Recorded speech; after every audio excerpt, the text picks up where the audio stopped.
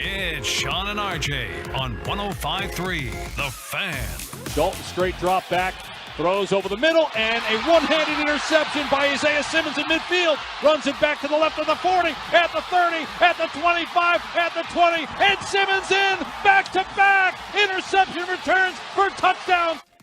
And that was the story from last night. That was Thursday Night Football. This is Sean and RJ on DFW Sports Station 105.3 The Fan. As Tolo Artemio just tweeted 4 minutes ago, it's Football Friday. Get us closer to the weekend, fellas. So an early Tolo shout out. Let's start the Friday edition on DFW Sports Station. I'm Sean Sharif alongside RJ Choppy, and we have Joey running things as always. 42-34 Arizona. Not used to scoring this many points. You know it wasn't going to come in the first quarter for Kyler Murray and this offense. DeAndre Hopkins was back, but they get back-to-back pick sixes of Andy Dalton, who had 3 interceptions early on. Arizona moves to 3-4. The Saints fall to 2-5. The Saints. Sean Payton effect. Missing Sean Payton. Oh, you know what? Who knows? Maybe it is. Maybe it is. Along with your starting quarterback. This was interesting because last night I was thinking to myself. And by the way, this is not the football story of the night. No. We'll get to the blockbuster trade in just a minute after Choppy. I was thinking to myself last night, like, this is like, it didn't hit me. It already hit me. But this is like. Edible. Yeah. There was no sports reason to watch this game over the baseball playoff game. And it's probably going to quadruple the game. It was going to test the reach of Amazon. Because these teams have no national appeal. They're not a threat to make the playoffs. This is like watching a Titans-Jags game from like a decade ago. And, I'll be fascinated. I was thinking to myself, I was like, why would anybody watch this game over the baseball playoffs? It would just be like in the sport more. That's it. Like in the sport more. That's it. Or you got money on it. And maybe the Kyler Cardinals drama, which did play out on the sideline. Kyler Murray going off on Cliff Kingsbury, telling him multiple times, calm the F down before they hand it off for the rush TD. Yeah. So, I mean, that there's drama there. There's no doubt. But, this is just, the NFL's just a monster. It really is. But you're right. I mean, it wasn't even the biggest thing that happened in the sport last night or yesterday. I guess it was late afternoon, early evening. But, yeah, it was not even close to the biggest thing. But you also, you don't see. We'll get that. You don't see trades on Thursday nights. Let's get into it. The San Francisco 49ers have traded for Christian McCaffrey. So the fire sale in Carolina is taking place. Here's the compensation. San Fran is sending second, third, and 4th round picks, along with a 5th round pick for Christian McCaffrey. A 2, a 3, a 4, and a 5. So McCaffrey and Shanahan are reunited yet again. Pretty cool story because the dads were together in Denver for those Super Bowl winning teams, and Christian played his college ball in California. Christian also just played the Rams. Yeah. San Francisco is set to play the Rams. Yeah, like I said, you don't see trades like this on Thursdays. They don't have they happen early in the week. You get a game plan in, now it's like, oh, it's weird. We should have a bye week, but man, this was. People thought it was a stretch for Robbie Anderson to play last night. I dropped him in fantasy, got rid of him. Nice player, and Robbie Anderson is out there ready to go for Arizona. Man, there's a lot of angles to this too, because that's a lot of compensation to give up for a guy who is a position that is has been diminished for years. Yep. But also a guy that can't stay healthy. Yeah, he's missed 23 of 33 games during the 2020 and 2021 seasons after being injury-free in his first 3.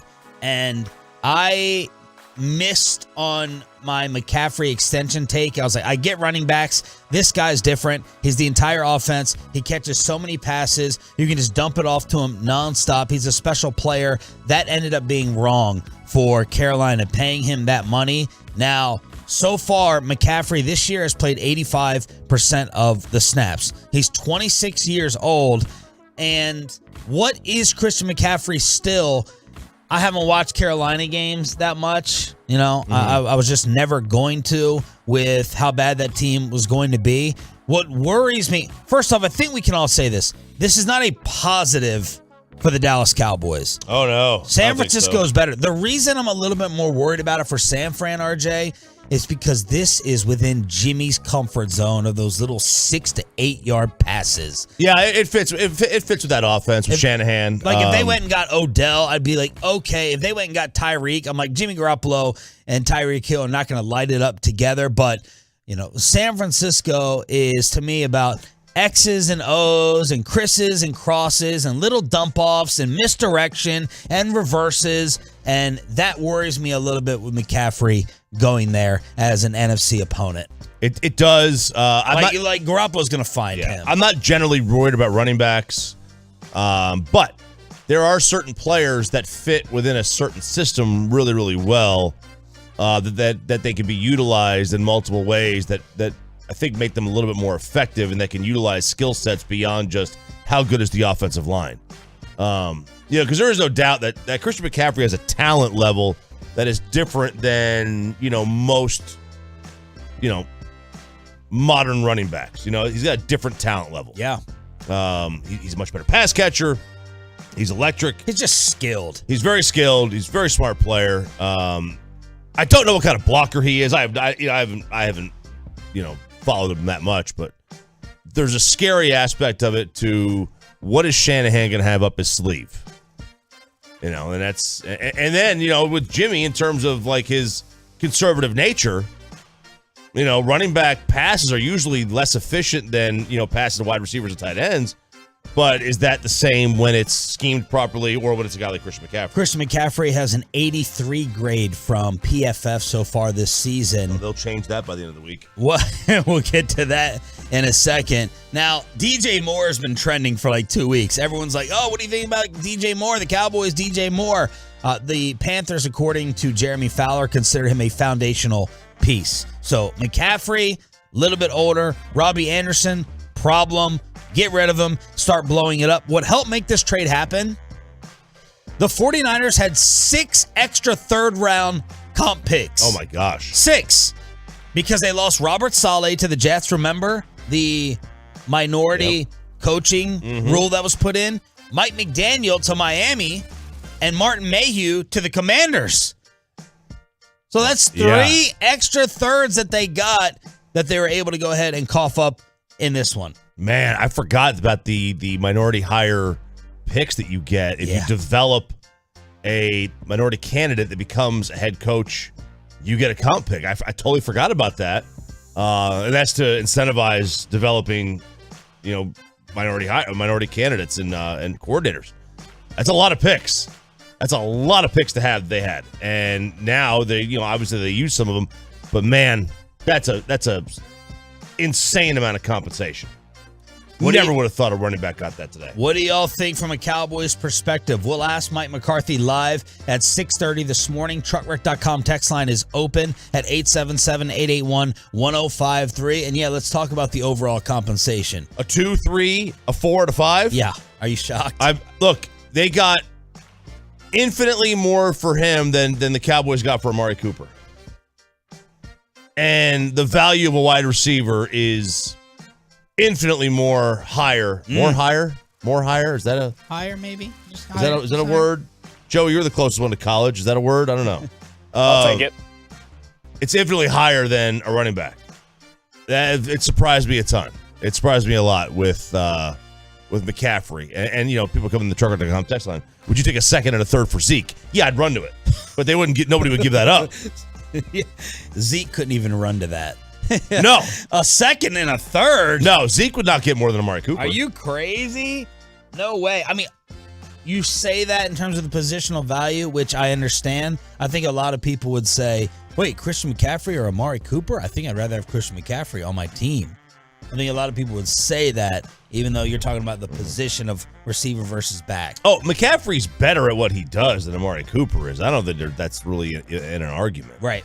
It's just, the value of what a wide receiver does versus the dependency that a running back has is a little bit different. Dak is officially back. We'll get to that, and it was a really busy night in sports. Thursday Night Football, you had the McCaffrey trade, you had baseball playoffs, the NBA, and could the Stars remain undefeated? It's the Friday edition of Sean and RJ. Things get a little extra crazy around here. Glad you're waking up with us to start the trouble on 105.3 The Fan. Coming up in the next G-Bag Nation, Stephen Jones joins us.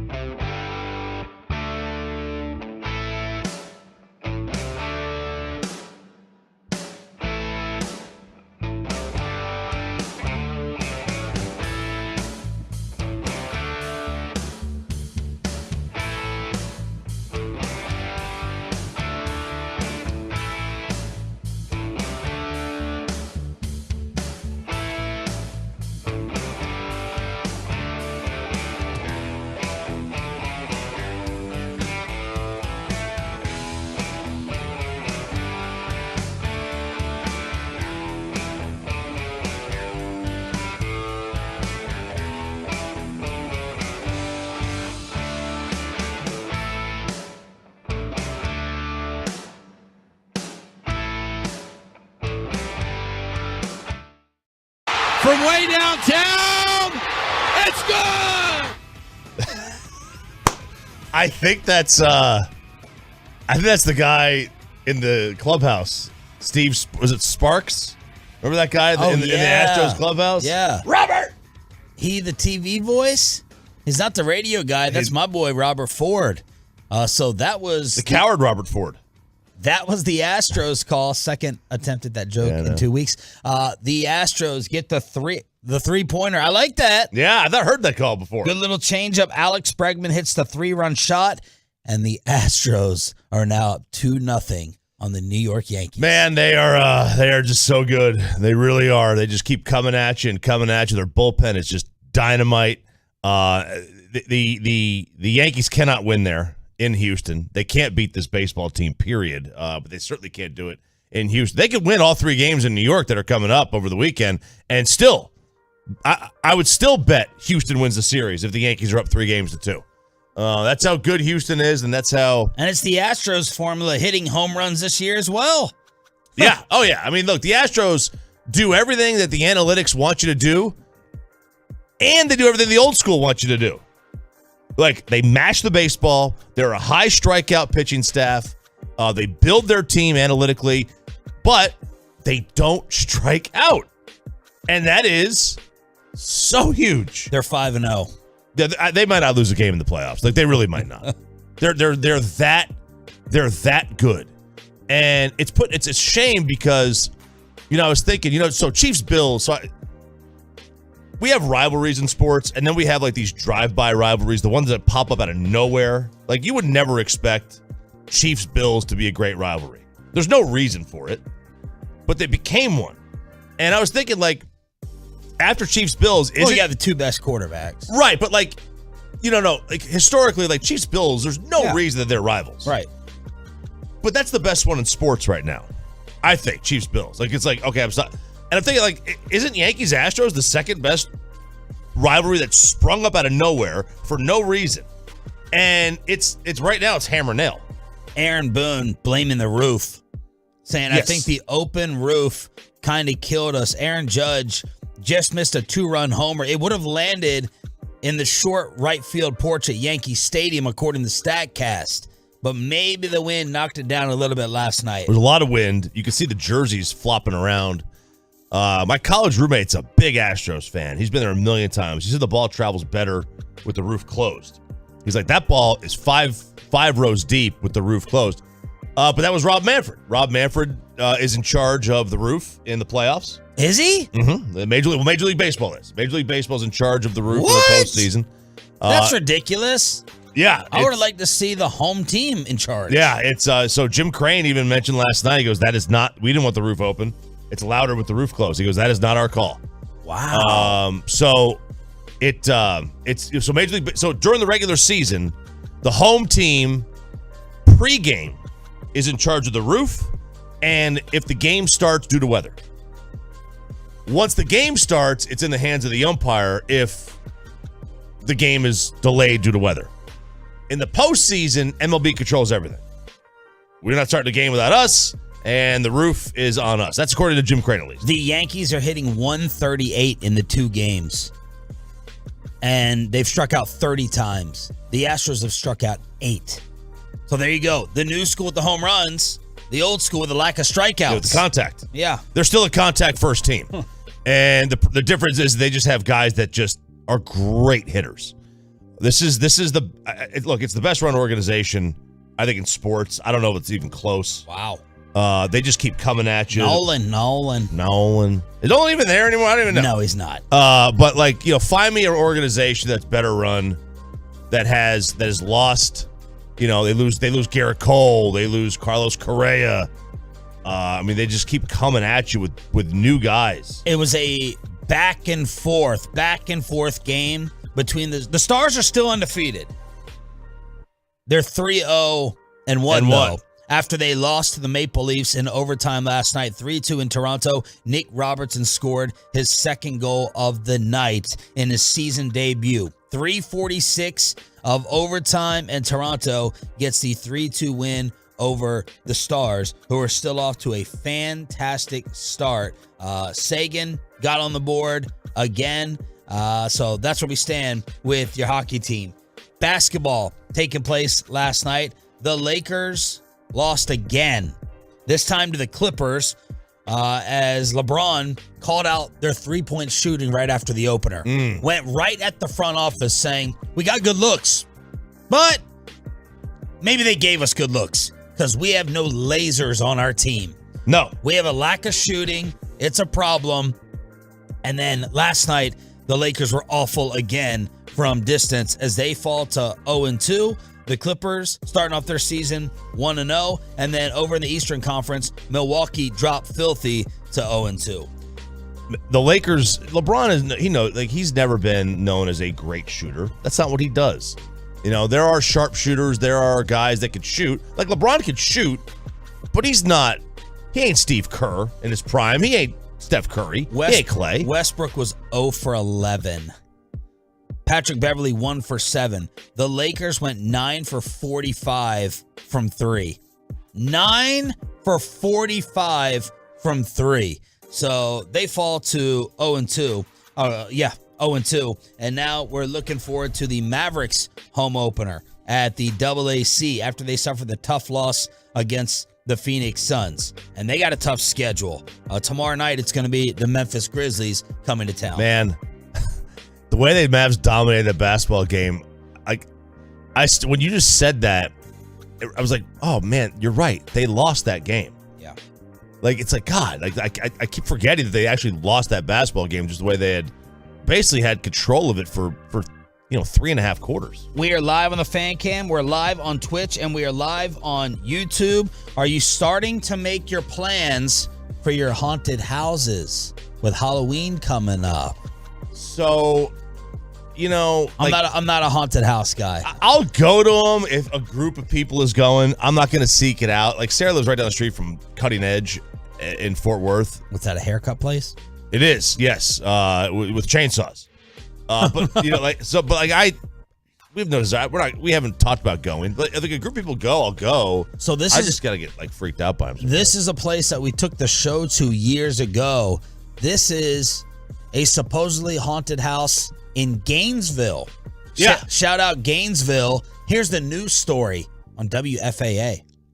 This is a house in Gainesville. It is not a moving company. No, not at all. But if you do move in, you haul yourself right back out. It's like a revolving door. The longest anyone stayed in this house was 6 months. Linda Hill says she and her husband had no idea why. In the mirror. After 10 tenants moved out in less than 2 years, someone told them it was haunted. Did you actually believe that? No. That changed while she was taking a shower. And I was in here with... Through the curtain, a dark figure whispered, "Looking good." And then he turned and walked off. Linda assumed it was her husband until her husband walked in. And he said, "Who were you talking to?" And it was like, oh my God. He swore it wasn't him. It really is haunted. Rumor has it the house used to be a bordello, which may explain why the ghosts here are, how do I say this? Sexual. Yeah, okay. No other way to put it. Audio recordings have caught the ghosts talking dirty. Oh baby, yeah. Yeah, I like it like that. And I would like to talk about something else. That's the story that aired on WFAA about this supposedly haunted house in Gainesville. Oh, man. This is a place I would go to. Yeah. I would like to check this out. I always wonder, how long could I actually last at a haunted house? Can't you just ignore it? What this is a horny old woman who probably sips on her sherry too much at night, like my grandma used to do. Couple of glasses, couple of sips of that old cream sherry to knock you out. Oh, a sexual haunted house. Oh, you don't buy this. You're not believing the old lady where she says, "Ooh, I like it like that." I don't buy any of it. I never have. And then the Tolos say, "Well, why won't you go to a haunted house?" Because I don't like the whole, I don't like that scare. I don't like that fear. And I also don't want to be touched, groped. I'm not sure if you can do that these days. I don't know. With the hands that jump out, stick out of the wall? I don't think they're supposed to touch you. Yeah. But I think sometimes they do, and they get really kind of handsy with it. I wouldn't go right now just because there's so many There's so many nuts in the world. There's probably some clown costume dude back there that really is a serial killer. Live on the fan cam, live on YouTube, and live on Twitch. Joey, you a haunted house guy? No, I can't stand jump scares either. Jump scares. Yeah. I like Jump that. scares. So you're not going to go to the movie and see anything crazy, the movies? You're not going to go ahead and watch Dahmer? No, I'm not a big fan. I'd rather just watch something a little more entertaining. What's the top thing on your Netflix? What's the last thing you watched? The Redeem Team. What a sports guy. Finally got into that. The 04 or 08. 08, yeah, Beijing team, LeBron and So, D-Wade and all them. Micah was going crazy over that. Is it good? Like, I have no interest. Yeah, I really liked it. I think it's really good, and there's some good Kobe footage in there too, which is always nice to see. So I thought it was really good though, really well put together. Dak is back. Let's start getting you set for the Lions. Mike McCarthy coming up this hour as well. Tom Brady apologizing to the military, and the blockbuster trade. Christian McCaffrey is dealt, and he's staying in the NFC. 6 a.m. headlines with Sean and RJ next.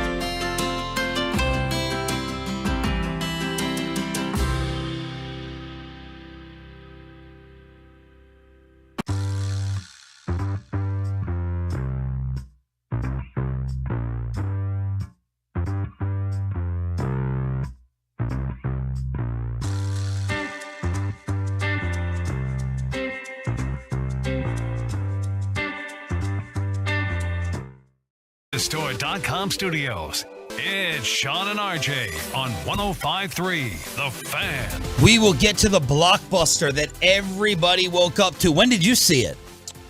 8? What time? Whatever time, like right when it happened. Like it got on my notification. Wasn't it 8 p.m.? No, maybe later. It was whatever it happened. It's on my notifications. I got a text at like 10:20 from my buddy. I don't think it happened at 8 o'clock. I was definitely up you're then. right. You're right. Yeah. Had to be later. So it was last night for you. Yeah, it was last night. 'Cause I was up. I was up watching baseball, and then I was getting a pedicure. Been there. She's like, "I need to do your feet. Your feet are disgusting." And I was like, "Okay." I wasn't happy about it, but I got one. Hold up that bag, y'all. This is what's happening to this show. Ryan, zoom in on that. If you are on the fan cam Twitch, This isn't her though. This is me. no. Yeah, this is my doctor. That My doctor. what? Well, I got I got high cholesterol. I've got a fatty liver. I've got an enlarged spleen. I got to start eating right, training dirty. So it's a bag of veggies, and I'm going to ask Mike McCarthy what his favorite raw vegetable is. Ooh, I want to see, does he like it raw or not? Okay. What a tease. There it is. There you Mike go. McCarthy coming up live at 6:30 this morning here on Sean and RJ. We'll get to the McCaffrey deal coming up. You look like you wanted to add something else. I had nothing else to add. I was just saying, she was like, I need to do your feet. Your feet are disgusting. And now you're doing And it hurt. I don't know why women do this. Fair Day State. What? I know she's not going to go pay for a pedicure manicure So stop somewhere. it. She will. She does. Good She gets her nails done like 4 times a month. This thing with the nails. The nails, man. I almost, I was close. I was snapping on Amanda yesterday. Really? Oh, because we have a wedding to go to in Justin tomorrow, and she's sitting there. She's driving. You're like 10 minutes from me. Looking at her nails, and I was like, "What?" And she's like, "I'm thinking about taking these off." I said, "You just got them done. You just got them done." Yeah, but I said, this racket that they have established with nails, man. Yeah, she probably gets hers done like every 2 or 3 weeks, whatever it is. Probably every 2 weeks. Oh, you talking about Sarah? Yeah, it's I think that's standard, right? But here's what they have going for them. Not only do you go in there and pay, not only do you go in there and tip, but one chip. You can't operate in life with your nails done. You cannot. One little chip, one little nick, one little crack, anything. Got to get them redone. Yeah. Got to get them redone again. It's infuriating. And I was like, you are going to keep those nails for the wedding. So if you have to get a dress, we are going to base the outfit around the nails versus you going a second consecutive week to get the nails redone for the dress. Yeah. No, we're going opposite because you just got those things done. No. Yeah. So like the nails, it's always like, what color do I get? All that stuff. You never know. I have no idea. It's fall. It's got a dark color this time. I don't know. But she's like, your feet. We need to do this skin peel on your feet because you have the same feet I do. This disgusting callus on the bottom. Oh, horrific! My heels are despicable. Oh. Like I wouldn't even look at my own feet. Cracked and black. Cracked, black, everything. Black and cracked. So she does the toenails and does those little things with the scraper, getting the skin. Oh, off the your cheese, feet. All that stuff. cheese? Yeah. Let me see one. Okay, and then she had this little thing that she puts it's like a sock, but it's a plastic sock with some kind of the warm water? No. Solution in it, something in it? It's got something in it to peel all your skin off. Yeah. So in like 2 weeks, all my skin's gonna get peeled off my feet. You gotta go. Is this the first pedicure you've ever had done? I've had one done like in a real spot. Like a real spot like years ago. I've had one. I never got a skin peel. Yeah. Let's see if they're shiny. Oh, they're not shiny, but they look at the toenails. Okay. I got cuticles. Ryan. Holy cow. Look at that. Ryan, let's get the zoom in. Here we go. Now hold up the bell there's peppers. the bottom. Hold up the bell peppers in your left hand while we're checking out the feet. All right, let me see the heel. Turn the heel over to me a little bit without too much of a shorts. Oh, that's a fantastic job. Oh, yeah. But yeah, that crack down here. Oh, that crack down there at the bottom of the heel. I got the same thing. It's horrific. So there you go. Welcome to Sports Talk Radio with two manly men on DFW Sports Station. Dak Prescott is back. Listed as a full participant in yesterday's practice, and he declared it good to go. So Mike McCarthy, he can't be wishy-washy with it. He can't sit there and be vague. Jerry's going to have to commit to it today with the KMC masterpiece. Dak is back. Said the thumb feels great, and he will not need to wear a brace on it. Has had no limitations in practice this week. Now, what are the teammates saying? Zeke saying, don't forget about the run game. You got 2 great backs and a great offensive line, so why not use it and make it easier on him? Micah messing with Dak yesterday when they were running 2-minute offense. Micah said, oh yeah, welcome back to the S show. I told him, just because you come back, that doesn't mean nothing's going to change around here. This is our S. So in funny, joking ways, Micah saying, we're defense first, and Zeke saying, remember the run game, with this whole discussion about new or old formula for the Lions, right, with Dak back at quarterback. When I saw the story that Dak is he has passed all the tests and he will play, I summoned the great Gavin Dawson. Shoot ya. That's what it was. That's all it was. Shoot ya. Like, Dak's back. Like, it's official now. Like, all the speculation, which we had, and we knew, but there was still that. Yeah. How was the practice? The little question was, how do you feel? Is Dak, still too far ahead of this? Is Dak being too optimistic? But yesterday, he made it official. D-Law was on with Gavin Dawson in the G-Bag Nation yesterday, his weekly players show, and DeMarcus was asked how his practice been with number 4 back. Oh, man, just miss his energy, being able to have him back, present in the locker room and on the field, doing what he does best. It's a pleasure to see, and also, pleasure to be a part of. And then the leadership.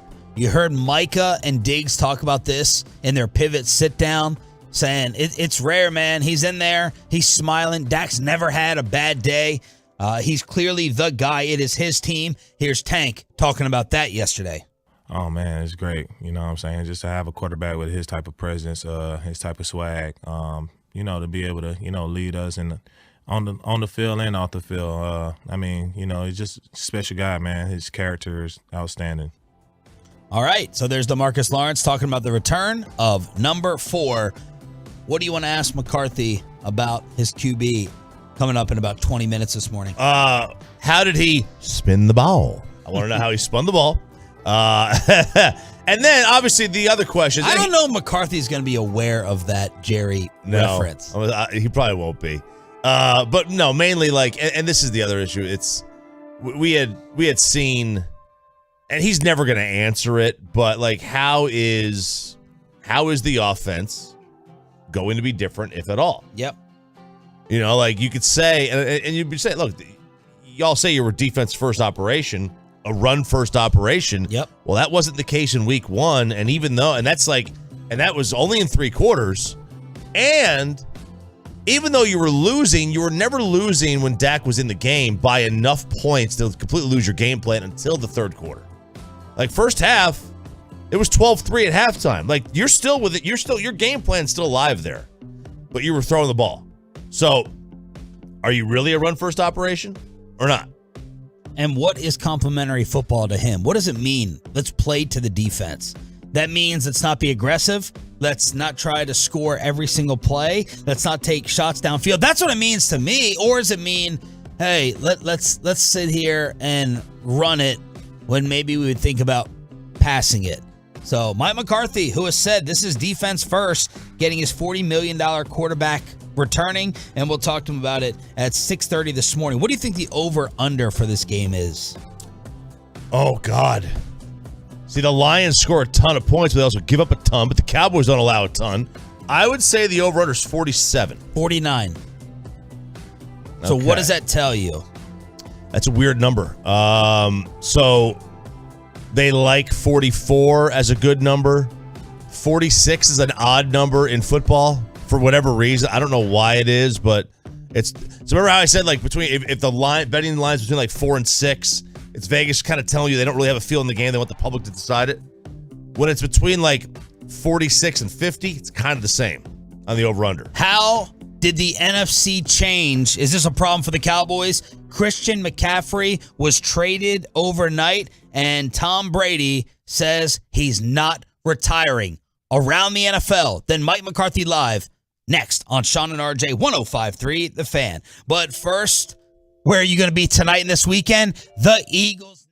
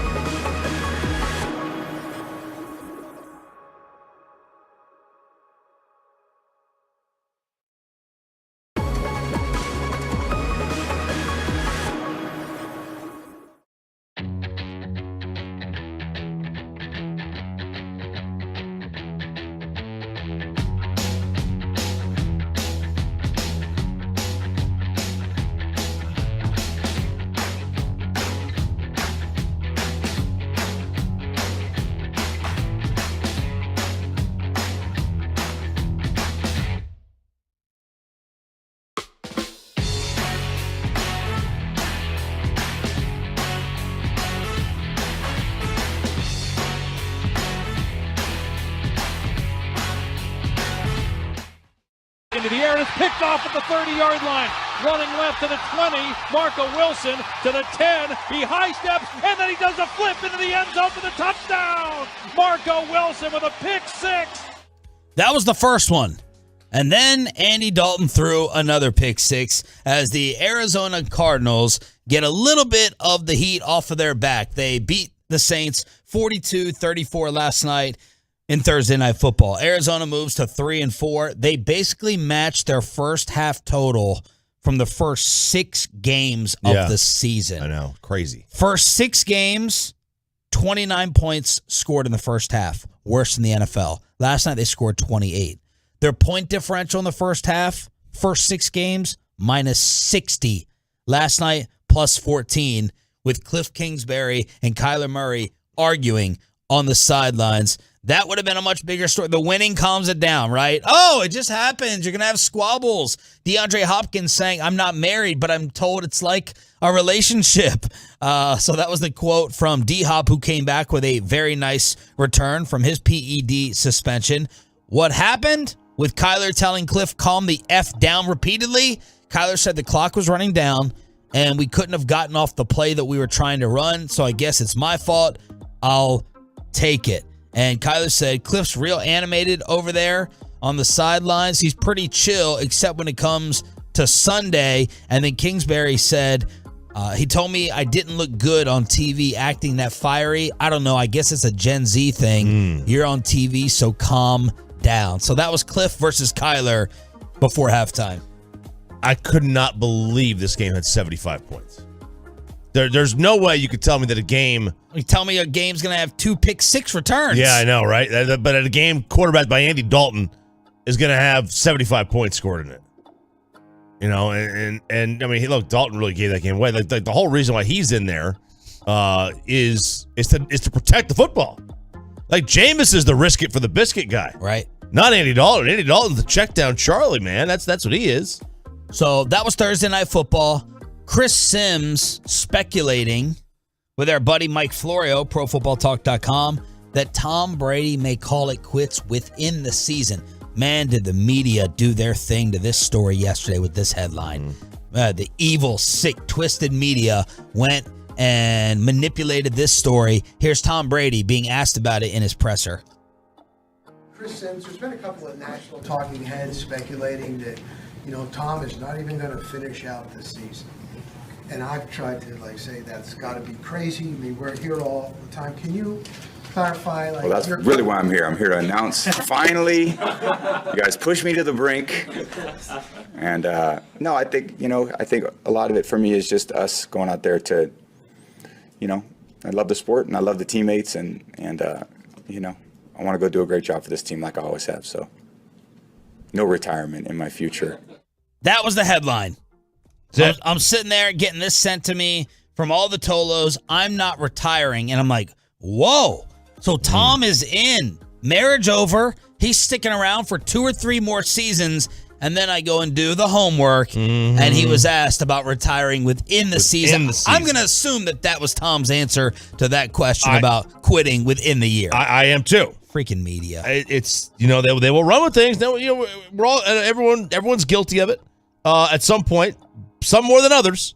Man, that's too much though. Like they went like, I mean, they really read between the lines. The media really is. We really are evil. Yeah, it really is. We are very evil, steeped in evil. And I don't think this was media responsible for the follow up on this.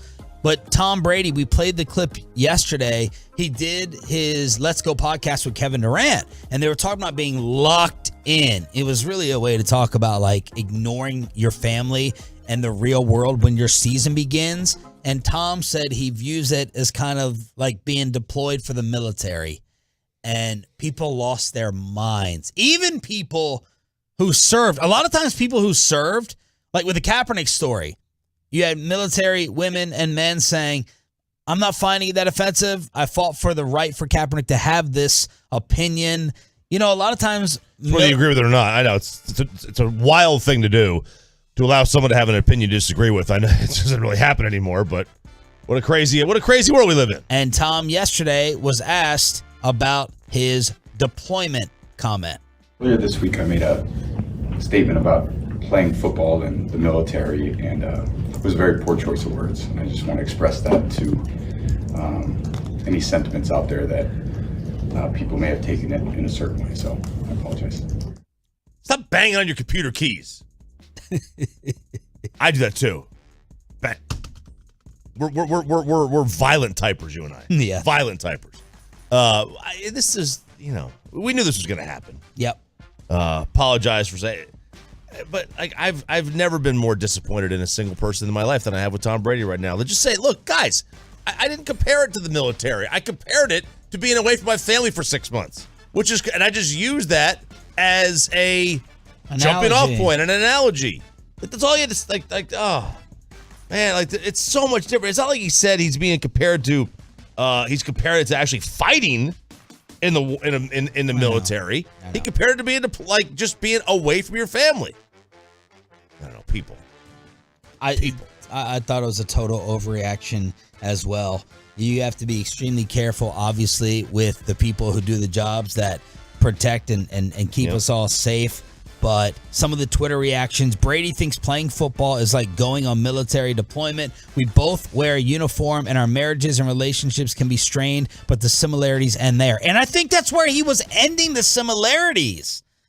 But this woman continued, he plays a game to entertain people. We risk our lives to defend this country. Brady has no clue what living through a military deployment entails. Otherwise, he never would have said, I almost look at a football season like this as a military mom. I'm offended beyond words. I really hope Brady gives a public apology for his ignorant remarks. I'm sure Mr. Pat Tillman would not agree with him. Or maybe he would. So the next time, if Tank Lawrence is mic'd up for the Lions on Sunday and he goes, "This war, let's go, this war." I mean, are we gonna make Tank Lawrence apologize? Can we just take it to the next level of trying to understand a little bit? I was trying to think what a different analogy would be that Tom could have used. Yeah. Where you're leaving your family or you're pushing them to the side for half a year. I mean, I was trying to think of a better one. What else could he have used that would have been less offensive? I don't know. I'm going to work on an offshore oil rig. A merchant marine. A merchant marine. What's that? Deadliest catch. Yeah, I'm going on a fishing trip. Next time. Are merchant marines actually Marines? I have no idea. Are they really like military? I have no clue. I assume they are because Marine, right? But I could be way wrong. All right. Does Mike McCarthy like it raw? Let's talk about the return of his quarterback. What does complimentary football mean to coach? And what does he think about the NFC after Christian McCaffrey was traded to San Francisco? The head coach of America's team joins us next on The Fan. But first...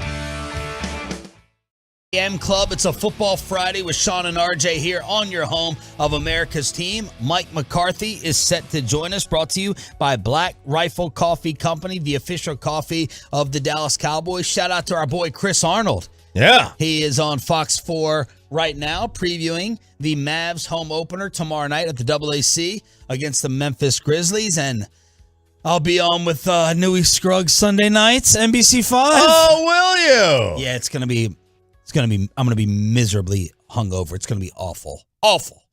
I debated saying no, but I've said no to Newey like the last two times. I'm going to a wedding in Justin. Man, you might as well just stay at the house that night. My house. I'm staying there. Oh, you are? I'm staying in a hotel. Ooh. Yeah, I'm staying over. Oh, look at that. The 5-star hotels in Justin. Oh, my wife, she was like, we're staying. This is vacation. You know, Do it. We got to get away. So bring you out to the Nook that night. Going to the wedding in Justin, staying overnight, getting back home for the Cowboys game at noon, and then over to the TV studios. I knew he didn't invite me on. He didn't want that Trayvon Diggs smoke I'd bring his way. Yeah, I thought he was going to invite you on in training camp. He was supposed to. Keeps dodging me. Never happened. Never happened. I wonder if Trayvon's season so far would have Newey. He'd probably attack you on live TV, thinking that he's winning the Diggs argument. You'd be wrong. Yeah. So I don't know what type of shape I'll be in. It's going to be rough. It's going to be a rough, miserable Sunday. But Newey, NBC 5. You know, the weather this weekend you might be able to get back in your pool if you were going to be home. It's like 90 degrees today. Is it? Yeah. Is that what you're going to be doing? You're going to open up the pool? You know, we got this the last weekend of baseball, so might do that. Today's a fair day though, so can't. Oh, yeah, today's a fair day. You're not a fair guy. I'm not a fair guy. Pedicures, very unfair. Pedicures, raw vegetables, and the state fair for RJ Choppy in this life transformation. When are you going? About I don't know, like one-ish, two-ish. Okay. Probably leave the house around one-ish. All right. Going with a group? What's the game plan? Me and then Sarah's gonna go, and then our friend Carly's gonna go. We're on Operation Find Carl's Dude. Man, you're trying to pimp out this friend group. Absolutely, you got to pimp out the friend group because you want everybody to be coupled up, happy in life and everything like that, right? Right. So we're gonna try to pimp around. Now, was this the one that you set up with one of our coworkers for maybe an outing? Maybe it is the same one. How did that go? Obviously, it didn't go very well. Yeah, did not go very well. So she's going, and then you got another. We got another girlfriend. I think another one of her friends is going to go as well. Is there anything on your state fair checklist? You got to get done. You got to eat. The Tolos, following my food review advice, the Chicharron nachos they're expensive, but man, they were fantastic. They're about 24 tickets. You got to get them while they're fresh, no doubt about it. Let's see, who was the Tolo who sent me the picture of it? Larafu on Instagram, following my Chicharron nachos advice. You got to get a corn dog, and then you got to find your drink setup. The drink setup is that's the interesting one. I want to have 2 drinks in my hand at all times. Right. I'm definitely going to hit up Palmer's out there. All right. But I think, you did the food review. Yeah. I think I'm going to do the games review. Oh, you're going to do the games. Okay. I'm going to play the games. Play the games. What about rides? No, I'm not a rides guy. Those rides set up by somebody in 3 minutes. I'm not getting on there. State Fair, raw vegetables, pedicures for the transformed RJ Choppy. What an intro for the head coach of America's team, Mike McCarthy, joining us on 105.3 The Fan. Good morning, Coach. How are you? Good morning. My goodness, am I on the right show here? Whoa, I mean. My God. What's going on? I didn't know what you guys were talking about. I mean, when was the last time you had a pedicure? Not this week. It's been a while. But you have had one recently. No, not recently. Yes. Not recently. Probably summertime. Okay, summertime. I have 3 daughters, so I mean it's got to. Oh yeah, they do. So it that's for you. kind of, if you want to spend quality time, that's kind of what they want to do. So, have you been to the State Fair of Texas ever? No, I haven't. Okay, no, I haven't. I hear it's unbelievable. I know a lot of people rave about it, so just haven't had the opportunity. And then RJ has gotten some bad advice or some bad feedback from his physician. Yeah. So I've got like fatty liver and stuff. So I'm on this spleen, a large spleen. So alcohol. I'm on this alcohol. I know it's a problem. I'm on this like health kick, and I'm eating raw vegetables. Do you have a preferred raw vegetable that you like to snack on? Like I've got bell pepper and cucumber right now in my hand. Oh, okay. You mean for snacking, or just a snack around, or whatever. Yeah. Yeah, I'm a carrots and hummus snacker. That's my favorite snack. Traditional hummus or roasted All right, pepper? let's get to the football team. Mike McCarthy here on DFW Sports Station. Are you finally relieved that you are seeing the end of the road for Dak Prescott question since he's playing Sunday? Yeah, I wouldn't say relieved. I'm just excited for Dak. I mean, I think anytime, one of your players goes through the rehab process to return to play, I mean, you see these men in here every single day, just, doing whatever they can to get back. I mean, and, our medical staff does a tremendous job with that. So I'm just excited to see him return and get out there and compete. How's the zip on the ball? Did it look any different than, training camp?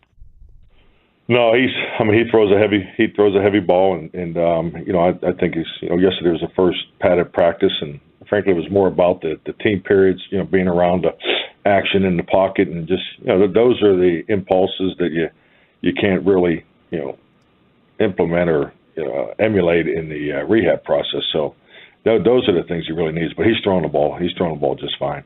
Coach, how do you trust a player like for the things that your medical staff can't quantify? Dak's soreness after throwing 40 or 50 balls, just in general, that there has to be a gray area where you actually trust the player. How tough can that be sometimes when you know that they always want to play?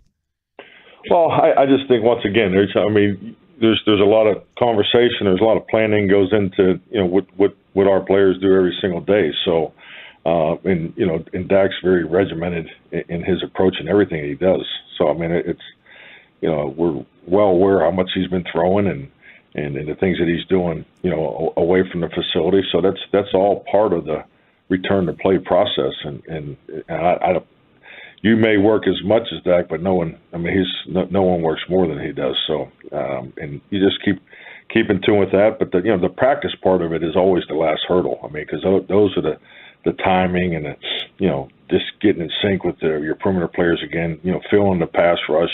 Making the protection adjustments, just doing all those things at full speed, and you just can't get enough of that because go back to training camp. He had it the whole training camp and really was playing at an extremely high level. So we just want to try to do everything we can to get back to that. Mike McCarthy here on the Fan. So the big debate, which RJ and I are on the same page on for once. What type of offense, what type of football are the Cowboys going to play with Dak back? Complementary football, playing to your defense. I don't really understand, Coach, what all that really means. What does that mean to you, playing to your defense and complementary football with Prescott's return?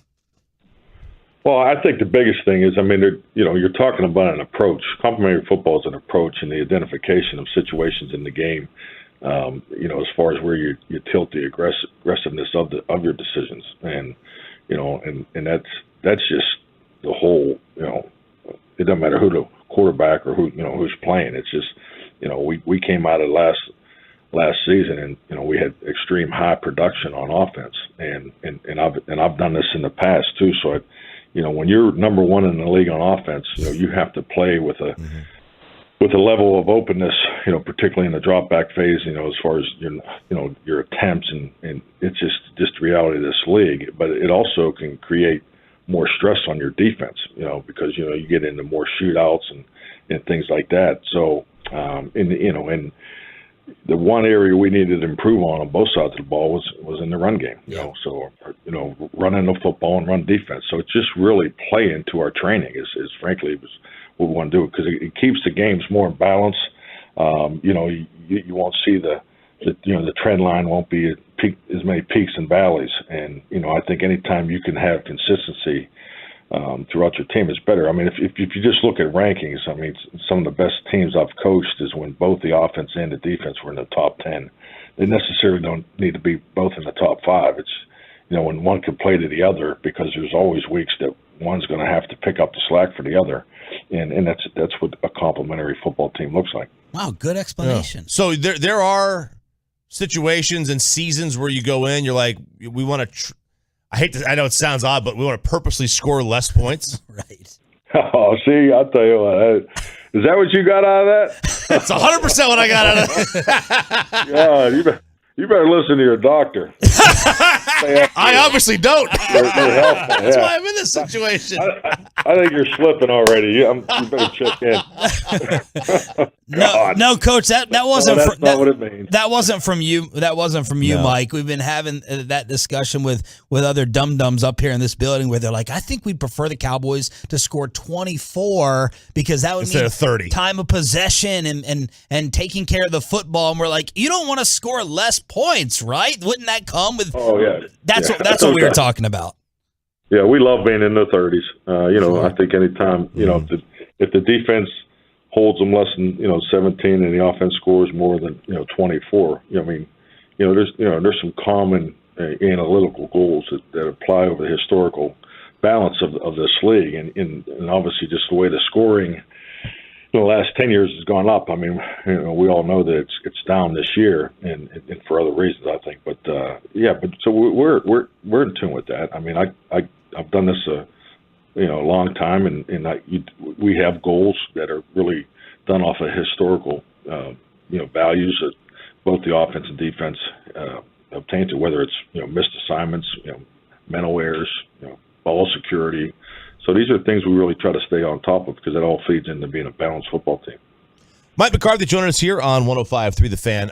The Lions offense, outside of the New England game, it's been, just a shootout kind of team.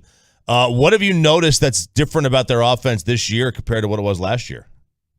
Well, I'll just say this, they get excellent balance, all the way through their offense. I mean, if you look at, obviously the quarterback's extremely productive. They got two dynamic backs. I mean, I really like their 1-2 punch with Swift and Jamal Williams.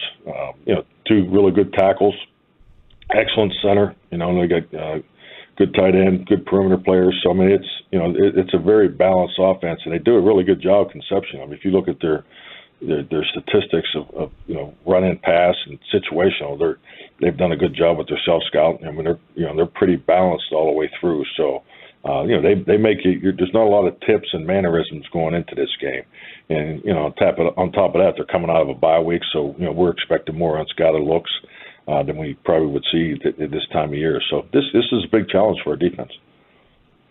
Do you think, speaking of defense, did Philadelphia do something to Micah to kind of neutralize him? It looked like he wasn't as impactful in that game as he has been in just about every other game he's played.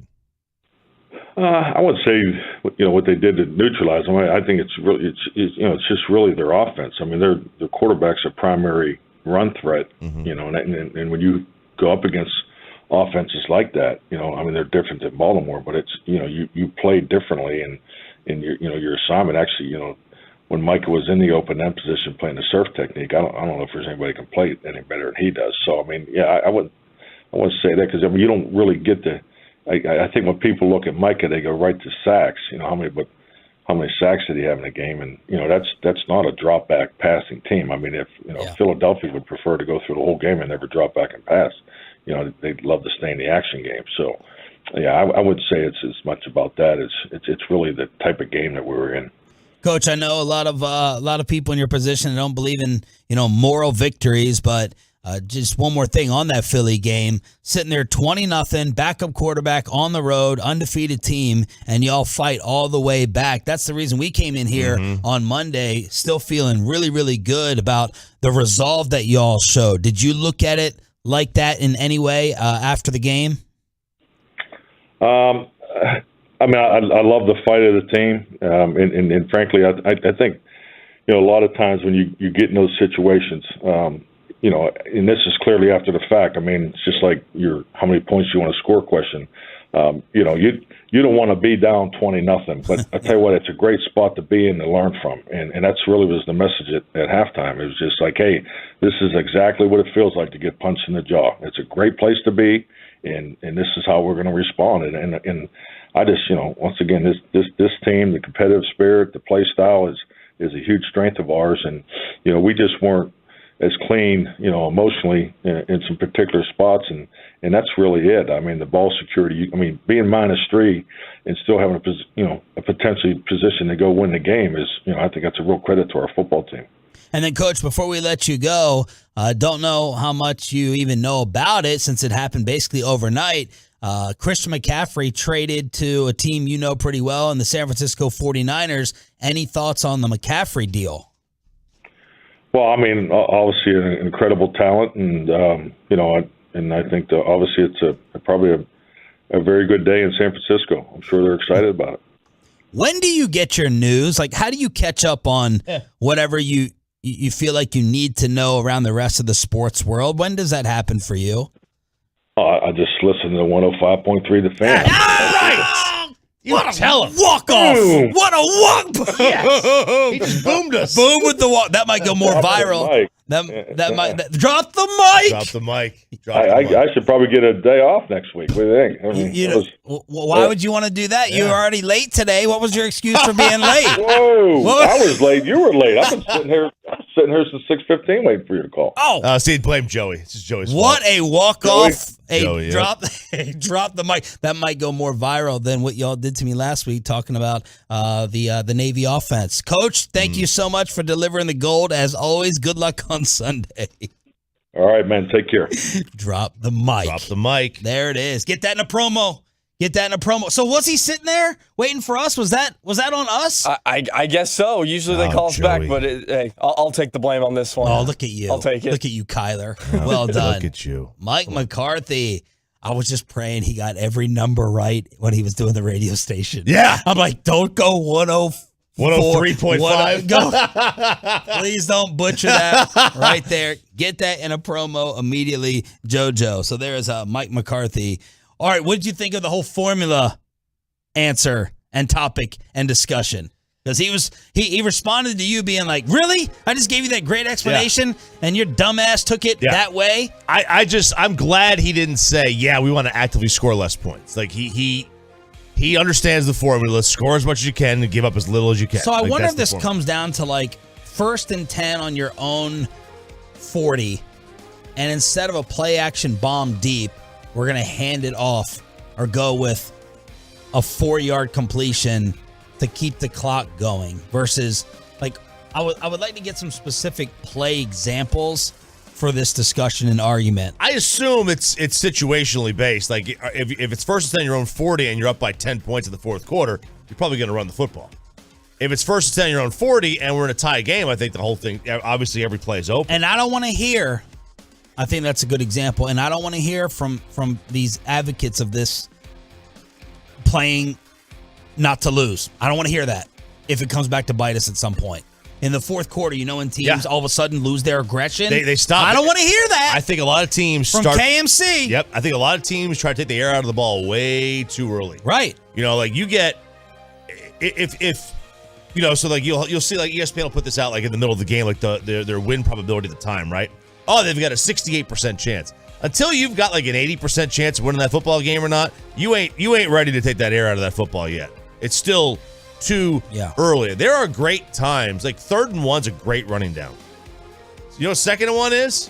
Man, 2nd and 1, go deep, right? Take a deep shot because it's being an aggressive spot because you've got 2 downs to get 1 yard. So like there are good times to throw, good times to run, but a lot of it's situationally based on what, time and score. 877-881-1053, truckwreck.com text line here on Sean and RJ. Thank y'all for being a Tolo. If you're part of that 6 a.m. club, man, Mike McCarthy delivers that gold every single Friday. And I thought I had him. I thought I could bust his balls for being late, but I guess it may have been our fault. I don't know. But a drop the mic moment. Get that on the t-shirts and the hashtags. All right, what else is going on? Did you see the Russell Wilson commercial? He's so the cringe. Danger Witch. Danger Witch for Subway. He's so cringe, man. It didn't play that well for radio, but he's dressed up, doing all these different little motions and movements. They took it off the menu. Yeah, why? I don't know. I guess it wasn't selling, maybe, or seasonal. It can't be seasonal. It's in the middle of the season. So I have no idea why they took it off the menu, but I couldn't tell. Well, I couldn't tell you the last time I've been there. No, couldn't. Don't like it? Didn't you order the tuna there? I got the tuna there one time, and they said one time. And then I go to order the tuna, and I said, "How old is that tuna?" And she looks right at me. She goes, "I wouldn't eat it." And I said, "All right, good to know." So that's Russell Wilson with his Subway commercials. So cringy right there. Bassick has texted in. Dang it, I was counting on Mike not being up on his Peloton when I took my KNC shot right there, as he's talking about that fourth quarter strategy that we've been arguing with those boys about. But there's Mikey B. He'll lead crosstalk at 9:40 this morning right here on DFW Sports Station. Deshaun Watson not keeping a low profile as I'm seeing speeding video of Deshaun getting pulled over. Well, I mean, actually, considering how fast he was going, he may have actually been a low profile because his car would have dropped a little bit. He got pulled over doing 97 in a 70, which I can't be too hypocritical about. I've been there. I can. I've been there. You know I can. Probably yesterday. Maybe on the way here. Who knows? But busted for doing 97 in a 70, pulled over. They had body cam footage of it. You know, of the traffic violation, citation, the pullover, all that stuff. So 97 and 7. What is it with the Browns? Is this guy dumb? Maybe this guy, I thought him coming out of college was, look, everyone gets speeding tickets, but it's just like, if you're his agent and his team, it's just like, keep a low profile. Why are you going 100 miles an hour right after the Myles Garrett story? That's the thing. Stay out of the damn news, dummy. What is with the Browns and speeding? What's Cleveland, Ohio look like from a highway setup standpoint? Get out your map. Well, Myles Garrett was doing it on like a country road. Yeah. Like, what is so cool in Cleveland that you've got to rush to get there? Or get away from. Maybe. Or get away from. Right. Yeah. But again, like I said, I can't, this is like all the time. How many speeding tickets do I have? Yeah. Have you gotten maybe in your life? Single digits? Yeah, somewhere between 6 High? and 10. Okay. But not like 20. Oh, no. No, I had a radar detector for a while. Did it work? Sometimes. Sometimes you get screwed. How? Because it doesn't work. All right. I think it was something like, it works better when there's other vehicles around. If you're just kind of driving by yourself and there's nobody on the highway, I don't think it picks up the radar as well. Let's get to the blockbuster in the NFL. Christian McCaffrey to San Francisco baseball playoffs. The Stars are still undefeated, and your full NFL and college schedule for the weekend. Highest rated segment of the show, Headlines with Sean and RJ. Next. Well, let's get you over to Boomer Jacks, your official game day headquarters and the place to watch all the action this weekend. Football, basketball, baseball.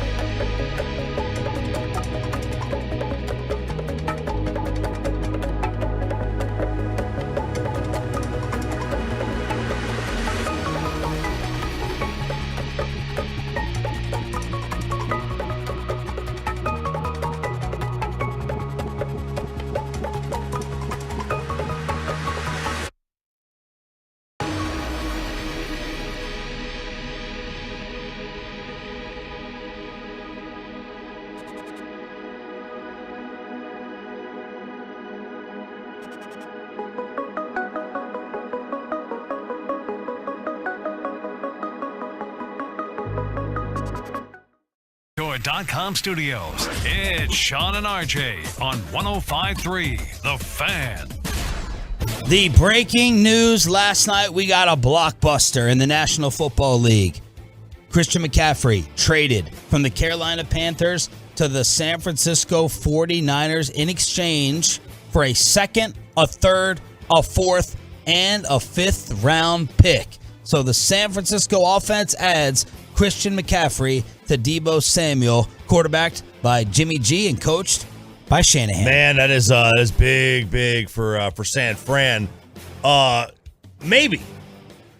Because the thing that San Fran's going to do is, and that's going to make him dangerous there, is that they're going to use him kind of like they use Deebo, right? More as not as a running back necessarily, more as just kind of a weapon. And that could be scary. That could be a scary prospect because, if it was just a running back, you don't want to give up that kind of compensation. That's a lot of compensation anyway. Like short term, this might be scary for somebody. Long term, they give up a 2, 3, 4, and a 5. Like that's a. What did you think it was going to be? A 4. A 4. It's running backs in this 26. I know, but running backs in this era just don't garner a lot of compensation. But who's been available like this? Well, that's true. Like Saquon, they got to make a decision on Saquon. Is Saquon going to get paid by somebody? Is he going to have a top 3 running back salary when he's available if the Giants don't re-sign him themselves? And then McCaffrey out here for a 2, 3, 4, and a 5. And it does help that he's a dual threat guy, right? It does. Since 2019, or in 2019, became the 3rd player in history to have 1,000 yards rushing and 1,000 yards receiving in the same season. Yeah, the Trucker.com text line, it's pretty split. Cowboys won't be the Niners now. The very next one is, this is an awful trade by San Francisco. So it's just a matter of what you think the running back position is worth today, and I think this is a little bit much to give up for a running back, but he's not your typical running back. So I will say, it is if I'm San Francisco, I would love to have the player on my team. I think he makes, with Jimmy, the way they want to run their offense, using him as not just a running back but also as a pass threat. That's big for him and for them.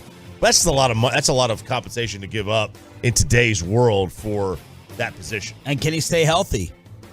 And let's look at it from Carolina's point of view. We love this from the Panthers' point of view, right? Oh, they from a team building standpoint, they fleeced San Francisco to get all those picks for an expensive part. What do you not need when you stink? A running back. And here's the finances for Carolina, right? Yeah, you don't need a running back. Right, the Rangers don't need a closer right now. Exactly. They don't need a closer. Why don't they need a closer? Because they're going to lose 80, 90 games. You need a closer when you're the Astros, Yankees, Dodgers, something like that. Those are the teams that need closers. You worry about the closer when you get good. You worry about the running back when it's time to run out the clock. McCaffrey under contract through the 2025 season with a base salary of $11 million this year and next year. $12 million in 2025. Cap hits $19.5 million next year. $15 million the next 2 years. So makes sense, a ton of sense for Carolina. But they're also saying it makes sense for San Francisco because he's got a base salary of $1 million this year after his contract was restructured. So there you go. Christian McCaffrey to San Francisco. It's definitely not a positive for the Cowboys as the 49ers get better. And I'm just worried about that little dink and dunk Jimmy offense. Oh, I forgot about Kittle. McCaffrey, Kittle, and Deebo. Mm-hmm. Yeah. Damn. Man, they got a lot of weapons. I mean, they could theoretically spread you out wide, with McCaffrey here. He could do that too. So this is interesting. I'm going to be really interested to see what Shanahan does and what he has up his sleeve with him. I just think the compensation was too much, for a running back, but he definitely, I think, makes them better. I don't know what he does for them in terms of does he make them a better Super Bowl threat? Yada yada yada. I'll tell you what, the odds they went up pretty good. What? So they went from 18-1 to 14-1 to win the conference from 7-1 to 6-1, and to win the division from +105 to -110. Does that make them the favorite in the West? I think it makes them the favorites in the West now. That's what Vegas has from from seizures, I think. I think it's from seizures. All right, so there it is, the blockbuster. Christian McCaffrey to San Francisco. Team in the NFC West played last night. 2 pick-6 returns, back-to-back pick-6 returns from the Arizona Cardinals. They get Andy Dalton, the former Cowboy, and the Cards win 42-34 on Thursday Night Football as DeAndre Hopkins made his return, had a very nice night with 10 for 103, and you had Kyler Murray and Cliff Kingsbury going at it on the sideline. Yeah. Ooh, Kyler. That felt like, I think Herb Street nailed it. He goes, that feels like just a lot of built-up frustration with Kyler blasting Cliff. Yeah, Man, you cannot search Kyler's name on Twitter without video games everywhere. Oh, no. It's just haunting Was him. it a double XP weekend? Well, it couldn't be. See, this is the great thing about this for Kyler. He can play all the video games he wants to this weekend. He can do it all, man. He can play all the video games he wants. Double XP, whatever. Do it. You can absolutely do it now. So, Arizona trying to get some of the criticism off of their back. They get the win over the Saints, who fall to 2-5. NFL schedule for this weekend. We got the noon game, of course, on CBS with Romo. Other noon games. Falcons at Bengals. Colts at Titans. Packers at Commanders. Can you imagine if Green Bay loses this game to Taylor Heineke? Is it Taylor? Taylor Heineke. Who's upset? He was upset with Carson Wentz. Why? For getting hurt. He said he had a tee time this weekend, and he had a tee time. He said he was that? playing golf. He said that? That's what. So apparently that's the story that, that Wentz told him in the locker room. I think my finger's broken, and he said, "Don't say that," because I got to play golf in Norfolk. Good Lord. What do you think the spread is for that game? 7.5? 4.5. You got to bet that. 4.5? The Packers? That's it? Over the Commanders with a backup QB? Choppy putting his pedicured feet up, contemplating that one. Other noon games. Buccaneers at Panthers. How much do you think this spread is? Bucks at Carolina. It's got to be 8. Oh, it's more. 11. 14. 13. That's a lot. 13? I don't know that Tampa Bay right now is 13 points better than Aaron. Anybody. Giants at Jacksonville. The Giants fans are furious. They're so mad that they are the underdogs in this game by 3 points in Jacksonville. Because you're not for real. Because you are not for real. That's why. And Vegas knows it as well. Deal with it. All you're doing is delaying a better draft pick. That's all you're doing. While flirting with a Saquon and Daniel Jones re-signing. You can call us haters. I think you and I are on the same page. We're not buying it. Fraudulent 5-1, right? I agree. I don't think they're a great football team. The coach has done a great job of getting them kind of at least on the right track. But sure, I don't remember them. I'll be scared of them with a real quarterback. Also at noon, Yep. Browns at Ravens, 3 o'clock games. Jets at Broncos, Texans at Raiders, Seahawks at Chargers, Chiefs at 49ers. Sunday night, Tua is back as the Steelers are going to Miami. Monday night, Bears at Patriots, and it looks like Mac Jones is coming back to play. Yeah, how about that? When he is healthy, he's coming back to play. They're kind of announcing him as it's getting his job back. And that Patriot reporter owned Ben Valin, yeah. his mistake? He did. Ben Valin went on Twitter and apologized. But it was a very odd apology. It wasn't like one of those things like he was like saying like, hey, I got it wrong. He goes, hey, everybody, just want to acknowledge that I made a mistake Wednesday on WEI. I should not have spoken of the DM without vetting it first. No excuses. It won't happen again. I appreciate the feedback and comments. What do you mean you shouldn't have spoken about the DM? Like you shouldn't have said that was your source? Well, what? That doesn't make any sense. Nobody's mad that you spoke about the DM. They're mad that you cited the DM. That you used the DM to run your story instead of vetting it with a player, a credible source. Right. That's what they're mad about. Nobody cares that you mentioned the DM on WEI. This guy looks like a clown.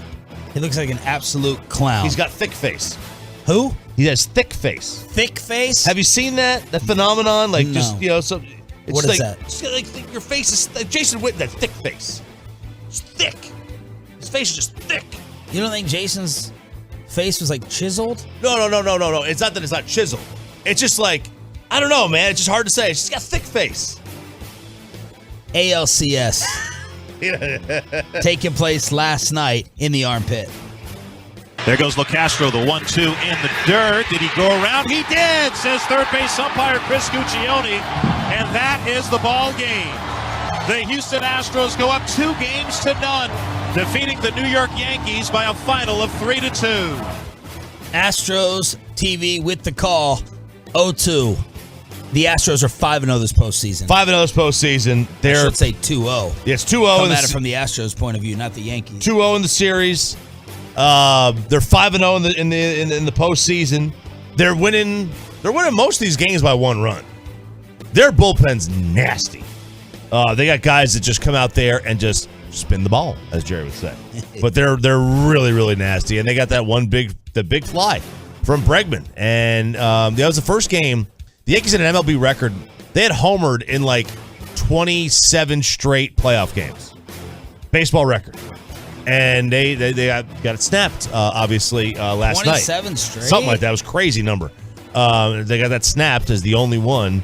Is the only game they haven't had a homer in. But the Astros win, and now next game is going to be not tonight, but tomorrow night. It'll be in New York, and that's a must-win for the Yankees. Love Garrett Cole going for them, so that's good for them. He's the race. And, of course, you are going to get Game 3 of the NLCS, 6:30 tonight on FS1. It'll be a madhouse in Filthy, tied at 1. Oh, man. Madhouse. They have got to have, like, one of the most raucous crowds tonight. That place is going to be litty, as the kids would say. I cannot wait to see what that crowd's like. Ryan just got me. What? I've never seen this one. He sent me a video of McCarthy, like a little vid of us. Were you picking your nose? No. I said, great job, thank you, over text. He just wrote back, OFC, exclamation. Is that the abbreviation for of course? OFC? Can you do that? OFC? OFC? Yep, OFC. You should be proud. RJ Choppy. I love it, man. I'm happy for you. RJCOFC. Come on, Ryan. All right, so that's where things stand with the baseball playoff stars. End up losing in overtime last night. Still don't have a loss.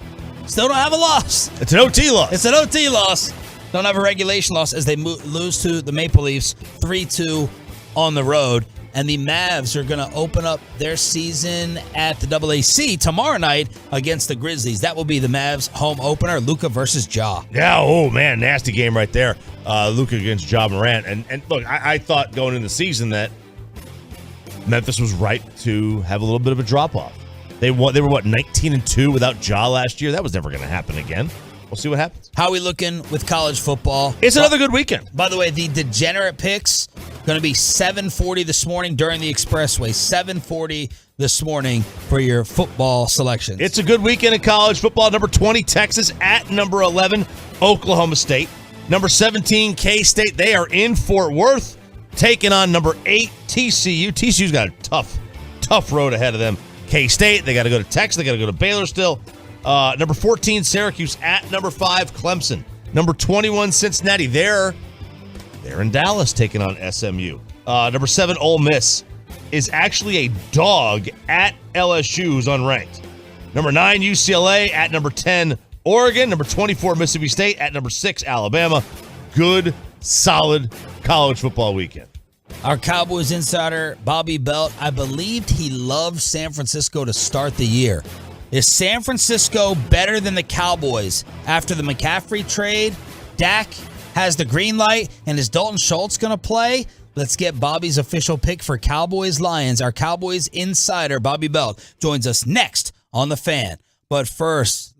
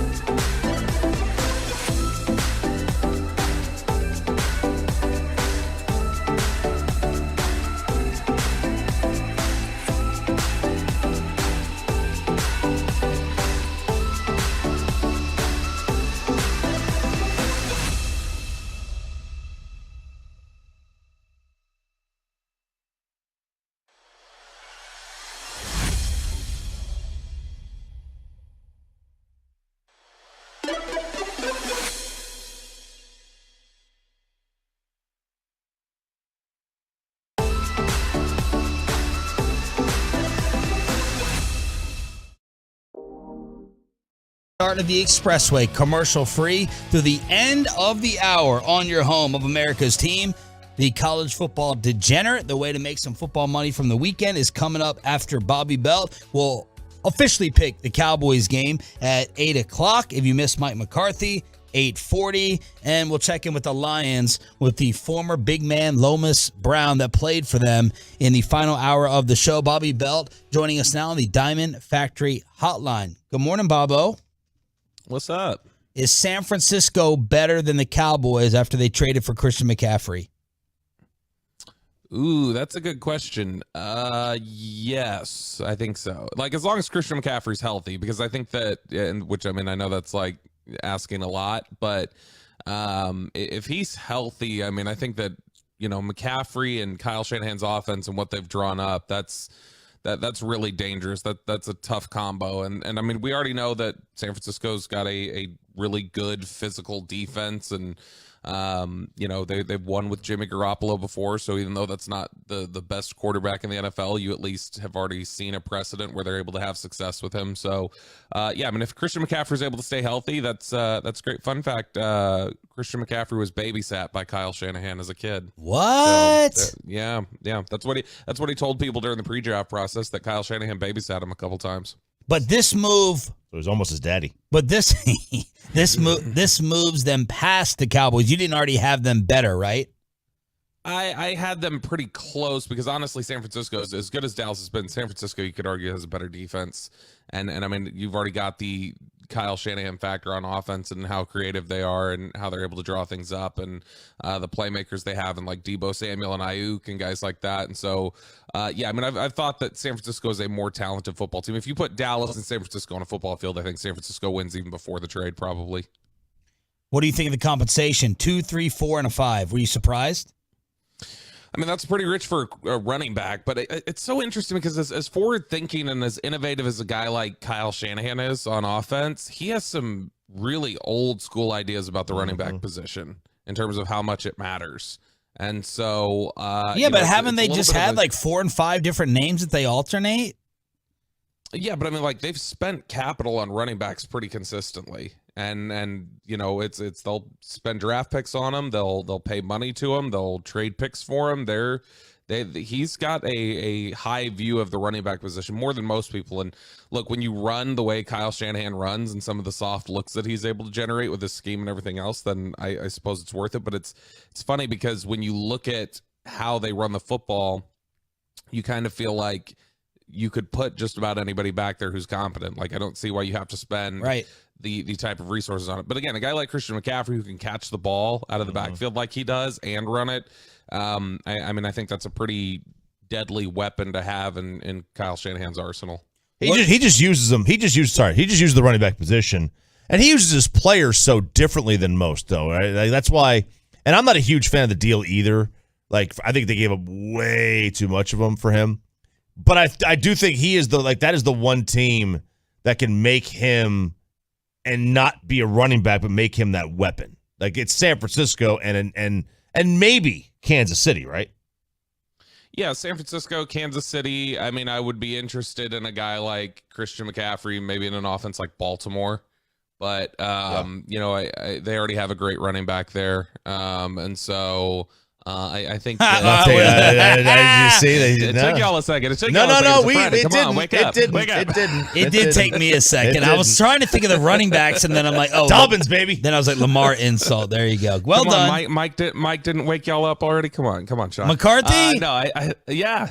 You were jazzed for that 105.3 promo, man. I was waiting. That was a good reference. Admit that you hate how great McCarthy has been with us. He's been a great interview. It's been a fantastic interview. It's really enjoyable. It's something that he's better. Honestly, it's one of those things where he's better. If you're on the beat, you should listen to his hits on 6:30 on Friday, because he's going to say more in there, I feel like, than he is in the press conferences. So he's more comfortable there, and he'll give you more insight. Thank you. Oh, way to read the company email that you're supposed to praise the McCarthy interview with us. Good job, Bobby Belt. Okay, Dak Prescott. What's a reasonable stat line? What's a reasonable expectation for Dak in his return? How do you think they're going to approach this offensively? man, the Lions are not great on defense, so a reasonable stat line is 440 measured a little. I mean, it's measured a little bit different. Honestly, they're not a great defense, but they're a little better on pass defense than they are against the run. They are awful against the run. This is a perfect Cooper Rush formula game then. Honestly, it's something that, and they may go that way. They may try some max protect stuff. They may try to lean on the running game early. I wouldn't be surprised if that's what they look to do early. Is like, all right, let's establish the running game, get some soft looks for Dak in the passing game, and just kind of ease him back. If you were going to make me put a bet on the first throw that Dak makes, it would be that classic play action, rollout, bootleg, easy look to Dalton Schultz, something like that. That's something that they tend to go to when they want to get Dak in a rhythm. But see, I said that to Broadus, and Brian was like, I wouldn't be surprised if just the way they are, they might draw up like a deep shot with his first pass, which is, if you'll recall, that's what they did against Tampa Bay last year in the opener after he had missed a month with the shoulder injury. The furthest pass he threw that night against Tampa Bay was the very first one to Amari Cooper down the left sideline. He threw it 30 yards. And so, and he threw that from like his own end zone. Yeah. So they took a shot when it wasn't necessarily conducive to doing it. And so they maybe the ego's there and they decide to take a shot, but it's something that this is a defense that you can take advantage of. But I feel like they're going to start things out. They're probably going to lean on the running game a lot. They've got a real advantage there.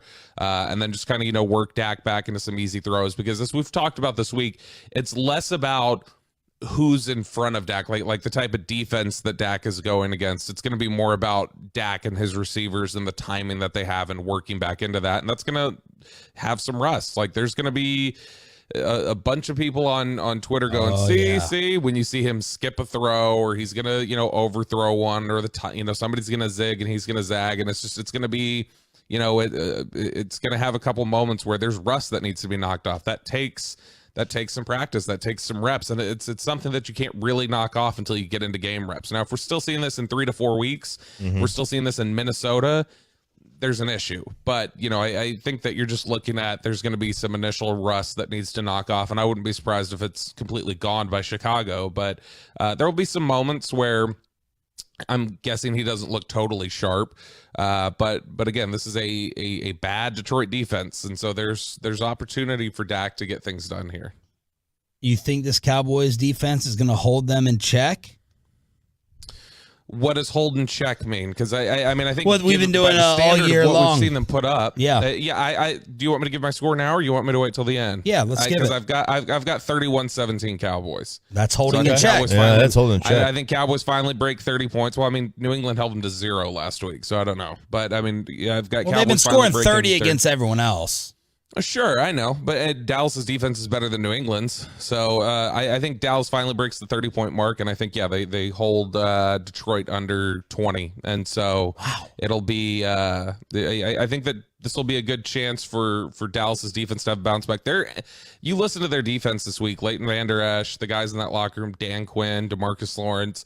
They're all pretty frustrated with some of what they gave up against Philadelphia. And I mean, look, I think for the most part were pretty good, other than 2 drives essentially against Philly. But the defense, I think, is pretty angry and ready to bounce back and ready to channel that. I think, Sean, that this matchup defensively, and it's odd because they're like the second or third highest scoring team in the league. I think the way this defense pressures from the middle, Jared Goff might have no chance. Because he's not good like that. I also want to see the Lions' garbage time points. I want to see where there's a stat for that. They were getting their ass kicked against Philly, it feels like. And that was some catch-up time. See, but that's the garbage time is like, they've actually quantified garbage time now. So if you have anything, it's if you have less than a 20% chance of winning the game, it's garbage time. Okay. So if you're down like 21 in the third, right? I don't view that as garbage time. Yeah, you're right. I wouldn't view it as garbage time either. It's not. If you're down 21 with 4 minutes to go, garbage time. Yeah, they were in it against Philadelphia late. I mean, I know they had to come back for it, but they were in it. They were in a position where if they get a stop, they've got a chance to win the game. I think that they had that shootout with Seattle, but they were in it. They were up 14-0. Yeah, but it was. Hang on a second. It was 38-21 at the end of 3 against Philly. So that's what 17. So they wouldn't consider that garbage time. But they did. You want to go ahead? You host the show. You go ahead. You take over. It's the Comrex delay. Don't get into your feelings, Sean. It's a Comrex delay. There's nothing I can do about it. If it's 17, at the beginning of the fourth, I'm not giving you a ton of offensive credit for coming back in general. Is that fair? Can we agree on that? Sure. Yeah, that's fair. But I mean, they were in a position to where they were going to get a chance to potentially get the ball back and win that game. Yeah, so, but that can be after the defense lets up and goes conservative. I mean, I really don't care if you have a chance at the end if Philly softens up. You know what I mean? That's true. But I think after they scored that first touchdown, there was 13 minutes left. That's a 10-point game with 13 minutes left. I don't think defenses are completely softening up at that point. Right. Yeah. And I also think 21 points into 3 quarters is elite. Yeah. I mean, because that's on that's track 28 for the game. Per game offense. That's what Dallas scored last year. Do we think that the Detroit Lions have a top 5 potent offense in the NFL? Let's just boil this down. I think they might. It's close. It's close. Probably somewhere between 5 and 7, 5 and 8. Personnel wise, no, but they've drawn it up really well. I think they've put guys in positions to succeed and they take chances. I mean, they've been pretty aggressive on 4th down at times. They went for 4th down conversions 3 times in the first half against Minnesota a couple weeks ago. And so they'll play things aggressive and they can put, Amon-Ra St. Brown in a good position. They've got 3 really good running backs. They've got TJ Hawkinson who can, gash you from the tight end position. And so they've got good personnel. I don't know that it's top 5 personnel, but the way they call it and the way they use their guys. I mean, yeah, right now when you look at their top 3 in points and yards, you got to say at least the execution's been there. And the Seahawks game was a shootout, even though Seattle was basically up 10 throughout. It was still back and forth. Bobby Belt, Cowboys Insider on the Diamond Factory hotline here on Sean and RJ. Is Dalton Schultz going to play? That is the expectation, but I mean, you had him without an injury designation last week and he didn't play, but that's because something that happened on Saturday. We've talked about that, how lately this year they've had some guys get hurt on Saturday practices, which is a little odd, the little Saturday walkthroughs. And so he's supposed to play. He's supposed to be good, barring any setbacks, which obviously has been an issue this year. But without any setbacks, Dalton Schultz should be out there, and he should be better than he's been throughout this year. If you want to talk about a specific player who should benefit greatly from Dak returning, I think it's Dalton Schultz, because they have that chemistry, they have that connection, and that's his safety valve. That's the guy that he looks for when things break down. And so I think that Dalton Schultz should be healthy, and with him back, or with Dak Prescott back in the fold, I think that you should see Schultz returning to more of what we saw the last 2 seasons. That's all I got. Anything else? Oh, we think we're going to fight about Lamar on Monday, so we'll just... I mean, you did want me to host the show, right? You said, why don't I just host the show? I can take the rest of the expressway if you need to take off, Sean. You are going to be in co-hosting next week, That's I right. believe, on Thursday and Friday. Yep, it'll be me Thursday, Friday, and then it's Broadus Wednesday? That'll be good. It is Broadus. Ooh. We've been trying to make that work for a while. Oh, speaking of Broadus, and maybe I'm misattributing this to him, but Atolo said it was him. WIP in Philly was running this article. Did Broadus say he thinks Jason Peters may be done?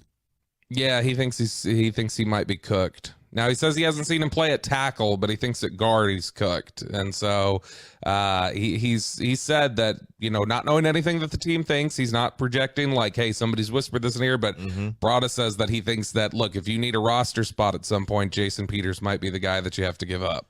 Wow. Is that fair to say he's cooked? I mean, it's a position he's hardly ever played? I don't know. I mean, I've told Brian, like, hey, we're talking about, he looked pretty good the first game he played at guard. We're talking about a position he hasn't played in a while, and he had a chest injury the second game when he struggled, and so he's coming back from that. So I think that you still need to see him a few weeks removed from that chest injury, see how healthy he is. But I mean, Connor McGovern's been good. Mm-hmm. Like there's not been an issue with Connor McGovern, and so I don't know how much they felt the need to get him back out there and get him reps right now. But I've got more confidence that Jason Peters still has something left as opposed to Brian. Brian, I think, feels like he's pretty much done.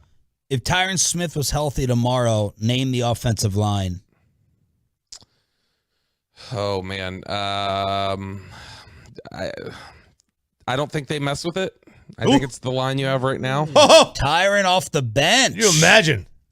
I think now if you're gonna put Tyron in, I think you move Tyler inside and McGovern goes to the bench. But right. I don't know that they feel the need to do that right now. I think they feel like the unit's playing pretty well, and you know they're not. It's funny, we were talking about, Broadus said yesterday.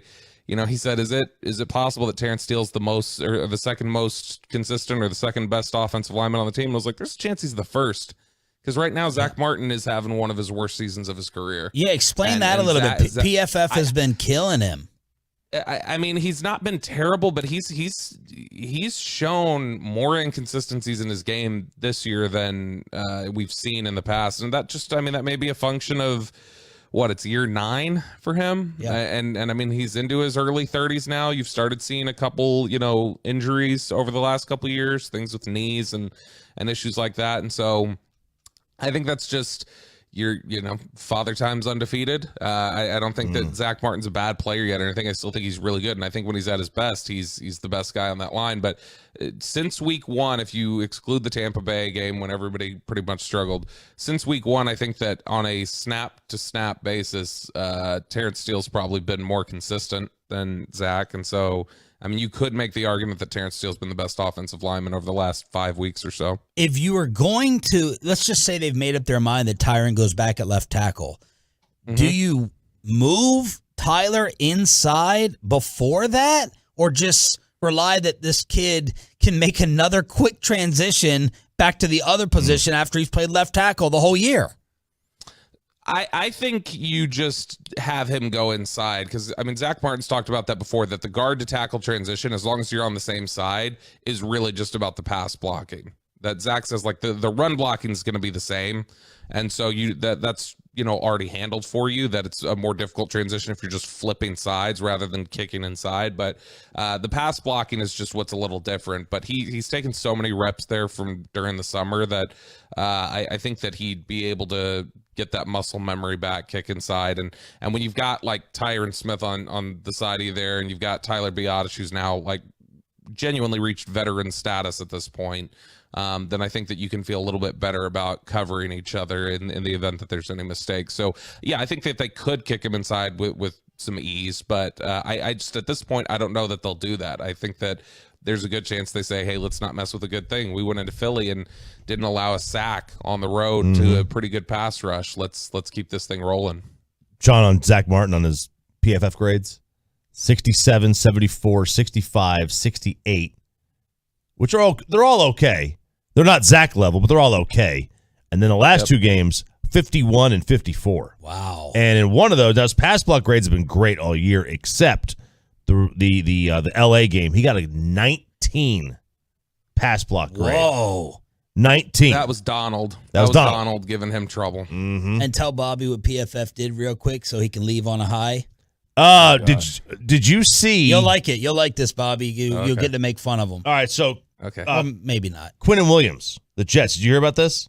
Have you seen it? No. So yeah, where they had the 16-point correction because Jets fans trolled them into changing their grade when they realized how dumb they were. I think it was the team. Just explain what said happened. Something. So they gave him like a 64 grade, and now a lot of people are saying he had a blocked field goal. PFF doesn't grade the blocked field goal because it's not part of the defense. Nor should they. So they did not count that into their defensive grade. But I think when they went back and they changed it, they actually added it. They actually added it in, which it's like, and I have a problem with them changing the grade. Like, don't change it. Like, stand by your grade. Now if the guy screwed up, it's screwed up, fine. But stand by your grade. Stand by your process. No, you should change it if the special teams play is not supposed to be. Dorrance Armstrong's defensive grade against the Rams should not include the punt block. I agree. Yeah. Fans think it should, I think, a lot of times, right? Because they look at the grade, like, oh, wait a second, he had the block punt. What type of game did he have? What type of game did he have? Yeah, they look at the overall scope of the game. But that was a bad look by PFF to go and change it. Admit you're wrong. I think it's a good look. You think so? Okay. Yeah, it's the bad look is to initially count the special teams play, Bobby.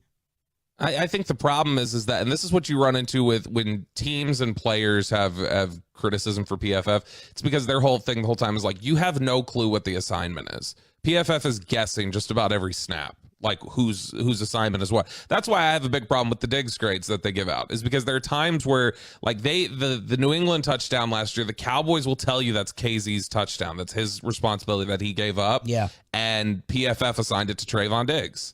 And that they do things like that consistently, and that's why I think you see guys that get worked up. Agents despise PFF because you get so many teams that not according to Travis Kelce. Well, teams will complain about it and say it's bad, but then they get into negotiations, and there's some front offices that'll try and throw grades in the face of agents during negotiations, and so teams don't like, or so agents don't like that, because they're just like, you complain about this and always talk about how they know so little about assignments, specifically on the offensive line and secondary. Their grades to me are terrible on the offensive line and secondary for the most part, because they have no idea whose responsibility is what. Does this make Collinsworth? Does this water Collinsworth down since this is his website?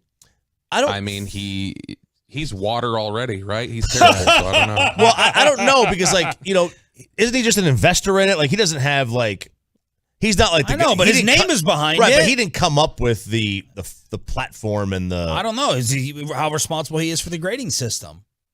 I assume he has zero responsibility. I assume he has input.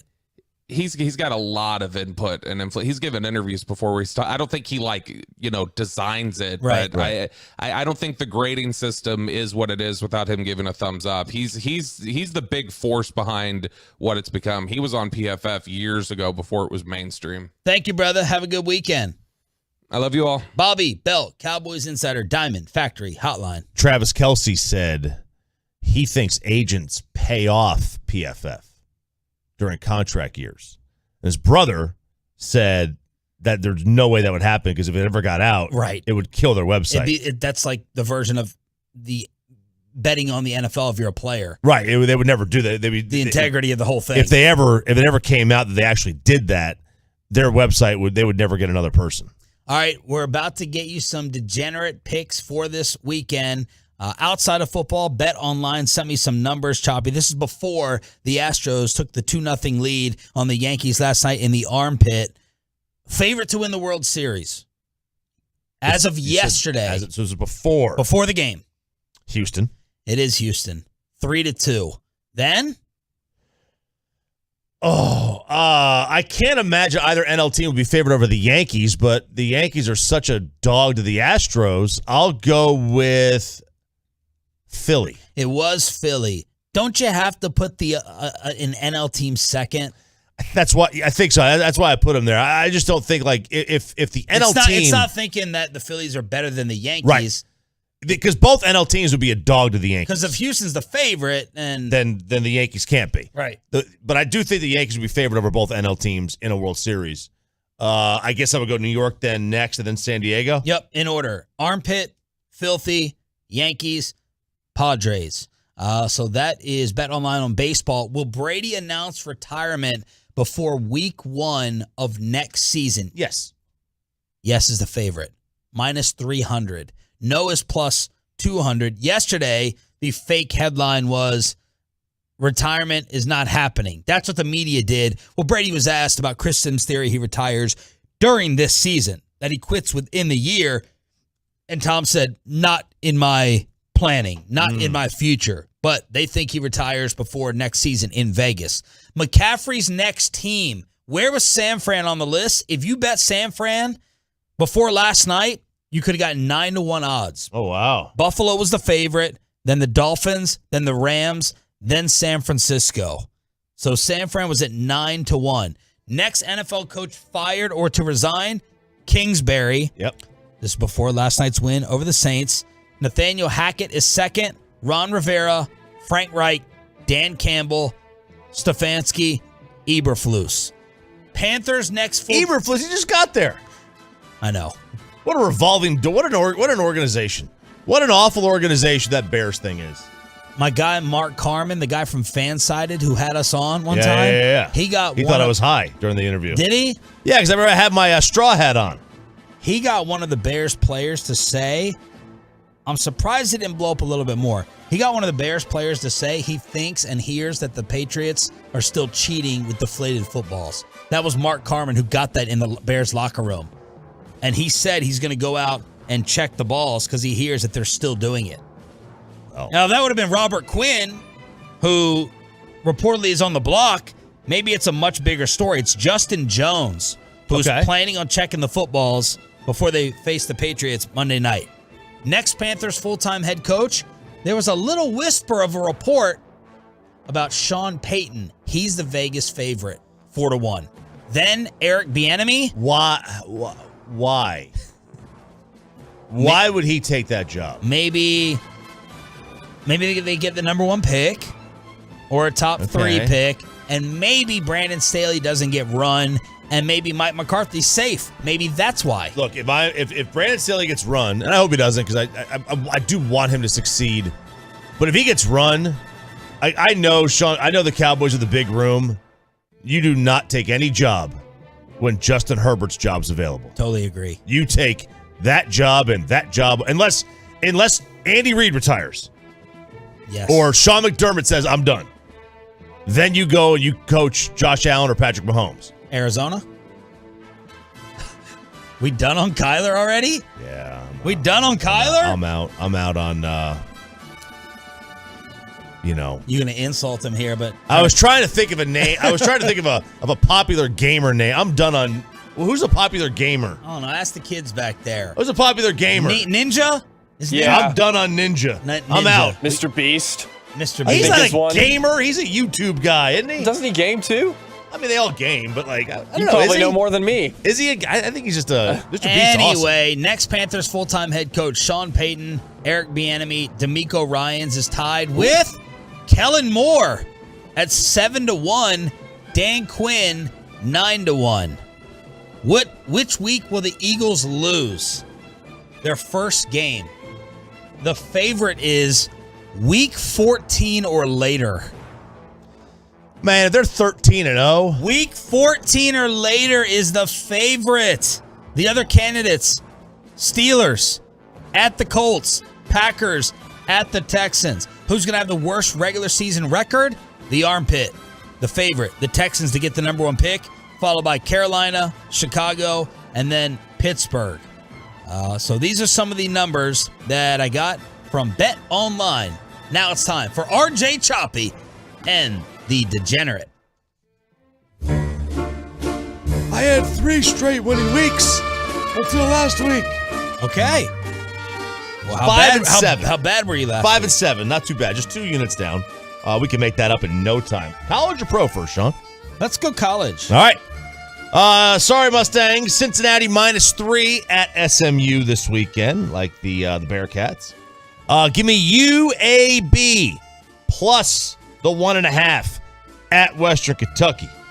I like Syracuse undefeated. I can't believe I'm saying that they're undefeated at Clemson plus 13.5. Give me the orange. I don't get this line at all. This next one, Sean. Ole Miss is number 7 in the country. They're on the road at LSU, and they're a 2.5-point dog. LSU just suffered their worst loss, Brian Kelly's worst home loss ever, by like 26 to Tennessee. Ole Miss has got a great offense. I don't think LSU can keep up with them. Give me Ole Miss plus the 2.5. And then I do think Oregon wins, but I like UCLA plus the 6.5 at Autzen Stadium. NFL. Kansas City -2 at San Fran. -2 at San Fran. They win by 6. The Jets plus a 0.5 point at Denver. I don't know how Denver's favored in this game. Russ, he's banged up. Very banged up. Green Bay -4.5 at Washington. And Detroit +7 against the Cowboys. Dak Prescott. My guy Bo came up with this one. is 26-34 against the spread against non-NFC East opponents in his career. So he does not cover against non-NFC East teams. Doesn't mean he loses those games, but he does not cover against non-NFC East teams at a tune of like close to over 60%, 65%. Wow. Or I guess 35% is what his cover rate is. There you go. The Degenerate at RJ Choppy on Twitter with all the selections out there here on DFW Sports Station. Other Final Vegas tidbits: who will have the best season finish, including the playoffs, Giants or the Jets? Little New York action. Who will have the best year, including playoffs? Giants. It is the Giants. I think the NFC is a little easier to navigate. Minus 300, Jets plus 200. And then this was before the game last night. Will DeAndre Hopkins score a touchdown? The favorite was no. He did not score a touchdown. Total receptions over under 4.5. He crushed that with the over. Hopkins total receiving yards over under 57.5. He crushed that going over. Next, college football coach fired. Next college football coach fired. Brian Hartson. Yes. Auburn. Yes. He is the favorite. Then Jeff Scott, South Florida. David Shaw, Stanford. Navy, Mike McCarthy. Jimbo, 19-2. How many undefeated teams will be in the college football playoff? The over-under is 1.5. Oh, gosh. Okay, so there's an interesting theory out there that you can wind up getting 4 SEC teams into the playoff. I don't see how that happens. I'm going to say the under. Okay. Someone's getting screwed. Well, here's what's going to happen. Alabama's going to win out. They're going to win the SEC championship in Atlanta. Georgia's going to beat Tennessee, and Georgia's going to lose to Alabama. All those three SEC teams are going to have one loss. They all would have beat each other. 2 of them are getting in. 2 of them are getting in. Which means that Ohio State and Clemson are the other 2. But isn't a case to be made that Clemson, who's played absolutely nobody and looked poor beating those teams, doesn't deserve to get in over, say, a 1-loss Georgia or a 1-loss Tennessee or a 1-loss Alabama? I think you can make a case. I don't know how it's going to work. I will take the under, though, on that one. Some Mavs over-unders real quick before we pick the Cowboys-Lions game at 8 o'clock here on Sean and RJ. Luka, over-under points for the season, 29.5. His over-under rebounds is 8.5. His over-under assists is 8.5. His over-under triple-doubles is 15.5. Christian Wood, who balled out the other night, his over-under is 17.5 for points scored. His over-under rebounds is 9.5. So those are some of your Dallas Maverick numbers as they get ready for the home opener tomorrow night at the AAC against the Memphis Grizzlies. What will happen first? Draymond fights a teammate or Draymond gets traded? Oh, fights a teammate. Traded is minus 400. Oh, they think he's really going to get traded? Fights a teammate is plus 250. What would you bet? I don't think they're going to trade him. I don't know. Although, if you're not going to sign him, you might as well, right? I think it's an interesting question. Truckwork.com text that, and first NBA coach fired, of course, is... First NBA coach fired. Ham. Darvin Ham in LA, it's Steve Nash. Duh. Steve Nash and then Doc Rivers, followed by Dwayne Casey with the Pistons. All right, y'all. You know the spreads? You know the over-unders? Let's make the official pick. Who wins Sunday? Does anyone have the Lions pulling off? Now, it's not a miracle if the spread's only 7. It feels like a miracle. Like no one on the truckwreck.com text line is going to pick Detroit. Let's make the official predictions for the Cowboys game Sunday right here on this station next. Well, let's get you over to number 1 air in the level.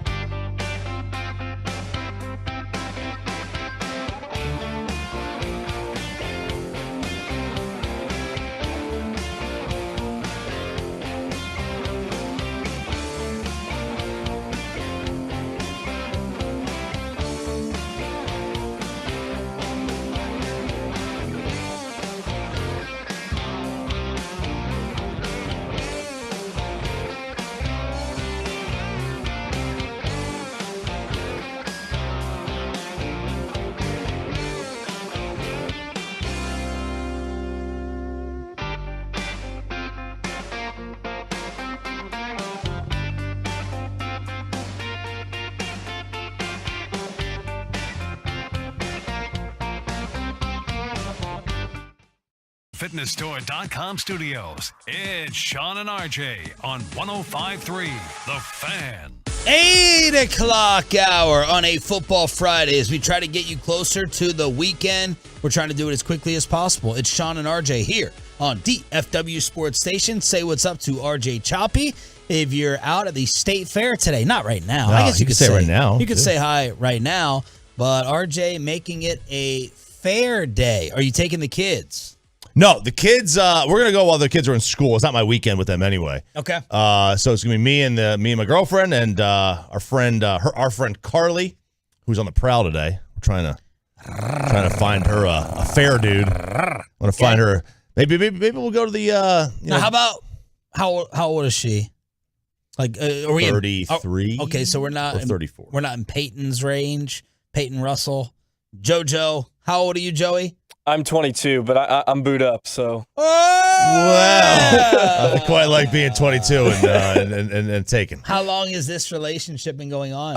It's been going on for actually 6 months, believe it or not. It was one of these things. I was leaving college, and of course it happened, and so it's like a long distance thing. But yeah, She's in college. Yeah, She's in Denton. No. She. I went to school at St. Cloud State University, which is in Minnesota. So she's up in Minnesota right now. Yeah.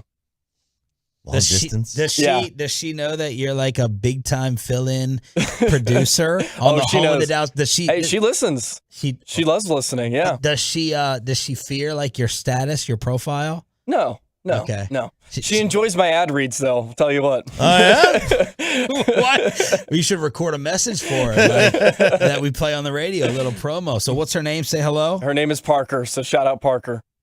Mm-hmm. Okay. All right, Parker, huh? Parker. We had a male Parker. We work here. did have a male Parker. Hey, it's gender neutral these days. So that you're right. Nothing wrong with it. You know what? Let's move on. Cowboys, Lions. I told you the over-under. You were a couple points off with it, but You said it was 48, 49? yeah, right? You have two, what should be highly explosive offenses, and the spread is 7. I'm surprised you didn't pick the Cowboys in the degenerate, that you would take the Cowboys and the points, but you got some respect for Detroit. Well, their offense is very good, and they do have a lot of, over the last couple of years, they have some backdoor covers over the last 2 seasons, and they which have come and bit the bettors in the butt. Bit the bettors in the butt. Yeah. Bit the bettors in the butt, bit the bettors in the butt, bit the bettors in the butt, bit the bettors in the butt, bit the bettors in the butt. Wow! Oh, man. You knew I was going to ask you to do it 5 times. Yeah, I can't do my, there's certain words I can't say, like every other word in the English language. All right, so let's give you a couple of the bullet points, and then we want your official picks on the truckwork.com text line. Mike McCarthy at 8:40 this morning. Lions have been without DeAndre Swift since week 3. If you drafted, right, there's always Lions that screw you every year in fantasy. Every year. But if you got St. Brown and DeAndre Swift to start the year, you were loving life. You were crushing. He suffered the ankle and the shoulder injury. Jamal Williams has done a nice job, as McCarthy is going to tell you at 8:40. And the possibility is there for Swift to make his return. All right. What about protecting Goff? No one talks about this. This is from DallasCowboys.com. They've allowed just 7 sacks through 5 games this year. They've been tremendous. Their offensive line was awful when he got there. They drafted Sewell, and then they added some pieces this year as well. I mean, their offensive line's done much better. Second best in the NFL in terms of sacks given up. And, of course, you're going against these monsters with the Cowboys leading the league in sacks. So, second best O-line against the Cowboys defense, who everyone has told us is really ticked off this week. TJ Hawkinson, stud. Yes. 4th year out of Iowa. Broke out in a big way last year. 67 catches, 6 touchdowns. This year, he's on pace for more. 32 catches and 2 scores. And he's actually 3rd on the Lions in catches and 2nd in targets. 32 and 2. So they spread it around. CeeDee Lamb, quietly, doesn't feel like he's averaged over 10 yards a catch in the last 3 weeks, but he has. Maybe other teams are respecting Michael Gallup. Lamb, just 1 touchdown, though, in that span. That could change with number 4 back. And then Kellen Moore said he was pleased. On Monday, he said he was very pleased with the run game. Zeke and Pollard have combined for 678 with 4 touchdowns. They faced this Lions run defense. Bobby Belt just crapped all over them. Oh yeah, you can run on. You can do anything on this defense. They've allowed nearly 168 a game running and 838 yards total. Awful. Wow.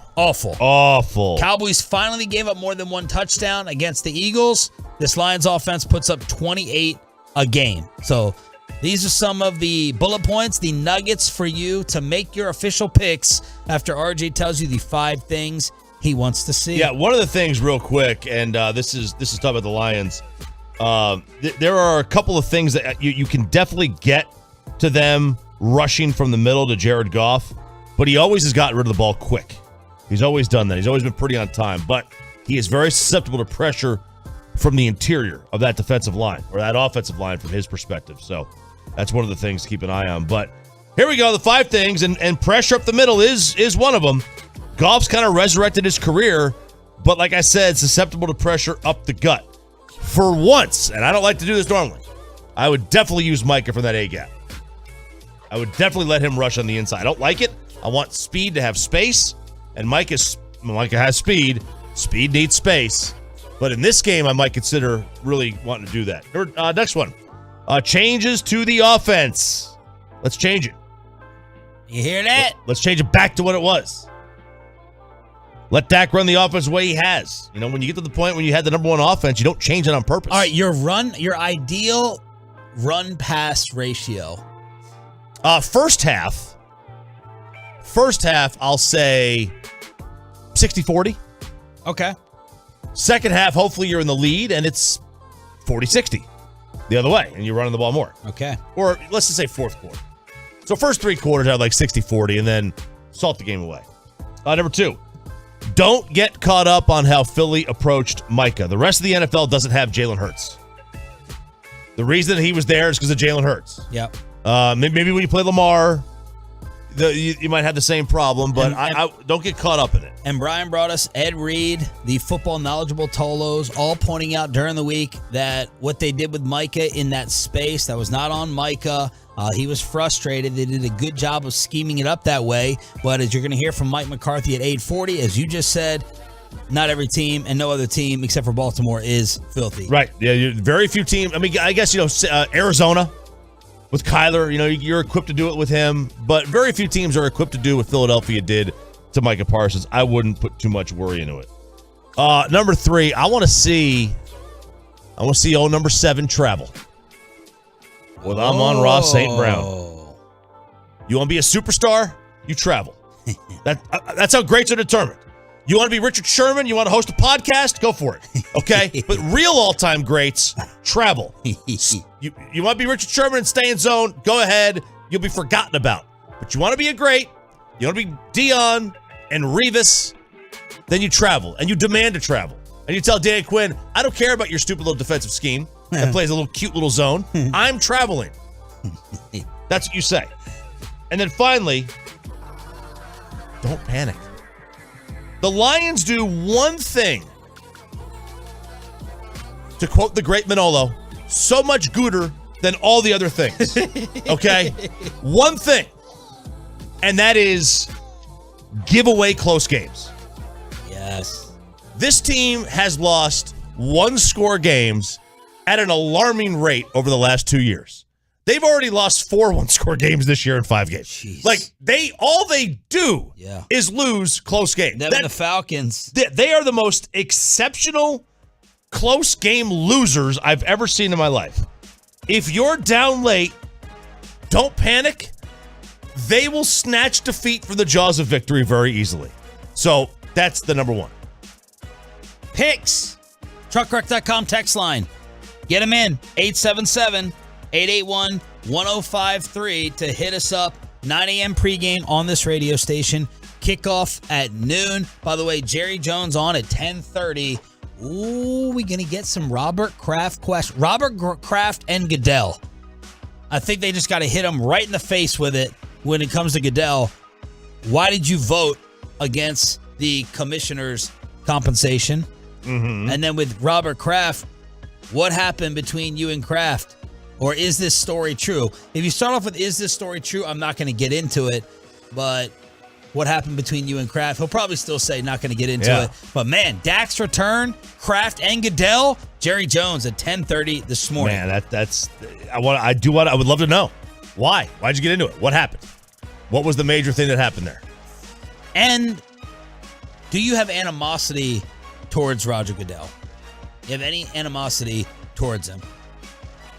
I would have to say, my guess is that the answer is yes, that there is some. Does Jerry Jones have more animosity towards Roger Goodell or Dan Snyder?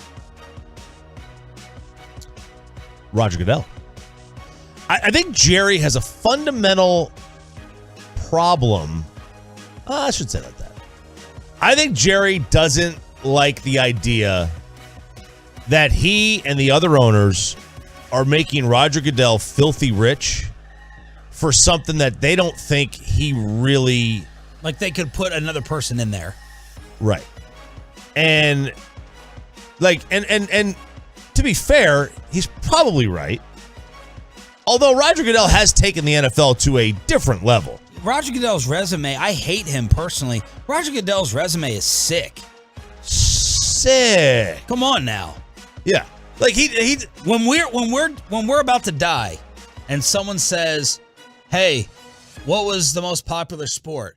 We're going to probably talk about the National Football League right now. The dominance of the NFL right now in this time period when we work together is going to be number one. Yeah, Pete Rozelle is going to get all the credit for, making the league, taking it when it he was in charge of the league when it became the number one sport. All right. But when you talk about ratings disparity and the distance and the gap. Not even close. And that's probably not on Roger Goodell necessarily. It's probably a lot of it on the way the world is now, where we don't have our lives are so much different, where we're not sitting around watching baseball games every night. We don't want to do that. We've learned that we don't have to do that. All right, let's get to the picks. I got off track there. I'm going to go 33-20 Cowboys. I would pick the Cowboys with the 7 points. I view Detroit as a garbage scoring team. I don't have respect for Jared Goff. I never have, except that Kansas City Chief game that led to the Jerry interview when KMC asked, can you be like these two offenses? That night he was lights out. Cowboys win this one 33-20. They can run the football. Their defense will shut down the Lions. And this will be a very nice win that we feel good about Sunday afternoon and night. I'll give you the truckwreck.com text line. Here we go. Cowboys 30, Lions 16, Lions 24-23, Cowboys 34-6, Cowboys 31-17, 27-20 Lions, Cowboys 24-20, Lions by 13, Cowboys 27-21, Cowboys 41-21, 31-28 Lions.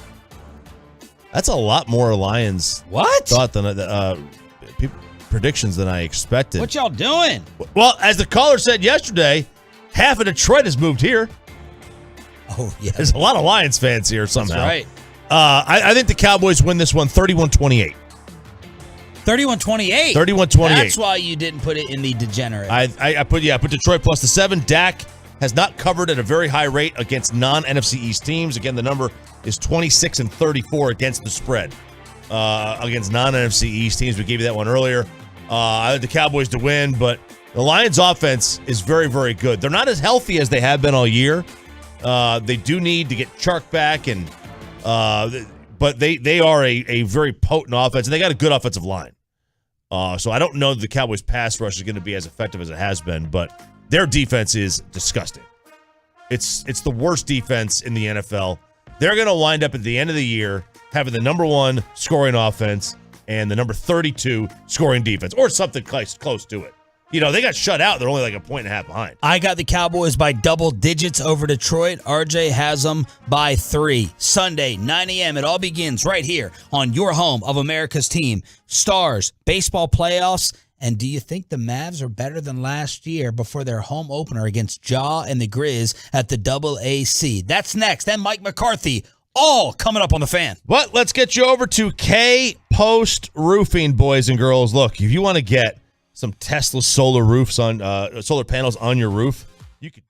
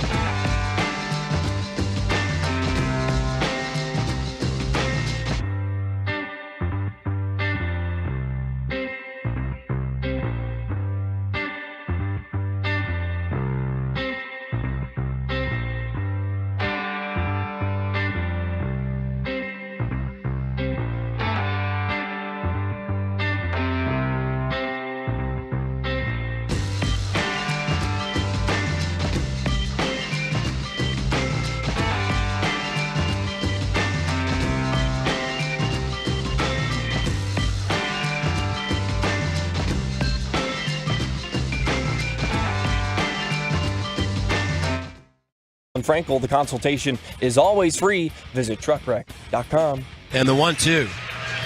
Swing and a three-pointer from way downtown. It's good! I don't get that call, but I like it. What do you mean? It was a 3-run homer. I get a three-pointer. It's good. Good call.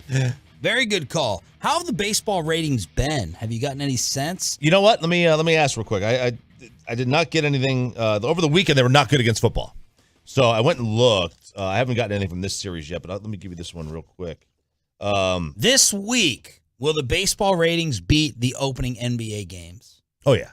Oh, kill them. Now the one problem is that the FS1 games I don't think will. It's FS1. The TBS game should. On Saturday, Cleveland and the Yankees got a 2 on Saturday night. They got a 2 rating, which like college football got. I'll give you an example. Like Bama, Tennessee was a 4-7. USC, Utah was a 1-7. Penn State, Michigan was a 2-3. So it was kind of close to the Penn State, Michigan game. But I mean, you're not gonna when you're up against football, you're not gonna beat football. Right. You're just not gonna beat football. But that's kind of the way it is. So the Armpit is up 2-0 on the Yankees. Game 3 tonight. It should be a madhouse in Philly as the Phillies and the Padres are tied at a game apiece. Christian McCaffrey traded to the San Francisco 49ers. The rebuild is officially on in Carolina. Stars lose 3-2 to the Maple Leafs in overtime. And, of course, tomorrow night, as we saw Chris Arnold on TV promoting the Mavs home opener, they're going to take on the Memphis Grizzlies. Tim McMahon was on the other day with the G-Bag Nation. Awesome Mavs insider. And he was asked, actually, you know what? Let's start with 11, Joey, because some of the criticism from the opener in that blown lead was towards Jason Kidd. Why did Jason Kidd sit Christian Wood? Tim was asked overall where he would rank Jay Kidd among the best coaches in basketball. Yeah, and, I don't know. I'd have to really think about that. I'll say this. There was a lot of skepticism when the Mavericks hired Jason Kidd. And really, it wasn't a coaching search. They decided after one meeting with Cuban's kind of, inner circle of advisors that Jay Kidd was the guy they were going to go get. They got him. And, people say, hey, I didn't, it flamed out pretty quickly for him in Brooklyn and Milwaukee. His reputation kind of took a hit there. Well, why'd they go get that guy? This is going to be a disaster. And I'll say this, year one, he was awfully good. And I think when you're going to be a good offensive team when Luke is in shape, right? So the question with this team was, can the Mavericks be a good defensive team? And frankly, they shocked a lot of people with just how good they were on the defensive end last year, ranking 7th in the league in defense rating. And you have to give Kidd a ton of credit there, I think, for one, instilling the culture, and then just schematically. Jay Kidd and Sean Sweeney, who's a guy who was with him at 2 previous stops, they absolutely got the most out of this roster. And for the Mavericks to have hope of making another playoff run, they've got to repeat that this year. It was truly, and I don't think it's talked about enough, not enough critics of the move have owned being wrong over the job Jason Kidd did last year. You got off-the-court jokes. You have him being someone who torments guys psychologically, going back to the Milwaukee stories. Oh, what a joke he was in his previous stops. Why would you do this? This will be over. If you go back and read the headlines, and we were questioning it. I didn't know if I was ready to say it was a disaster, but I feel like every single game, we have, I think, a special mix of a basketball genius, which if you saw Jason play at all, you already know that, and someone who has this easygoing style. You never think he was someone who tortured guys mentally because his tone, his tone is just like this all the time, and we just got this and that. And he just seems like a player's coach. It seems like a special combo. And what an incredible job. I feel like every game we're going in with a tactical advantage. Every single game, Jason Kidd knows more than the guy on the other sideline. That's just my opinion. All right, next one from McMahon. Do the math. And this, I definitely thought they had a worse roster. I definitely think the Mavs did not improve in the offseason. And then Christian Wood went out with his. Yeah, they may have. Christian Wood went out with his debut. Is this roster better from a year ago, Tim? No, the fact that they are so short on ball handling is a significant deficiency. I'm not going to sit here and blow smoke up your butts and tell you that the Mavericks got better this summer when Jalen Brunson, who was their second best player, the team that went to the West Finals, left for nothing. Like, I'm not going to sit here and, I'm not spraying Lysol in that situation. That was a significant setback for the Mavericks this summer. And I think they're going to miss Brunson. I think they'll miss his scoring. I think they'll miss his playmaking. And when they're really, really going to miss him is, I don't know how many games Luka misses, call it 10 optimistically, just due to wear and tear and making sure that he's fresh for the playoffs. But they were able to keep their heads above water in those games last year, including in the playoffs. Obviously they were up 2-1 against the Jazz because in large part of Jalen Brunson. And so that loss is a major blow. Sorry, I had a Mike McCarthy clip sent to me from our interview that you're going to hear coming up at 8:40. All right. So there he is. And that second ball handler, I mean, it can't be Dinwiddie. I don't know how they're going to address it. I'm stunned they didn't address it after losing Jalen in the offseason with another person to run the offense when it's not going to be Luka. And then finally, Tim McMahon, Mavs Insider from ESPN, which, by the way, they're doing a Peyton Manning A-Rod type thing for basketball. Stephen A. Smith. Does this man not get any rest? They not give this guy any time off? Who's going to watch that? He's getting paid $6 million a year for a reason. Yeah, they got to find a way to make him, make it worth their while. But like Stephen A's World debuting October 26th on ESPN2. But like the Manning cast barely gets over a 1 rating in the times that I've seen it, and that's for football. I will ask people who would they rather watch. What NBA commentators jump out to you that you feel like you have to watch? I know Stan Van Gundy was going crazy over free chicken nuggets last night in the early TNT game, but I think I'd rather watch a game with Stephen A. versus I like Jeff Van Gundy and Mark Jackson. I like Kevin Harlan's play-by-play, but I had no interest. I didn't check out the A-Rod thing one time. I'll check out and A-Rod, but here's the thing: like nobody watched the A-Rod thing. A-Rod is far more credible than Stephen A. Smith. Well, but Stephen A. is far more entertaining.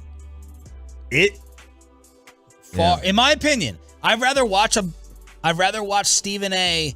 for a basketball game in that environment than A-Rod. See, the thing with the Manning cast and the K-Rod is that those come with unique insight into the sport. Right. Stephen A. doesn't have that.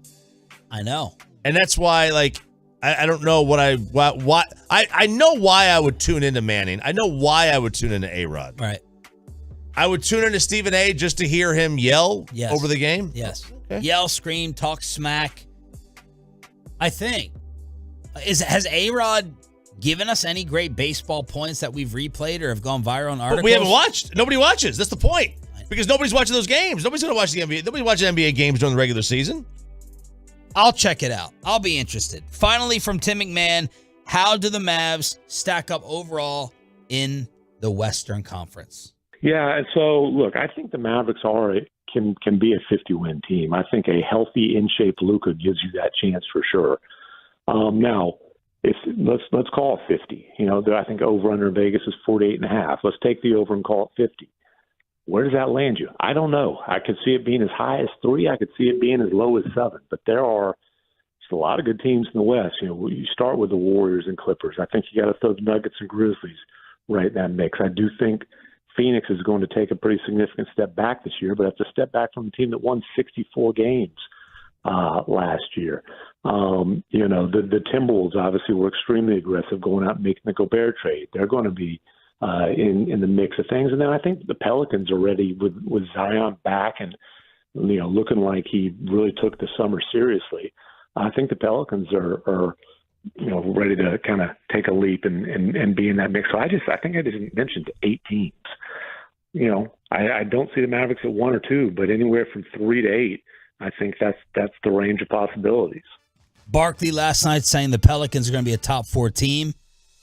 The Lakers losing again. Horrific three-point shooting. Westbrook did not make a shot as they lose to the Clippers. All right, before we get to Mike McCarthy at 8:40 here on Sean and RJ, we got to come up with a segment name for like your leftover off the sports field topics, because I've gotten too much in the hamper here that I haven't gotten to that you've sent. So I'm just going to I like it. Maybe the hamper.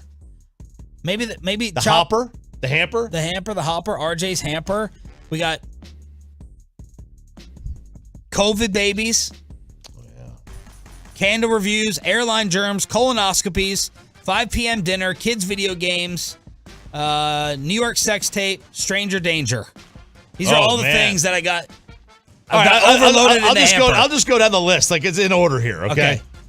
So we'll start with COVID babies, then hit up candle reviews, because candle reviews are right up my alley. Yes. There is a woman named Jody Cross out of the United Kingdom, who apparently they're looking for a new prime minister, apparently. The hockey hawk is now the Parliament parrot because he predicted this one a couple of weeks ago. I know, this guy's level of expertise in random subjects is bar none. So Jody found out she was pregnant with her first daughter during the second coronavirus lockdown of 2021. They were looking back on the lockdown fondly as the reason they were able to get pregnant. They were happy with the lockdown. They were spending time in. So this baby, they named their newborn baby after the pandemic. They named the newborn baby Lucky for lockdown. Idiot. So we have stupid. Like, this is, to me, this is insanity. Lucky? I thought the name was COVID. No, the name's not COVID. The name's the Lucky for lockdown. Okay. Like, this isn't a baseball play. Like, millions of people died from this thing. You're going to name your kid after it? Right. It's insane. Yeah. Who liked the lockdown? Naming your kid, you can't name your kid Katrina. Oh. Can you? Not after the hurricane, but you could name them. What's the expiration? Oh. How long can I do it today? I think so. Okay. I think so. But a COVID-related name is off limits forever. I don't think you can go name your kid ivermectin. Right, like SARS. COVID, SARS. Yeah. Can't name your kid, any of that stuff. I don't think. All right. Next one. This is more COVID stuff. It ties in. There is a study out there that has sniffed out an academic has sniffed out a bizarre connection between candle reviews for Yankee Candle Company and COVID surges. An associate professor of political science at Northeastern in Boston found a link between negative feedback for the famously fragrant candles and surges in the virus. How? Because of studying 10,000 customer reviews, those complaining of the candles not being strong enough coincide with those people having COVID and not being able to smell.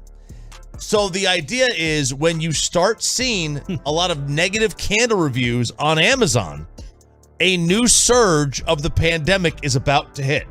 And it has coincided with this on multiple different occasions. You can find RJ Choppy's Candle Reviews on Facebook. Let's talk to Mike McCarthy about more random things. Raw vegetables, Christian McCaffrey trade, Micah blueprint, and the State Fair. The head coach of America's team previews the Lions next. But let me preview your weekend. You're going out and about today.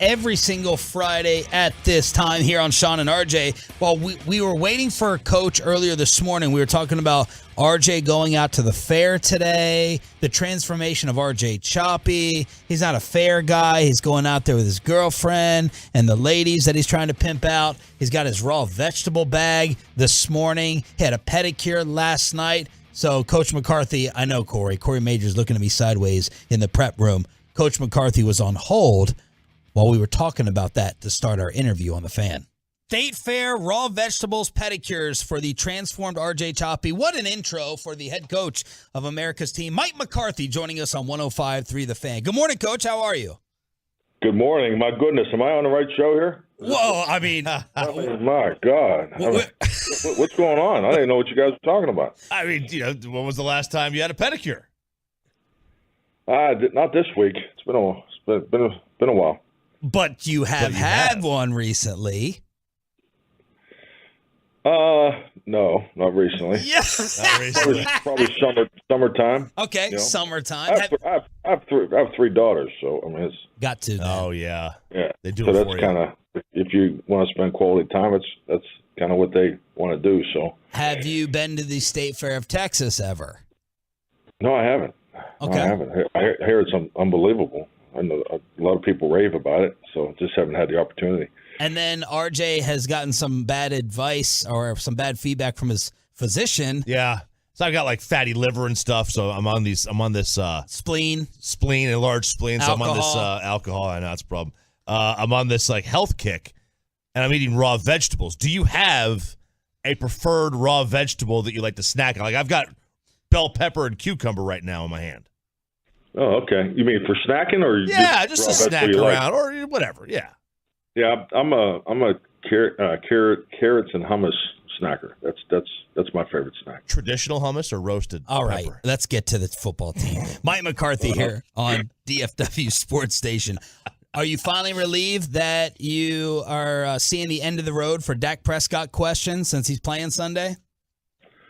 Yeah, I won't say relieved. I'm just excited for Dak. I mean, I think anytime, one of your players goes through the rehab process to return to play. I mean, you see these men in here every single day, just, doing whatever they can to get back. I mean, and, our medical staff does a tremendous job with that. So I'm just excited to see him return and get out there and compete. How's the zip on the ball? Did it look any different than, training camp? No, he throws a heavy ball, and I think yesterday was the first padded practice, and frankly it was more about the team periods, being around the action in the pocket, and just those are the impulses that you can't really implement or emulate in the rehab process. So those are the things he really needs. But he's throwing the ball just fine.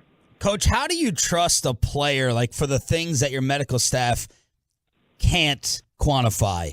Dak's soreness after throwing 40 or 50 balls, just in general, that there has to be a gray area where you actually trust the player. How tough can that be sometimes when you know that they always want to play? Well, I just think once again, there's a lot of conversation, there's a lot of planning goes into what our players do every single day. So and Dak's very regimented in his approach and everything he does. So I mean it's we're well aware how much he's been throwing and the things that he's doing, away from the facility. So that's all part of the return to play process. And I you may work as much as Dak, but no one works more than he does. So and you just keep in tune with that. But the practice part of it is always the last hurdle. I mean, because those are the timing and just getting in sync with your perimeter players again. Feeling the pass rush.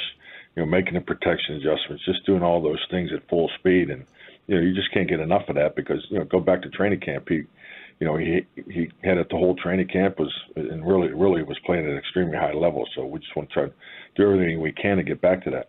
Mike McCarthy here on the Fan. So the big debate, which RJ and I are on the same page on for once. What type of offense, what type of football are the Cowboys going to play with Dak back? Complementary football, playing to your defense.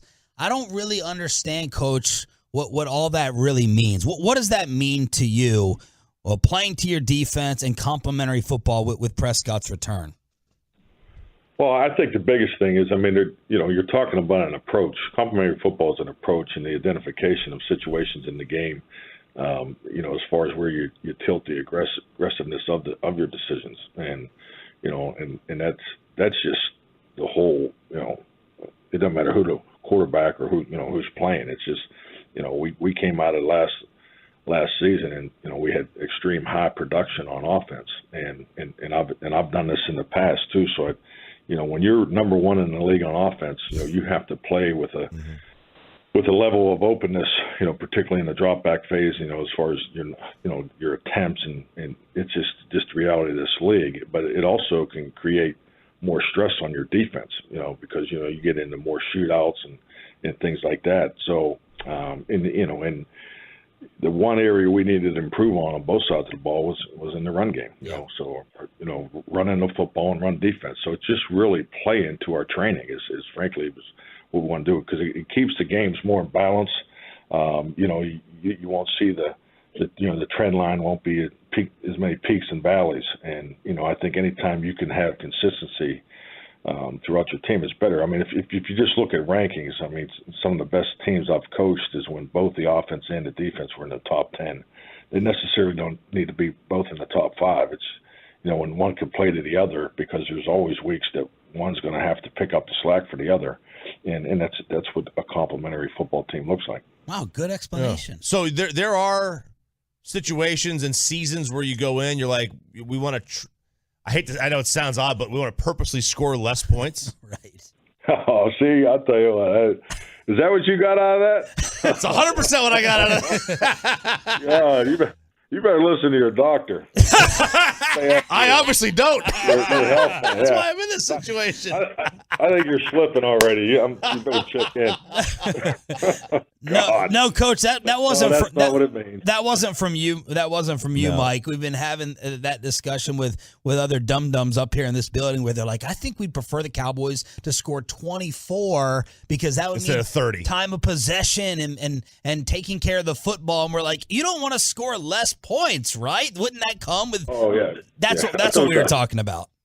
Yeah, we love being in the 30s. I think anytime if the defense holds them less than 17 and the offense scores more than 24, there's some common analytical goals that apply over the historical balance of this league, and obviously just the way the scoring the last 10 years has gone up. I mean, we all know that it's down this year, and for other reasons, I think. But so we're in tune with that. I mean, I've done this a long time, and we have goals that are really done off of historical values that both the offense and defense obtain to, whether it's missed assignments, mental errors, ball security.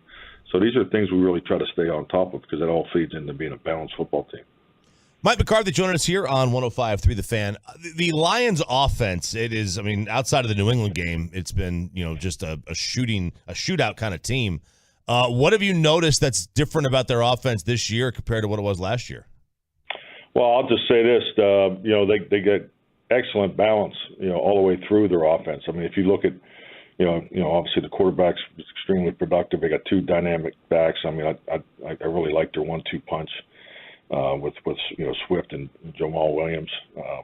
Two really good tackles, excellent center. They got good tight end, good perimeter players. So I mean, it's a very balanced offense, and they do a really good job conception. I mean, if you look at their statistics of run and pass and situational, they've done a good job with their self scout. I mean, they're pretty balanced all the way through. So they make there's not a lot of tips and mannerisms going into this game.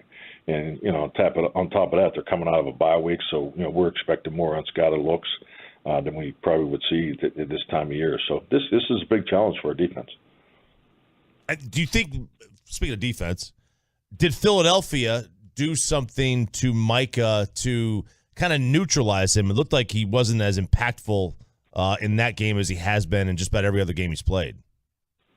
I wouldn't say what they did to neutralize him. I think it's just really their offense. I mean, their quarterback's a primary run threat, and when you go up against offenses like that. I mean, they're different than Baltimore, but it's you play differently, and your assignment actually, when Micah was in the open end position playing the surf technique, I don't know if there's anybody who can play any better than he does. So I mean, yeah, I wouldn't say that, because I mean, you don't really get the.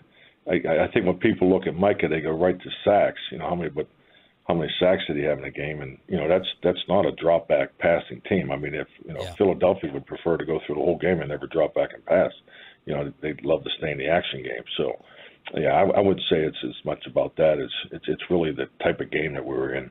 Coach, I know a lot of people in your position don't believe in moral victories, but just one more thing on that Philly game, sitting there 20-0, backup quarterback on the road, undefeated team, and y'all fight all the way back. That's the reason we came in here on Monday still feeling really, really good about the resolve that y'all showed. Did you look at it like that in any way after the game? I mean, I love the fight of the team, and frankly, I think a lot of times when you get in those situations, and this is clearly after the fact. I mean, it's just like your how many points you want to score question. You don't want to be down 20-0, but I tell you what, it's a great spot to be in to learn from, and that's really was the message at halftime. It was just like, hey, this is exactly what it feels like to get punched in the jaw. It's a great place to be, and this is how we're going to respond. And I just, once again, this team, the competitive spirit, the play style is a huge strength of ours, and we just weren't as clean, emotionally in some particular spots, and that's really it. I mean, the ball security. I mean, being -3 and still having a potentially position to go win the game is, I think that's a real credit to our football team. And then, Coach, before we let you go, don't know how much you even know about it since it happened basically overnight.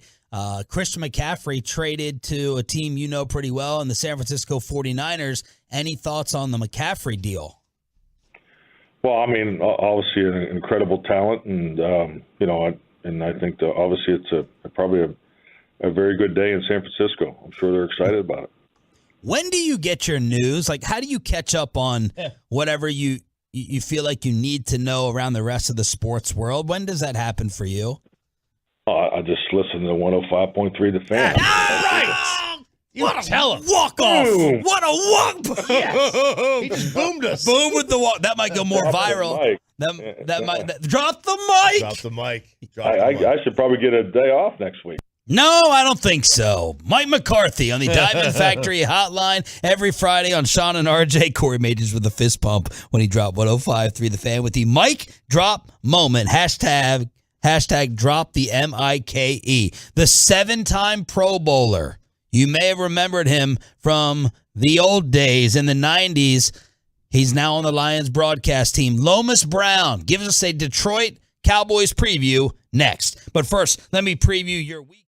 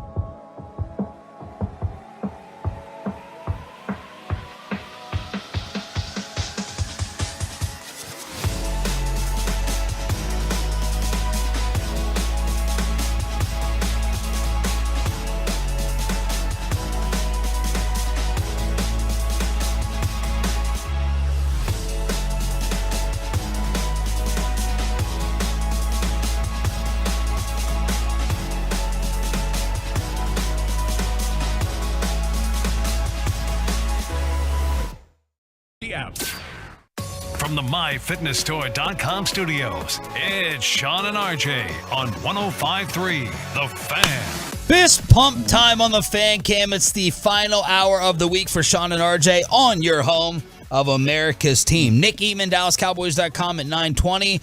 Mike Bassick is fired up over our Mike McCarthy interview. Bassick has been texting me in the commercial break. He will lead Crosstalk at 9:40. But right now, let's bring on one of those names we remember from the 90s, right? Herman Moore, Barry, Scott Mitchell, Lomas Brown, the 7-time Pro Bowler, and he's part of the Lions radio broadcast, joining us to preview Sunday on the Diamond Factory Hotline. Good morning, Lomas. How are you? I'm great, man. How you guys doing this morning? We're doing well. Yesterday, one of your radio partners, Dan Miller, said yes, sir. He always believed that if you guys traded quarterbacks, if you had Troy Aikman, then things would have completely flip-flopped in the NFC. Do you feel the same way? Oh, absolutely. It would have been over. It would have been over. I mean, we had every position covered, even on special teams. If you think about the great Mel Gray, Jim Arnold, Eddie Murray, Jason Hanson. So every position we were pretty much stacked and ready. We just needed the quarterback. We needed the trigger man, and we never got that. So, yes, that's kind of what held us back in the 90s. Lomas, who was the best team in your career that y'all went up against? Like an individual year. Was there one? What was it, like the 93, 94, 92 Cowboys, or was it someone else? No, it was the Cowboys.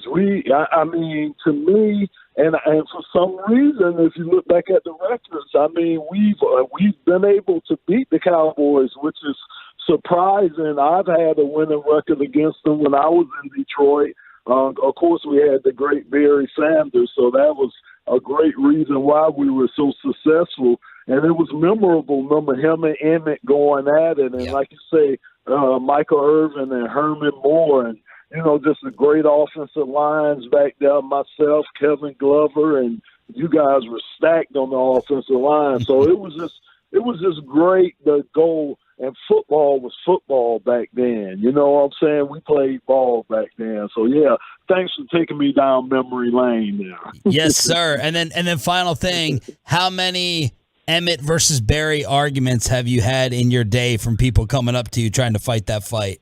I know. And I think Emmett said it the best when he did the documentary, when he said, look, I'm 40-something years old, Barry is too. We're not going back out there, so that debate is over. I mean, and of course, I'm a University of Florida grad, Emmett is too, and we are frat brothers. So I love Emmett, man, but I'm a little partial to the little fella that I blocked for, man. I just think with what he did, and I think we were a pretty decent offensive line. Everybody likes to say if he ran behind Emmett's line, he would have been, a lot better, but that was just Barry's running style. It wasn't just, downhill. Barry just brought something different to the game. So I think even behind Emmett's line, he would have had some of the losses that he had, but just a great guy, just a great competitor. And, yeah, I just remember being psyched up going into those games because it was him versus Emmett, man. It was a show every time. Phi Beta Sigma? Yep, Phi Beta Sigma. That's right. All right. Absolutely. Go Mob. Just checking. ATO over here. ATO over here. It's like, did Barry ever get stopped like a 4-yard loss? You're like, man, I had a hole for you. It was wide open. Why did you hit it? Hey, look, I'm telling you, man, the most exciting things would be not what you guys seen all on the highlight film. It would be Mondays when you go in and we watch film, and it'd be 4 or 5 plays every Monday. You'd be like, how in the world did he do that? Oh, my goodness. I mean, you'd be like, every Monday it would be something that he would do that didn't make highlights that we would see on film, and it'd just be incredible. Yeah. We're previewing the Lions-Cowboys game with Lomas Brown here on 105 through the Fan. All right, let's talk about the current offensive line of the Lions. Is that the strength of that football team? Yeah, even though we've been beat up this year, we're still leaning on those guys up front to be the strength. our tackles have been there all year long, but, at the guard position, we've been shifting in and out. Frank has been there pretty much all year, even though he's been dealing with injuries. So, pretty much that offensive line is our strength. That's what we lean on, and definitely going to have to be our strength this Sunday. Because, man, looking at that Dallas front seven, it's unbelievable how those guys are playing. And it's not just the big-name guys. Everybody focuses in on Parsons and focuses in on Lawrence and those guys. But, man, it's the other guys that are really playing well, and the scheme is nice. It's a good scheme for those guys. So they're going to have their hands full on Sunday. So it's going to be, to me, that's where it's going to be won and lost at, the point blank to me up front. Lomas, as an offensive lineman, how do you view Micah Parsons' game, and does he remind you of anybody?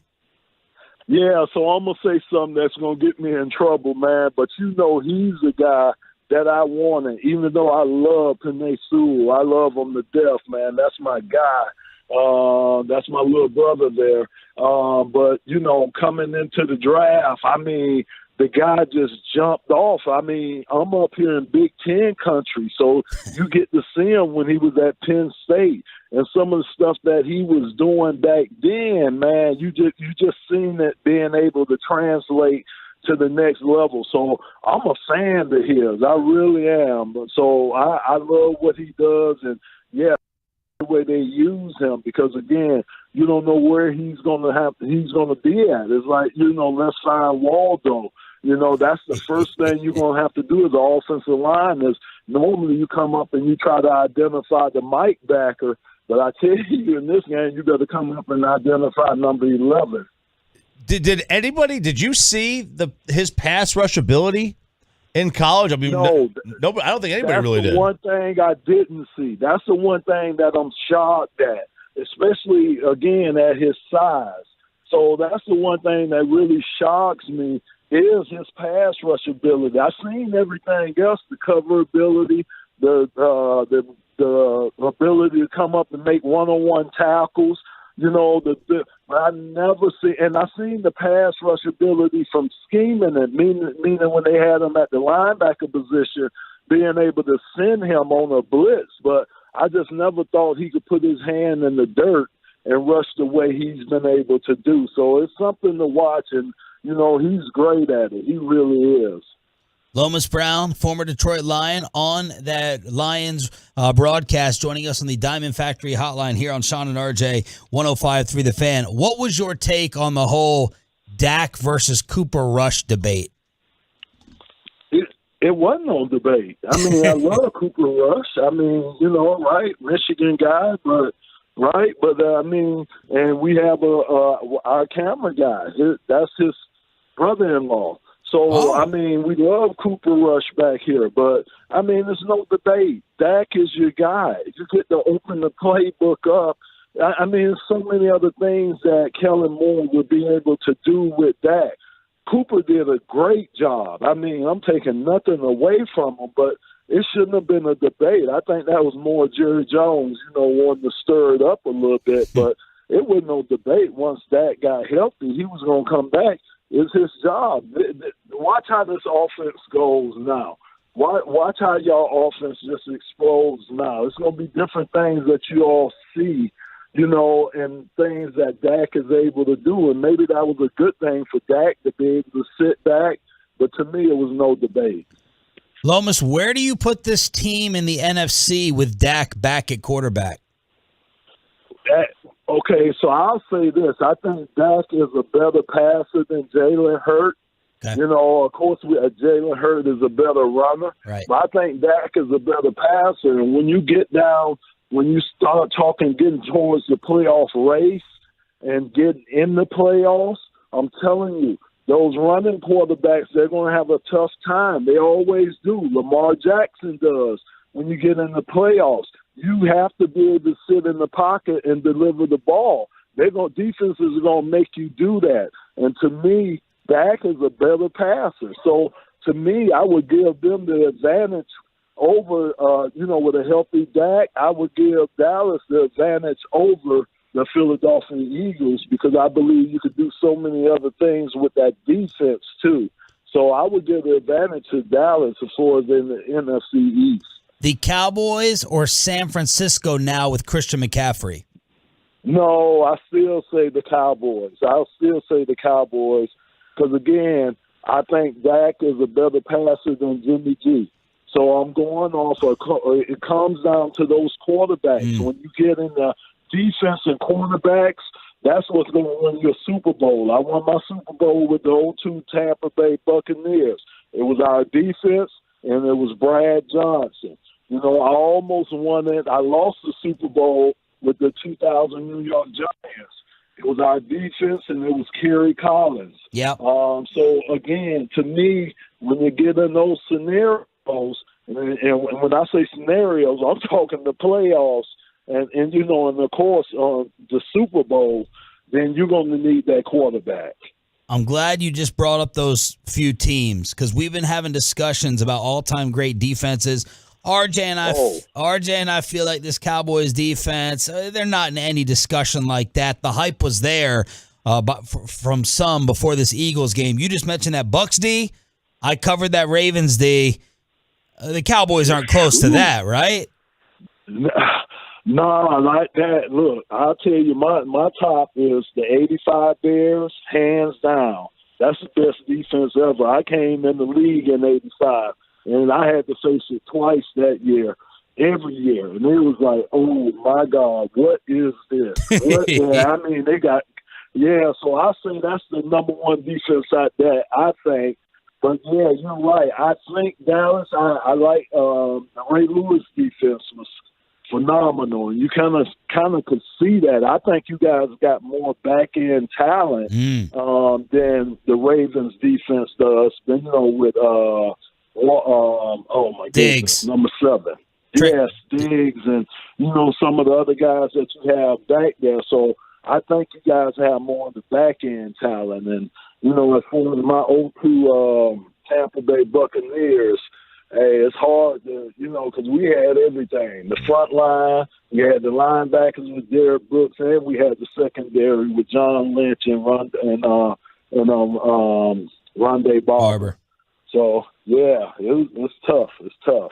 Lomas, they're climbing. Dallas is climbing. Lomas, what's been the bigger surprise? The Lions' defense has been that bad or that the offense has been that good? I think more so that the defense has been that bad. I mean, we knew that they were going to be bad, but historically, if we the thing around here is like if we would have had a bad defense, we would have been 3-2. You know, with a bad defense, we'd have had a couple of wins. So it's just been historically bad what's been going on, and again, hopefully with this week that these guys have had off, and I know they had to marinate in that loss. That shutout by Bill Belichick. But, hopefully, man, some things that they can shore up and these guys can play a lot better than they have been playing. And hopefully some things that can happen. But it's going to be tough. It's going to be tough coming to Jerry's world and trying to pull that off. You got any Dallas hot spots that you're going to hit up when you're making it? Are you a barbecue guy? Man, you know what? We actually I can't think of the place where we have reservations somewhere. It's probably a steakhouse that we have. But I am a barbecue guy, so you got any suggestions there? Someplace that I need to hit? Because the big fella, I love eating now. I'm still a big fella now. Is your steakhouse Nick and Sam's? Oh man, I wish I knew the name of it, man. Text me. Our producers just make it. Text me afterwards, and I'll hook it up for you. That's the spot. But we got 407 barbecue, but right in Dallas, Terry Black's. I'll text it to you. Oh, Terry Black's. Okay. And you can't go wrong because I know y'all just got Rectangle Pizza in Detroit, and that's it. Deep dish. Don't forget it's deep dish too. Oh, deep dish. Don't forget that. It's rectangle, but it's deep dish. Hey, man, this was fantastic. Such a treat. We had heard you were an awesome dude. Loved having the football combo. Have a great trip and enjoy the game on Sunday, Lomas. Absolutely. Great talking to you guys. Take care. Lomas Brown, 7-time Pro Bowler on those Barry good player. Sanders teams, and he's on their team broadcast as well. The Cowboys O-line gets all the credit for Emmett, and I think that takes away from Emmett a little bit. And I think the Lions, Barry gets so much of the credit it takes away from their O-line. It's like the reverse. Their O-line probably wasn't that, but I mean, if you got Lomas Brown on your offensive line, I mean it doesn't mean that there's not weak spots on it, but I mean he was. We're talking about a 7-time Pro Bowler. All right, let's get the Cowboys insight. Dak's return. Is Dalton Schultz going to play? And does Nick Eatman think San Fran is better with Christian McCaffrey? Nick Eatman, DallasCowboys.com is next.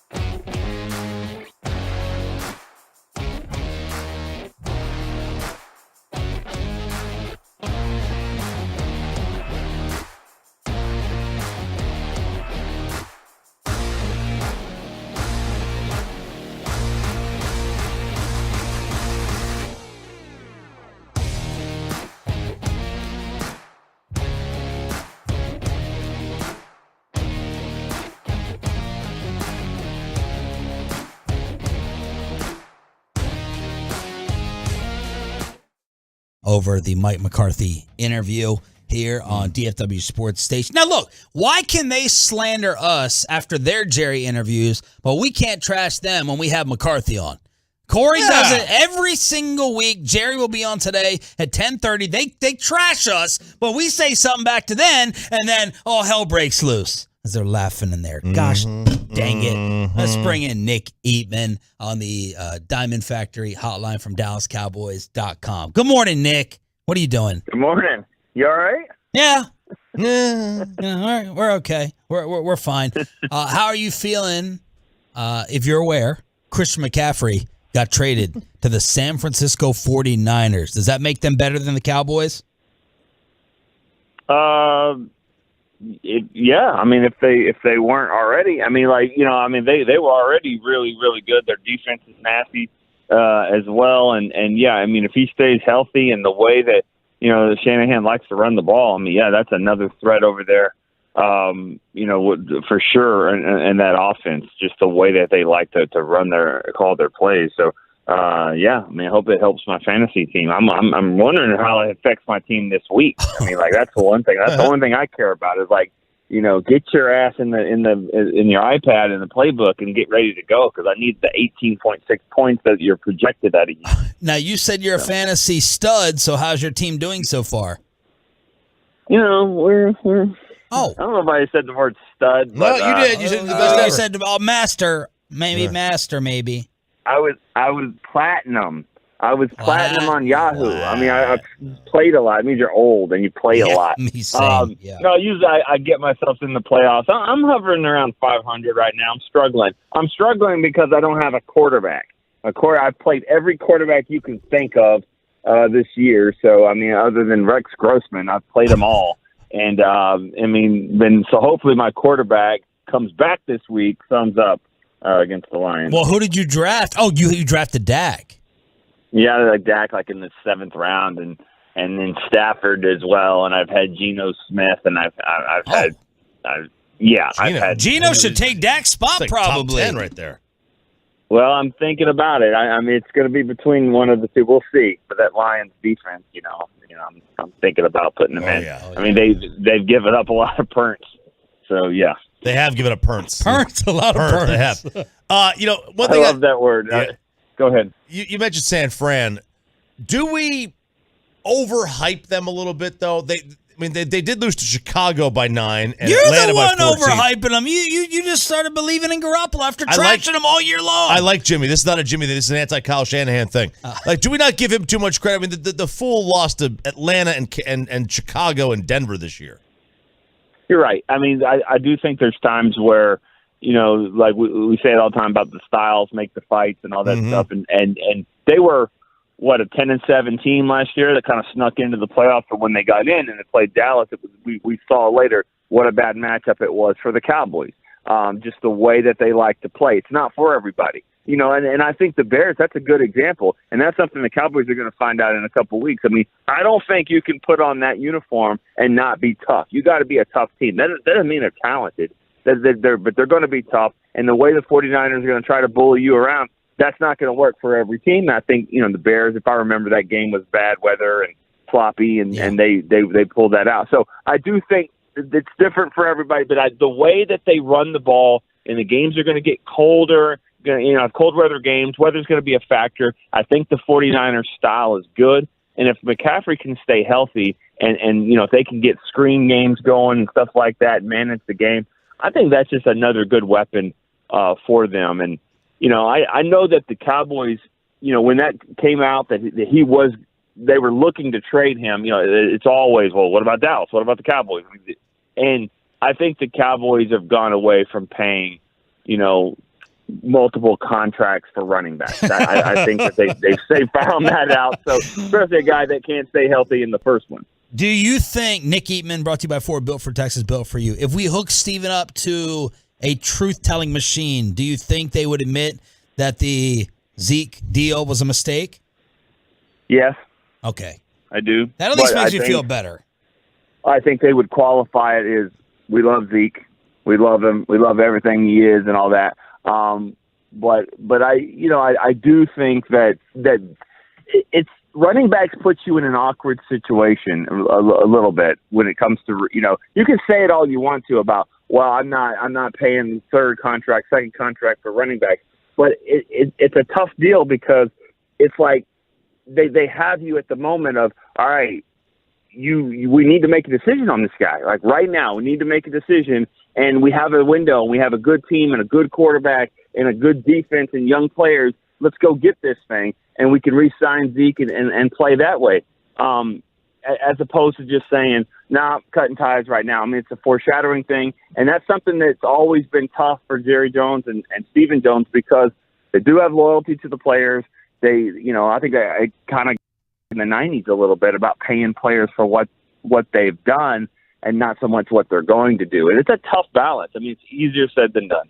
How are you looking at this Lions game in terms of what's going to decide this thing Sunday? I think whoever can get that first couple punches in. I mean, because I think if the Lions, I do think Dan Campbell's going to come in here and have them ready to go and ready to play. It's been 2 weeks since they've been shut out. They're going to be chomping at the bit. They're going to come into AT&T Stadium, and if they can run the ball and hit the Cowboys, early on, then I think it could be a really tough game for both teams. I think the Cowboys have more talent. I think that they'll prevail, but I do think that if the Lions can hang in there early, then it could be a long day because they like to run the ball. I mean, when I found out that stat that they've outscored the Cowboys by 30 points this year, and they've been shut out, and they have a bye, and they still have 30 more points than the Cowboys. I mean, they're outscoring Dallas 140 to 110.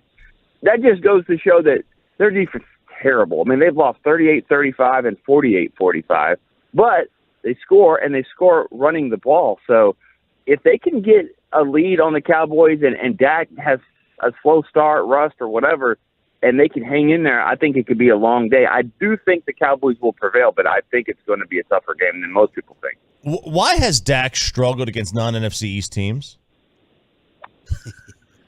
I didn't even really know that was a thing. Why do you think? I don't know. I don't know. Yeah, I mean, I have an answer. That was a thing. Well, you could just forget the fact that the NFC East is stunk. There you go. But no, like the other teams are better. Yeah, but even against, it's like I'm just looking like even not even talking about his win-loss records, like even against the spread, which it doesn't like you don't usually see a discrepancy the way that they have it with him. Yeah, is it? I mean, is it Dak or is it like are the backups? I mean, is Andy Dalton going in and beating these teams? I mean, is it just the Cowboys? No, this is just with Dak at quarterback. They're 26 and 34 against non-NFC East teams against the spread. It's just a weird number. It just doesn't make sense. Yeah, I guess, but Sean's right. I mean, the NFC stinks. NFC or NFC East? NFC East stinks. Yeah. Right. Yeah, it did. I mean, I think it kind of goes in cycles. I think it's obviously much better now. I mean, I don't know if they'll have 3 teams in the playoffs. I mean, I definitely think they'll have 2. I don't know. Maybe that might be a situation of he's just been so good against them that he's not going to be good. But I don't know what the overall record is. I mean, against the spread, and you guys know better than anything, the spread with the Cowboys can be kind of wonky. I mean, they've been off a lot this year with the Cowboys. I think they've had a hard time handicapping the Cowboys games. They did a pretty good job against the Eagles though the other night. What, about 6-7 points? What's up with Dalton Schultz? I think he's ready to go as of right now to play in this game. I just think it's one of those things, they're having a hard time figuring out how to manage it with him. Like does he wear a brace? Does he not wear a brace? Is it flaring up? Does he want to, does he need rest, on a couple of weeks? Does he need to, not practice? I mean, they're just trying to manage this thing. And I do think he's going to play. They think he's going to play, but yeah, they were surprised last week of, just what later, on in the week and on in the weekend that he didn't play in the game. But I asked Mike McCarthy yesterday the question about how do you keep these 2 young tight ends in the mix and also, put Schultz in. And it sounded like the answer was keep Schultz as somewhat limited. He is back, but he's going to be limited, and they definitely want to keep Ferguson and Hendershot and keep their arrow pointing up. What's your pick? I think the Cowboys will win 28-23. I think they're better. I think they're going to score some points. I think the Lions will score some points as well. I think the Cowboys will prevail, and I'm picking a touchdown for Turpin this week. I don't know offense, special teams. I think it's time. Turpin time. I don't know if y'all have heard that. Turpin time. We have heard. We have heard. Yeah. It gets said a few million times. I think it's gonna be said again Sunday. I think he's gonna break a punt return, but he might even score on offense. Who knows? I think he's gonna score a touchdown. Thank you, brother. Have a fantastic weekend. We'll talk to you on Monday. All right, see you guys. Nick Eatman, brought to you by Ford. Built for Texas, built for you from DallasCowboys.com. Let's see how crazy crosstalk gets. We've already been yelling and screaming at each other in the commercial breaks. Crosstalk with KMC before Jerry. Next on The Fan. Coming up in the next G-Bag Nation, Stephen Jones joins us at 3 o'clock. And then What You Drinking, What You Thinking starts at 5:20.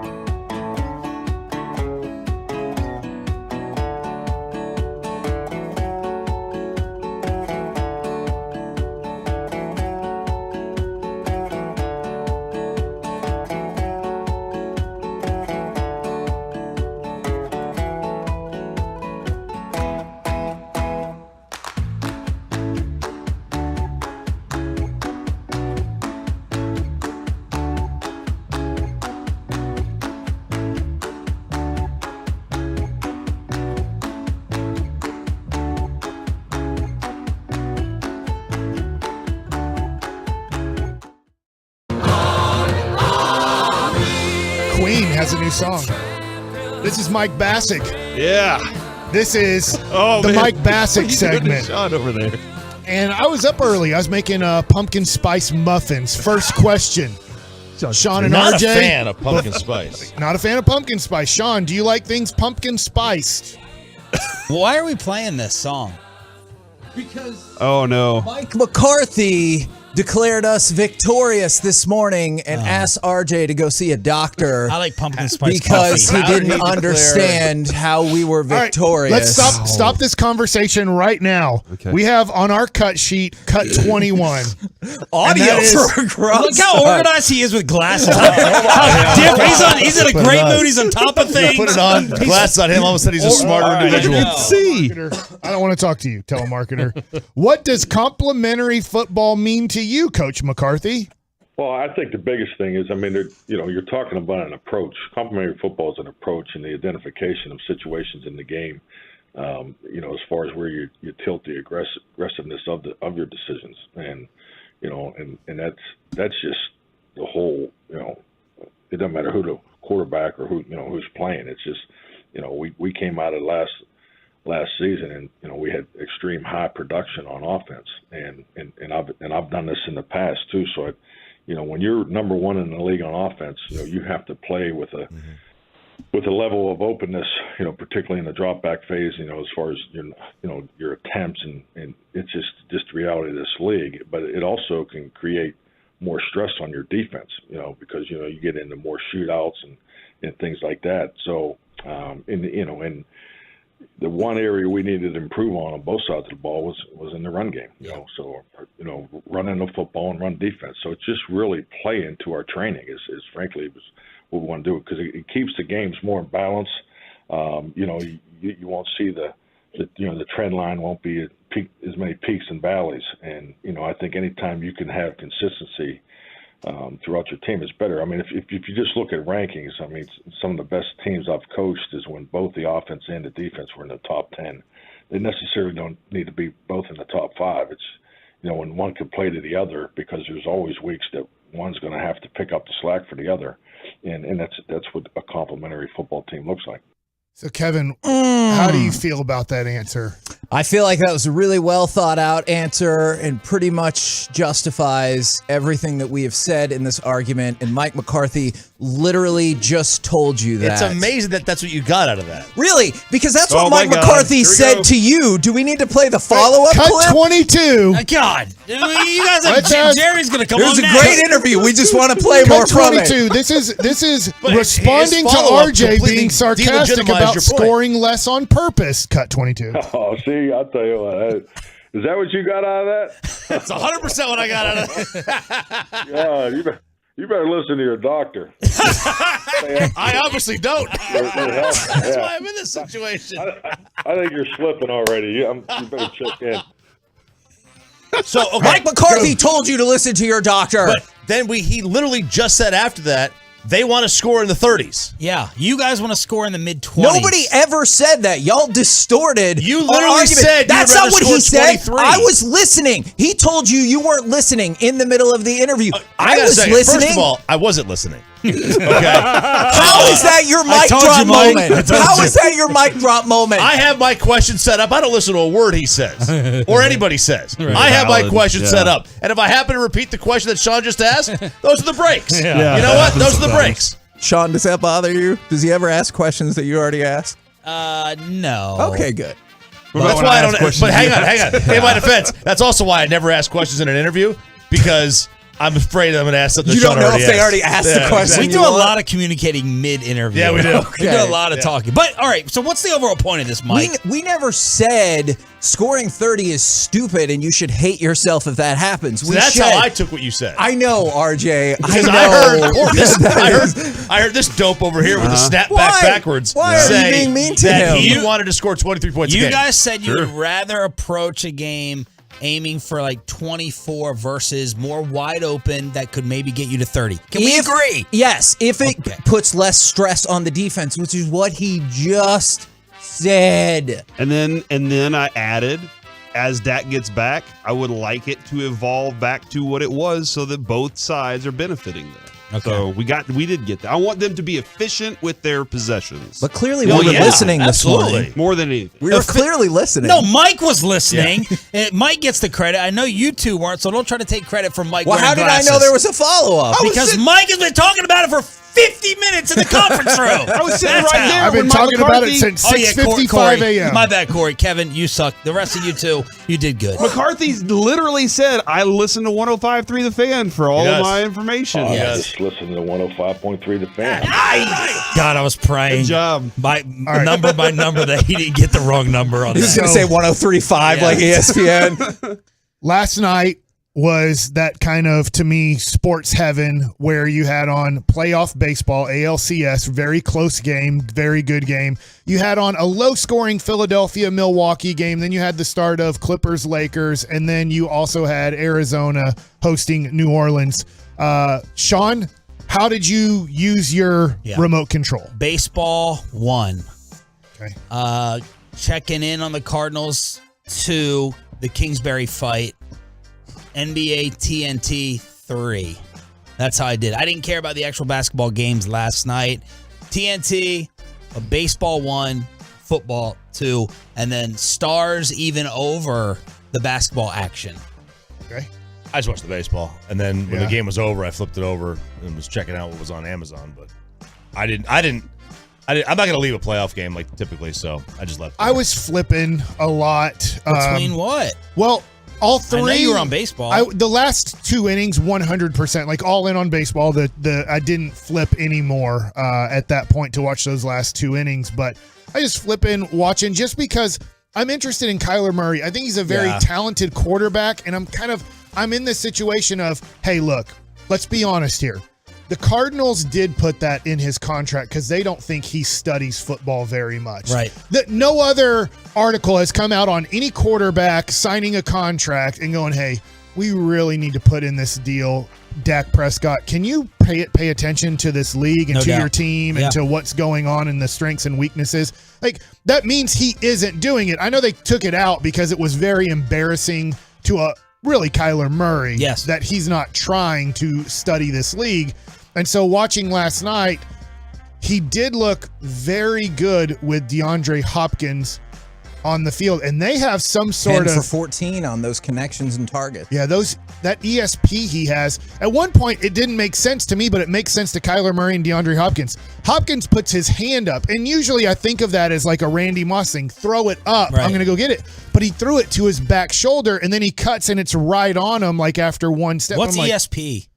Extrasensory perception. Oh. Kind of like that John Stockton, Karl Malone type of, I just know where you're going to be. Like when guys have that connection. Yeah. I don't even need to see you. I know where you're going to be type of Like that Bruce Willis movie. I was going to say, Karl Malone knew where John Stockton was going to be, but not his kid that he said wasn't his. Kyler was like 5.8 per pass before last night. Do you understand how horrible that is? It was his worst season so far of his career. Yeah. Not even close. 5.8 per pass. Awful. Coach Bro's gone.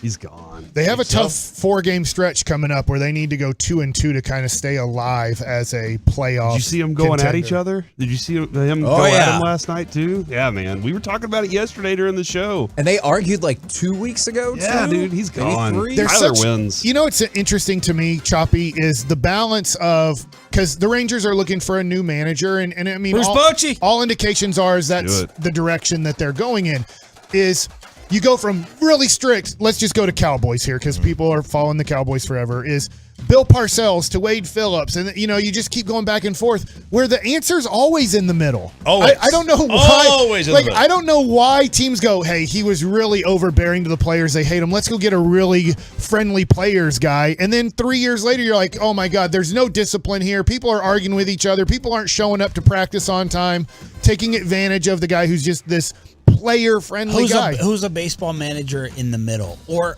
any coaches in sports that you think are in the middle? Wash. I think Wash is a good answer. Is Bochy I think a hard ass? He's in the middle guy. Okay. Wash was analytical?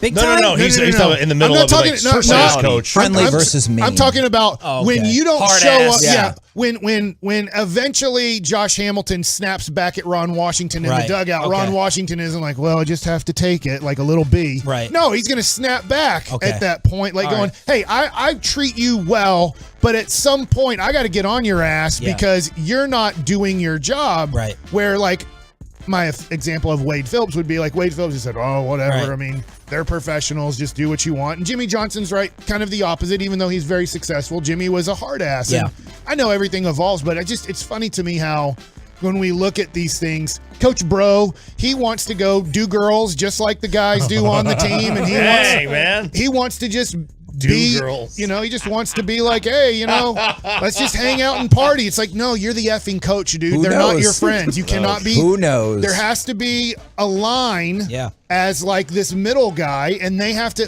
I guarantee you what the Cardinals are going to do is they're going to go get some hard ass because they got to go really discipline this team, and it's going to work because he's so opposite. But then 2 years from now, they're going to be like, he's way too hard. The players hate him now. They don't want to show up to work.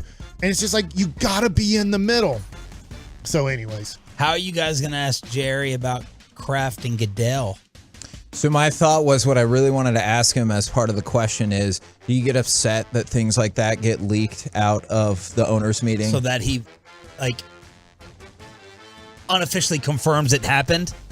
I got you. Well, whatever, sneaky. after the answer to that one, I want to follow up with, did you really say don't F with me? Yeah. Oh, like, yeah. That was going to be part of it. Yeah. I want to hear if he's like, guys, I'm not gonna get into it. I would love for him to be like, damn right I did. Like, that would be awesome. Yeah, absolutely. Corey, so we have Jerry Jones at 10:30. What else do you want to tease? Man, masterpiece of the week is today. And I don't even know how this is going to go because we've had like 6 different producers in the last 2 weeks. So I'm not Who are really the candidates? sure. Are we on Joey's there? doing a great job.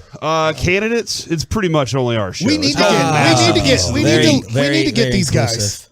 Next week we promise to have an RJ cut and a Sean cut in G-Bag of the Day. What about McCarthy and today? We just created the promo for the entire station and we can't get on the list? But that's not how it works. Inside of our show. You got to say like how you were going to do somebody by accident, but they're really talking about sports. Hey, Sean, you know, you could always hop on the show with us for like an hour someday and just hang back out. up the steam. I'm sure we could manage to get you on there somewhere. Yeah, call me at 10:20 this morning. All right, we need you in studio. Coming up next, the KNC masterpiece. Hate you. And just remember, Mike likes it's in that expressway where we don't take commercials from 12-something until 12-something. And we're giving away Cowboys tickets along with you guys on Monday for the Bears game. Hell yeah. I just listened to 105.3 The Fan. Yeah! Coach! Masterpiece. We're in this together.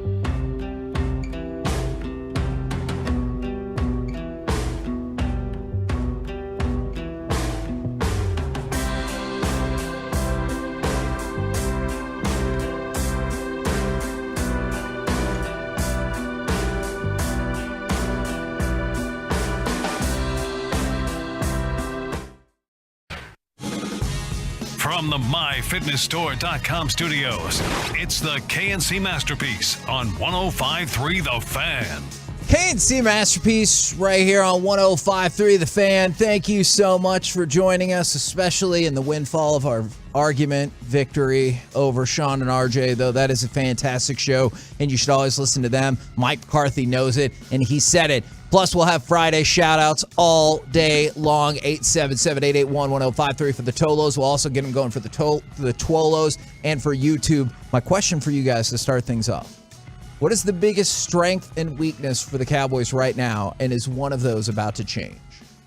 Oh man, this is a good conversation, because I think that one of their best features, Kevin, has been their jab lately. They've been really good at kind of jabbing, and then we're having fun. Their weakness is 59-yard field goals that cover the spread.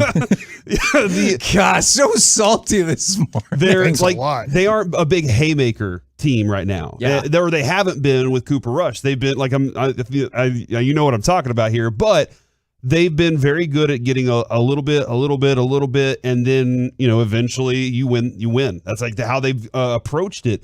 I think now this is one of their benefits, Kevin, is that they have a haymaker to throw. They have an uppercut because I think Dak can do that and on occasion, and that's going to be something that I think is going to benefit their run game even more. So I think their strength is going to be their run game because of their quarterback. And that's going to be an awesome benefit for them right now. And I think you're onto something there, because I was reading an article, I'm pretty sure, CBS, and it said strength, which I feel like we would agree with, is the pass rush. The pass rush has been horrifying. Like, not only are they at the top of the heap in sacks, they lead the league in pressures. They have the highest pressure rate. They're just far and away the best pass rushing defense. Okay. And it can come from a variety of options. Obviously, we all love Micah Parsons, favorite for Defensive Player of the Year. Dorrance Armstrong feels like he's been a revelation this year. DeMarcus Lawrence has been showing out in multiple aspects of the defense. However, the weakness has been your pass offense. Yes. The Cowboys are 27th in pass yards per game. They're 27th in pass touchdowns. They're 24th in points scored per possession. So we're talking about across the board really low numbers, like bottom fourth of the league. And Dallas hasn't thrown for more than 230 yards in any of their games of the season. And when we're talking about like how optimistic I am about how this team goes going forward, is because your biggest weakness, I think, is about to get a great injection of awesomeness. Their completion percentage is a shock to me, because they've been you said they're second lowest. They're 56% completion percentage. Yikes! That's the second lowest completion percentage in the NFL. That's shocking to me, and that's like 10% lower than where you would at least hope to be. Because I feel like efficiency is what it's all about, right? Like, you want to be able to be efficient on every possession and do something that gets you points in some way. And maybe it shouldn't be that big of a shock, because they didn't always convert third downs. Cooper Rush wasn't out there and just saying, hey, we're doing 16-minute drives every single time. They were playing the field position game. Yeah. And that's something that I do think that Dak Prescott can do. That percentage should go up to in the 60s. It should be in the high 60s. And that's what his career tells you. Yeah, that's where you should be. So offensively, with the passing game, you should be far more efficient, which would mean your drives are going to be more sustainable and end in points. Which maybe, Kevin, Sean and RJ were right in the respect that they will be scoring more points simply because they will be able to sustain better drives, which is complementary to the defense. See, it's complementary football. It's game flow stuff, always right? Goes with complementary football. And my question to go along with that, and I'm honestly curious about this, I think I would assume the answer is overwhelmingly yes, like 95 to 98% yes, but I don't know if that's the case. Are people excited that Dak is back? 877-881-1053. Because, man, yesterday, it feels like such a simple question. This is clearly an upgrade at quarterback. He's a good quarterback. But yesterday, when we were talking about it, there were so many people who texted in. It was like, have you not seen Dak play? He's trash, or he's this. And, like, I just fundamentally disagree with that. One of my questions for Jerry Jones is, should we temper our excitement about Dak being back on the field? And I was like, you asking that now really does kill my question later. And you should still ask the question, because the very first text, guys, Inaccurate is just a little bit better than Cooper Rush. Can we not all agree that that's just wrong?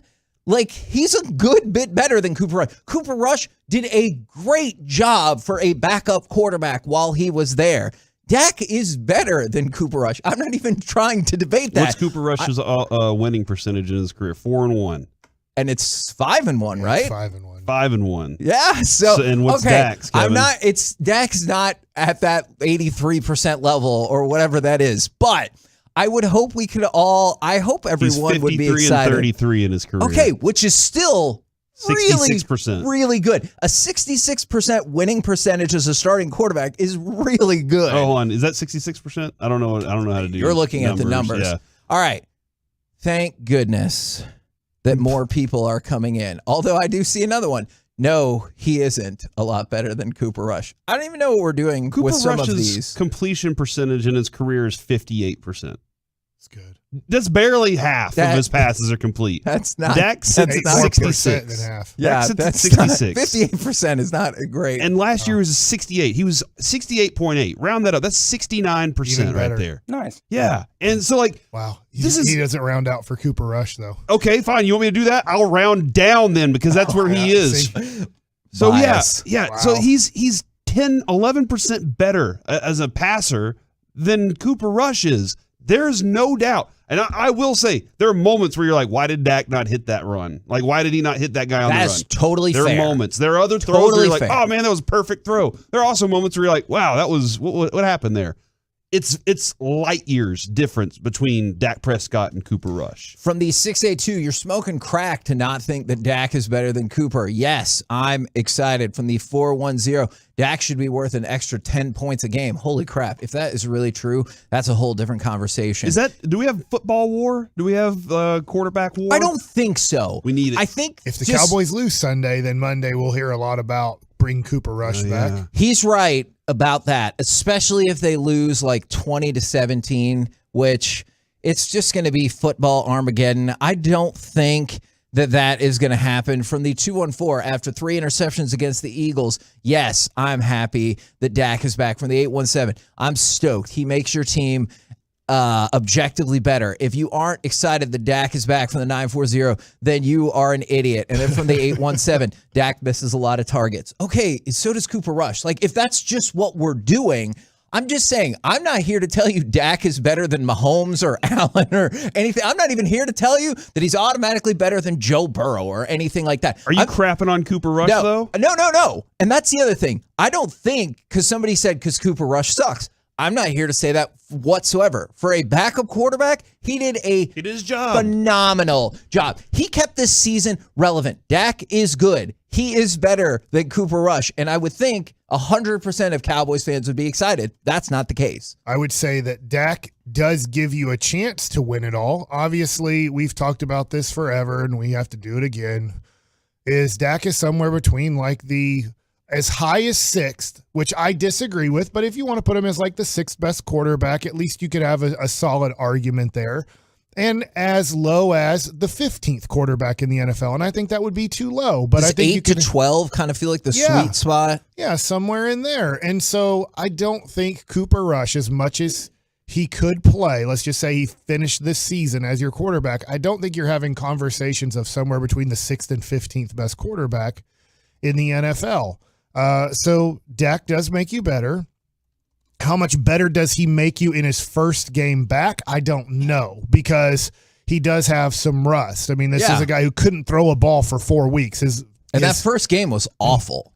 So he's only been throwing a ball competitively for 7-8 days approximately, and there's been days where we don't know everything, what he's doing in his backyard or what he's doing away from the facility or what he's doing when people can't see, but it's a guy who hasn't been throwing a football consistently for a while, so he might not look as good as you want him to look. So on Monday, I don't expect to say, man, that's the best I've ever seen Dak look, or that was one of Dak's best games. I hope I'm wrong. I hope it is, but I think the Cowboys win this game pretty easily, and you move on from there, and Dak's the guy who gives you a chance to maybe beat the best teams in the NFL. Where Cooper Rush, that would be hard to ask. And then somebody said, why would I be excited for a quarterback? Sorry, there's a lot of text. A quarterback that's 8-9 in his last 17 games. Quarterback wins. And also, that's just wrong.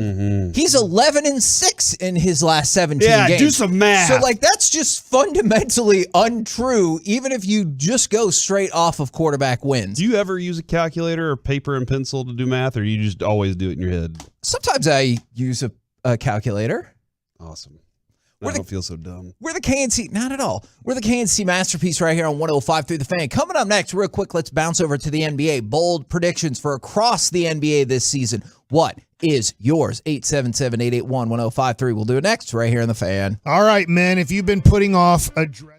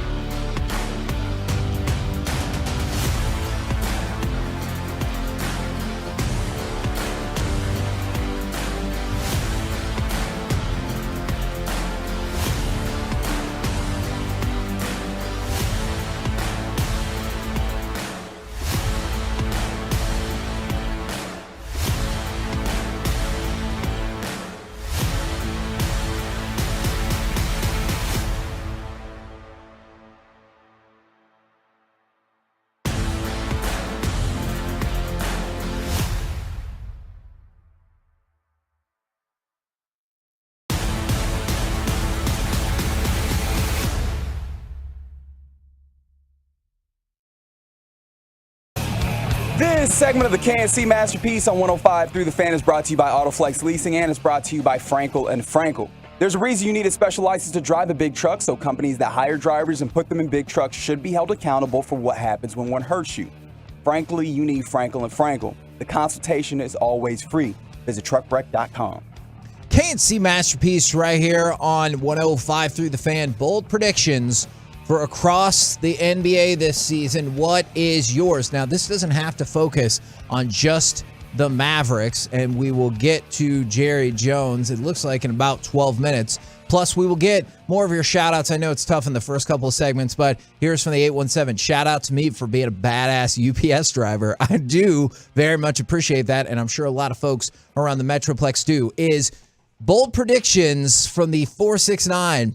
Mavericks eliminate the Clippers in the Western semifinals after Game 5. Wow. And meet the Warriors in the Western Conference Finals again. I feel like we'd all be pretty darn stoked about that, and right? then win the Western Conference Finals, right? Was that the like we're not just meeting? I don't want to meet again. I want to win it all. I get that. I do. That is not included in the prediction. I want to get to the finals and lose in the finals. How about that? Okay. Okay. I mean, I think we all would. Absolutely. Can you imagine a finals run around here and how much fun it would be? Even like I wanted to go 7, obviously. I don't want to like lose. I don't want to lose a heartbreaker though. Maybe it just goes 3. But like we'll be in the place where I'll think it'll be okay. Because I remember I was so pissed in 2006, but I also was like, this is just the beginning. F all of y'all. We're going to be in the next 3 NBA finals. And so it was only eventually after 2007's loss to the Warriors that I reflected on how stupid and we lost Keith 2006 Van Horn was. and it all ended. I don't know. We got that Van Horn queso. Yeah. Now, but Kevin, last year though, think about this. Last year you got to the Western Conference Finals, which was beyond your goal. Okay, like it was beyond whatever you had for a goal. I agree.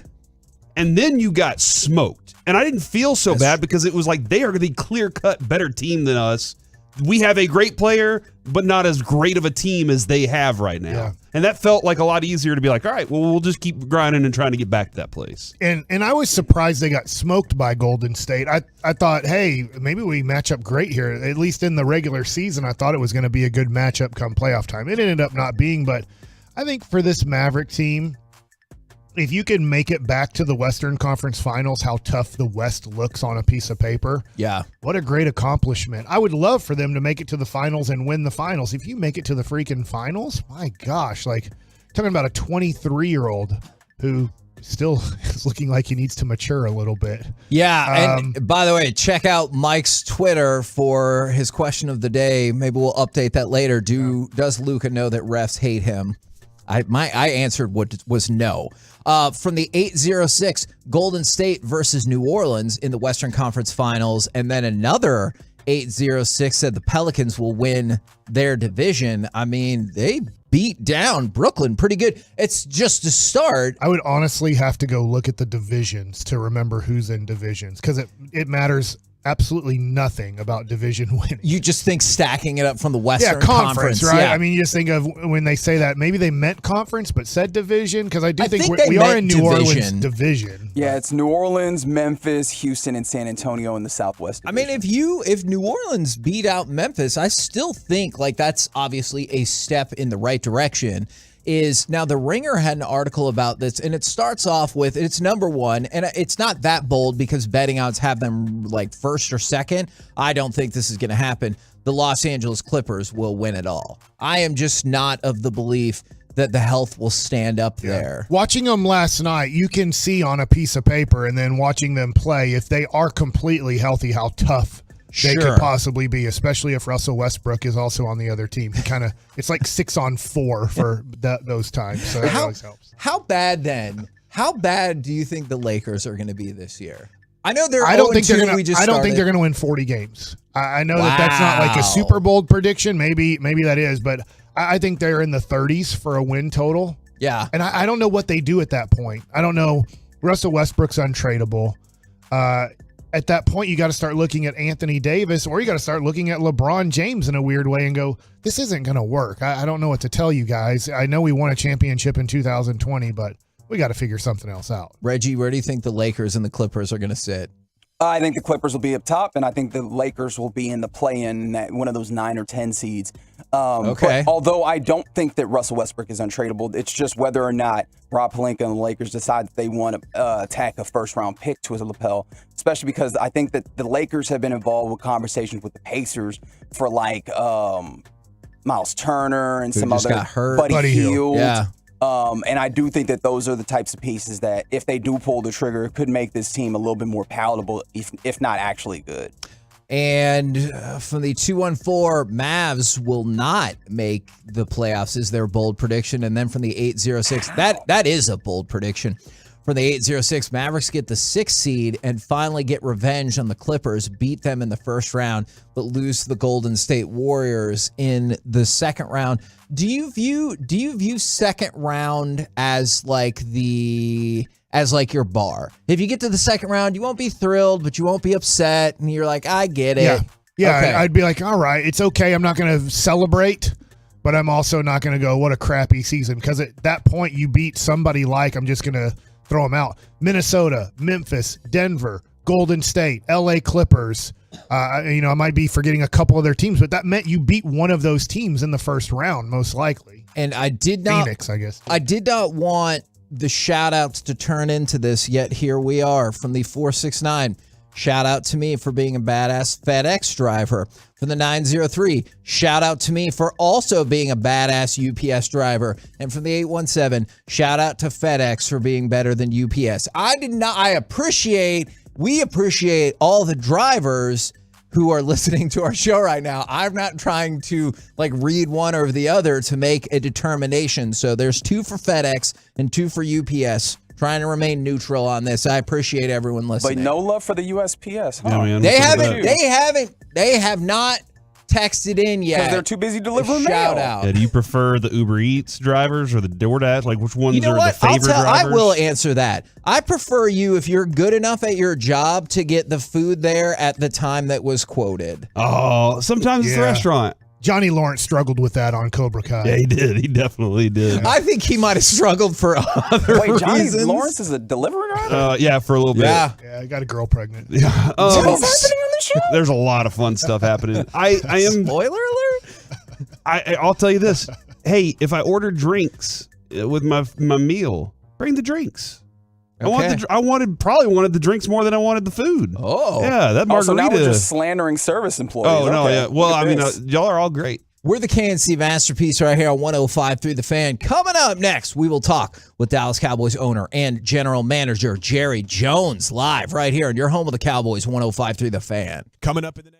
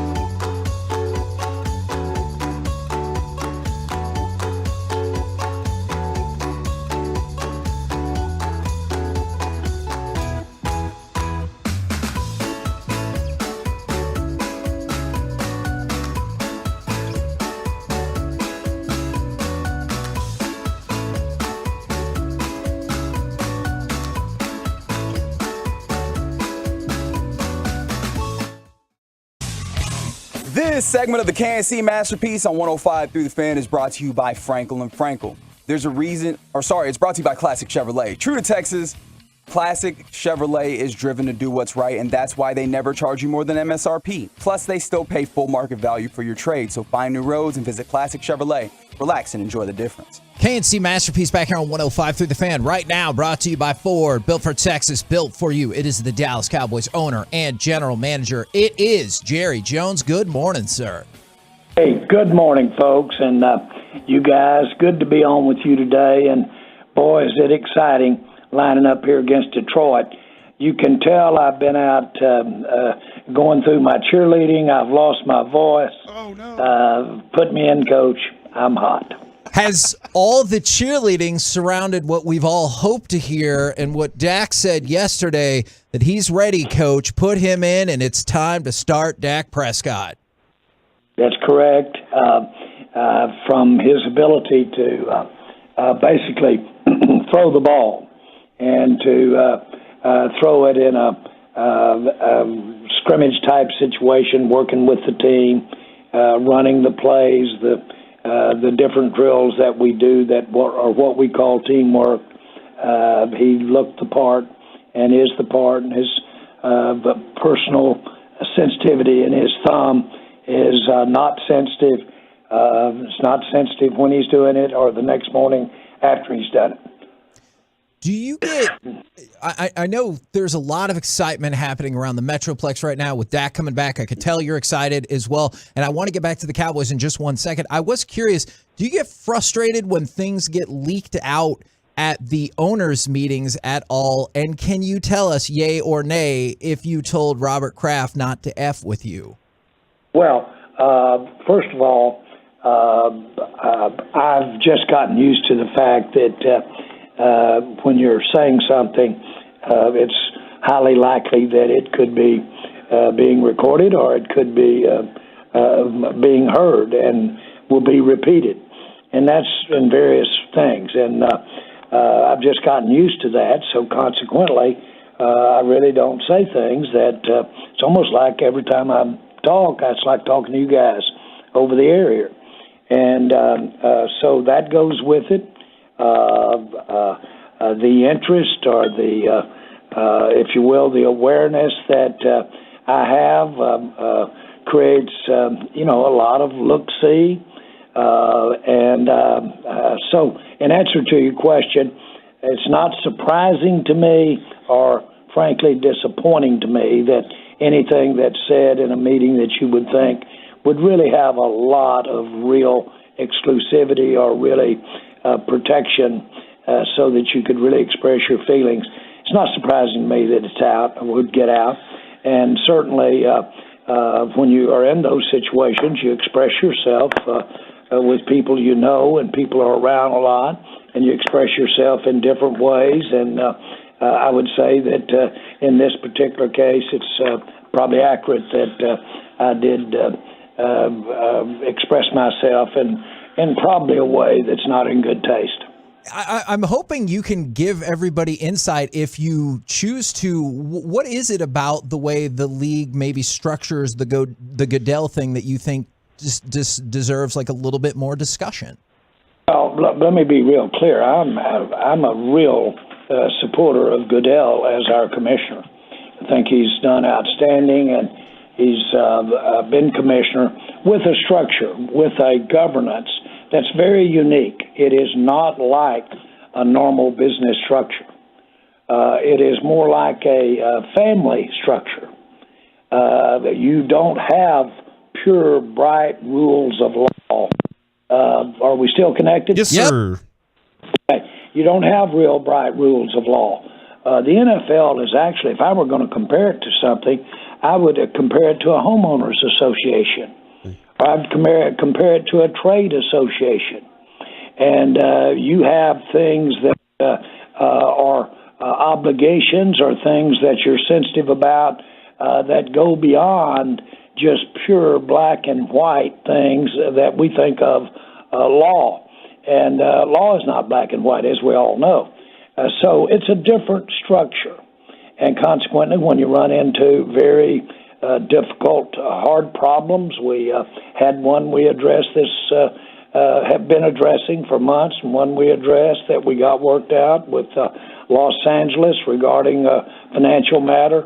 That's what this structure is about. What you were hearing from me, or what you heard, was an issue with the structure regarding how we were going to address the commissioner or his successor. And so I was basically expressing myself in that area, not my support of Roger. As a matter of fact, I actually stood up and made a nomination for his potential extension. And then when I heard the structure of how we were going to approach it, then I didn't agree with that. So that's what you were seeing. Now that's kind of talking. Well, anyway, that's my answer. Man, that's a really clear answer right there. Appreciate that. To the point of obligations and the HOA, I like that comparison there. Do you kind of feel obligated to back Dan Snyder as things go along, or other owners whenever they're in troubled situations? Not at all. Not at all. I'm just not aware of the kind of issues. I hear the media speculation, but that's all I hear. That's not supported by tangible facts. Those are being presented and being looked at, and I'm sure there's other things, but you could do those other things on any subject matter. But I'm not aware of anything myself that rises to the level that is being speculated about whether or not he's with the Washington team or not. Well, Jerry, appreciate all the business conversation there. I did want to, like, when you turn over the reins to Dak, do you give Cooper Rush a firm handshake and say thanks? How do you approach the backup quarterback there? You're a play away from welcoming him back. If your handshake meant good job, bye, you're one snap away from possibly having that happen. And so what you are, when I grab that hand, is I know a lot more than I did 5 weeks ago about what kind of shape we're in if we don't have Dak, and we're in good shape. We're in outstanding shape. I think everyone feels good about CeeDee Lamb. I just wanted to check in because I know he was between limited and full in practices, and he'd been working through a hip injury. We feel good about CeeDee Lamb for Detroit and going forward. I think he's full-blown, ready to go without any compromise health-wise. Jerry, I'm you had Dan Campbell here as a tight end during the Bill Parcells era, and this guy we've seen him do all the hard knock stuff. He's got passion. What are your thoughts on seeing Dan Campbell on the other sideline this week? I think he's a natural born coach. I thought he had the temperament, frankly, the physical skills to be an outstanding player. I thought he was. And so he has that added positive dimension that he's played in the NFL. And he played the game the way it was supposed to be played, with everything he had regarding his commitment. He is that kind of coach. And I admired him when he stepped in down at Miami and took over a temporary head coaching job at a very young age. He's an outstanding coach. He's going to be formidable, in my view, for years to come in the NFL, and he is an outstanding coach today, and I've seen some very good things that he's doing there in Detroit. So, Jerry, what specific player or what on Detroit kind of worries you on Sunday as they haven't got off to the best of starts this year? Oh, I think their quarterback. I've always liked him, and personally worked him out and looked at possibilities there. But I've loved him when he was at Los Angeles, and thought that he was one of the most capable quarterbacks in the NFL, and I think he is today. we're seeing, Jerry, a few trades going down in the NFL right now, and we're looking at this team and trying to figure out does another move need to be made? Now, I know Dak hasn't been out there, and so there's still some trying to figure out what this team can do and the potential of it, but is there a potential of the Cowboys making a move to add something to this team, and where would you make an addition? Absolutely nothing that involves a name of a player or a position that I'm seriously looking at this moment. Not one move. But could that change in 30 minutes? Of course it could. And always looking to get better. But I think the reality of the situation, I would say there's not one. What are the biggest hurdles to overcome when trying to make a trade in the NFL? I know you love to make deals, but what's the hurdle that's like, oh man, that makes it difficult to make trades? Oh, I think you first of all look at the player as to how he fits. I'm not even going to say skill level. I'm going to say a combination of the skill level and how he fits with of what you're trying to do in your system. If he comes from a very similar system or concept of offense or defense, then that's one thing that might get your attention. Then I think the other overwhelming thing is the structure and conditions that you would have by bringing the player on. Do you have the same salary structure? Is there a chance for renegotiation of the salary structure to more be compatible with where you are with the cap, those kinds of things? Those things are there too. But the same fundamentals is ability, availability, where you are. Is this a fit for the long term, or is this a fit for this year? All of them very legitimate considerations on a trade. But those are the things that would come through my mind and would be the first things that I would look at if we came up with a name. Usually, if there is a good chance of making the trade, it comes when your phone rings, not when you pick up the phone and ring it. Jerry, I know there right now, I won't mention names, but there's a Jets player who's demanding a trade right now. And I know being part of Major League Baseball, there's times where as a player you get upset and you go in and you demand a trade. Either you say it or you want your agent to go tell the general manager that you want to be traded. How many conversations do you have to have with a player to sometimes calm them down in the role that they're in and say that you really still can help our team? I'm not into a player of ours trying to blast his way out.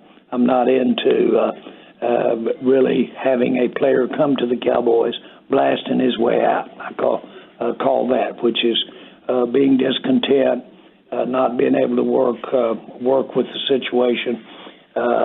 Those are usually founded in other reasons, and most of them financial a lot of times. And so I don't see that work much, and I really look askance when I see discontent. Talk with Jerry Jones, as if people didn't already know that, right here on 105 Through the Fan. I'm really curious, and this is one of the reasons that I do this, and I'm not actually a coach or anything like that, because I would look ahead past Detroit and Chicago. How confident are you that this organization and Mike McCarthy can do everything to make sure that nobody looks ahead of Detroit or Chicago or anything like that? Well, I think the ones that look ahead more than anybody are fans and the players that aren't playing the game. The guys that are playing the game have their days and hours and week, have their hands full just getting ready to play that game.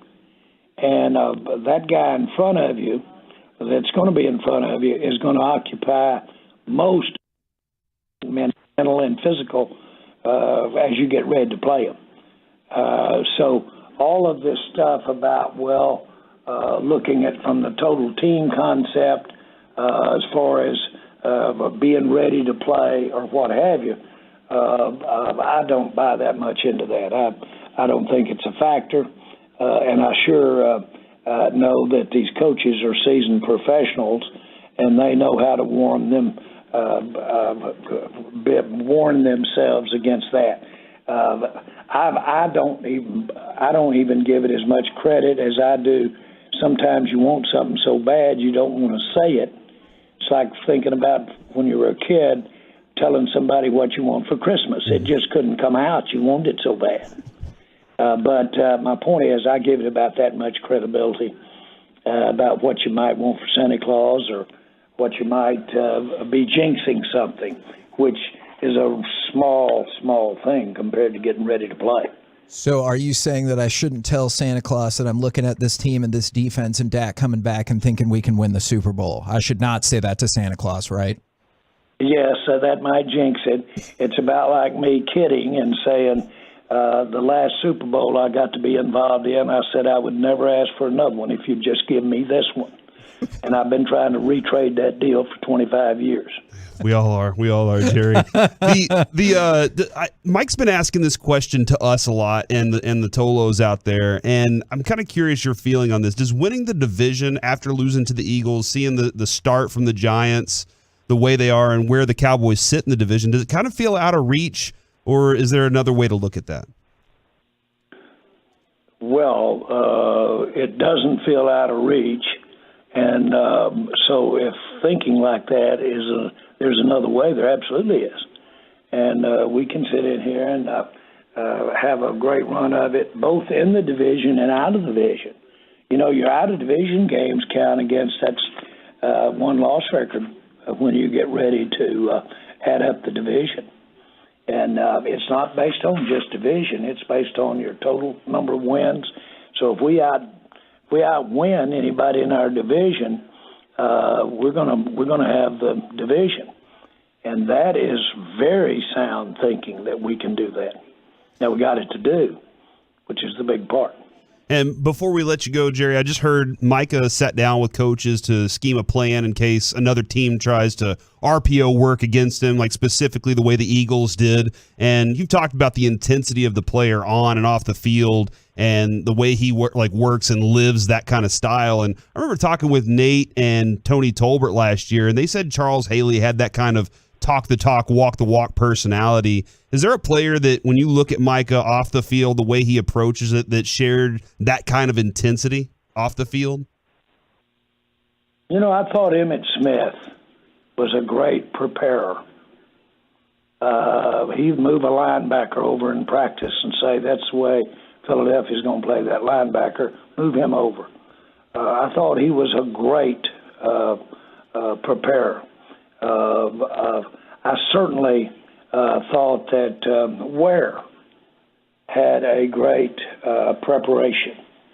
And as it would turn out, Ware was one of our greatest coaches out there because he would help the offensive lineman prepare, the guy on the other side of him at practice for the opposing team.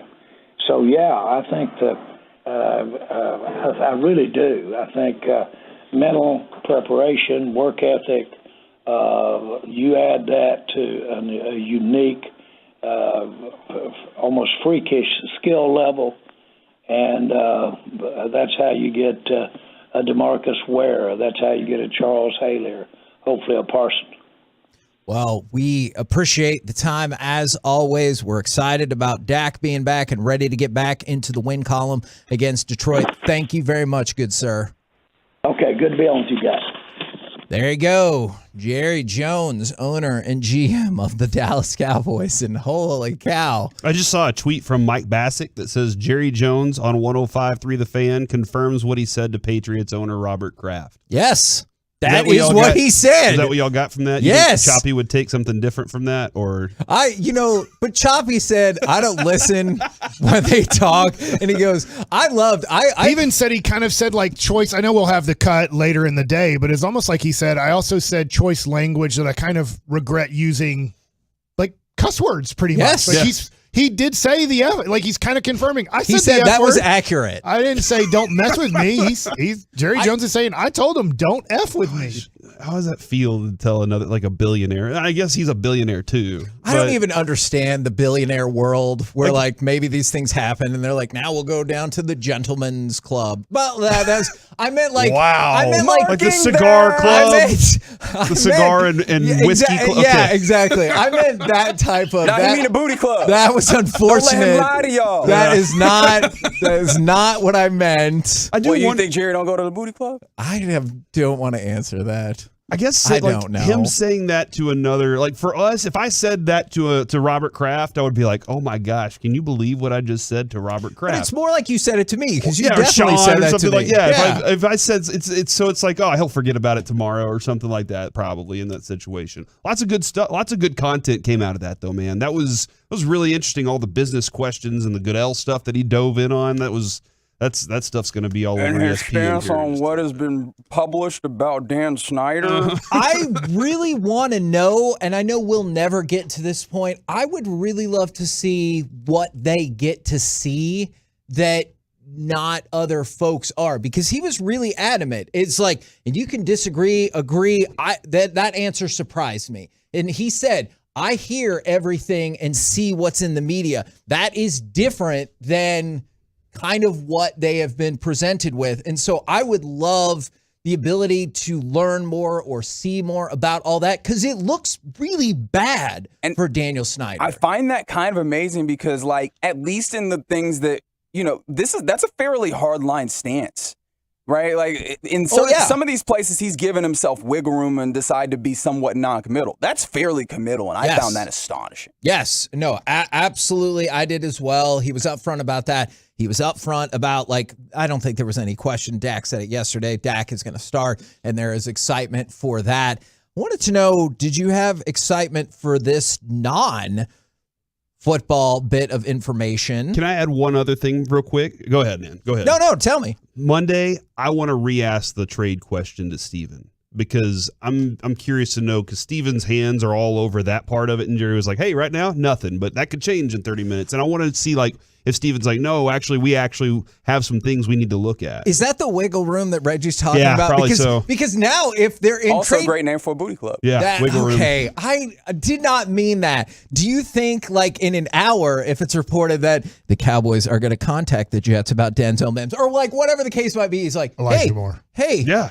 That's who the players. DJ Moore, yeah, one of those two. Ooh. Yeah, they weren't interested, but then the Jets made a call, and so now we're talking about it. Absolutely, he was dead on. I don't know anything yet, but phone got picked up. By the way, did you see the fake Rappaport tweet out the reason the Jets were looking to make a trade is that Zach Wilson banged that guy's mom? Oh my god! But it had you can't even say it had the Rappaport picture, but it definitely was not that. And I saw it got some traction, and I was like, dude, that's not. You have to use another like phrase there instead of bang, dude. Does he only like moms that have older kids, or does he like moms that also are new moms? I don't. You flummoxed him. We did it. I don't know what to do with any of this. Just send us a break. We're the KNC Masterpiece. How old are your kids? 3 and 7. No, you've had kids lately. How old are your kids? 17 and 24. That I want you. Like, is that how he does it? Coming up next, whatever show they're bringing in to replace the KNC Masterpiece, we're good. We'll get to talk with Mickey right here on 105.3 The Fan. Halloween is around the corner.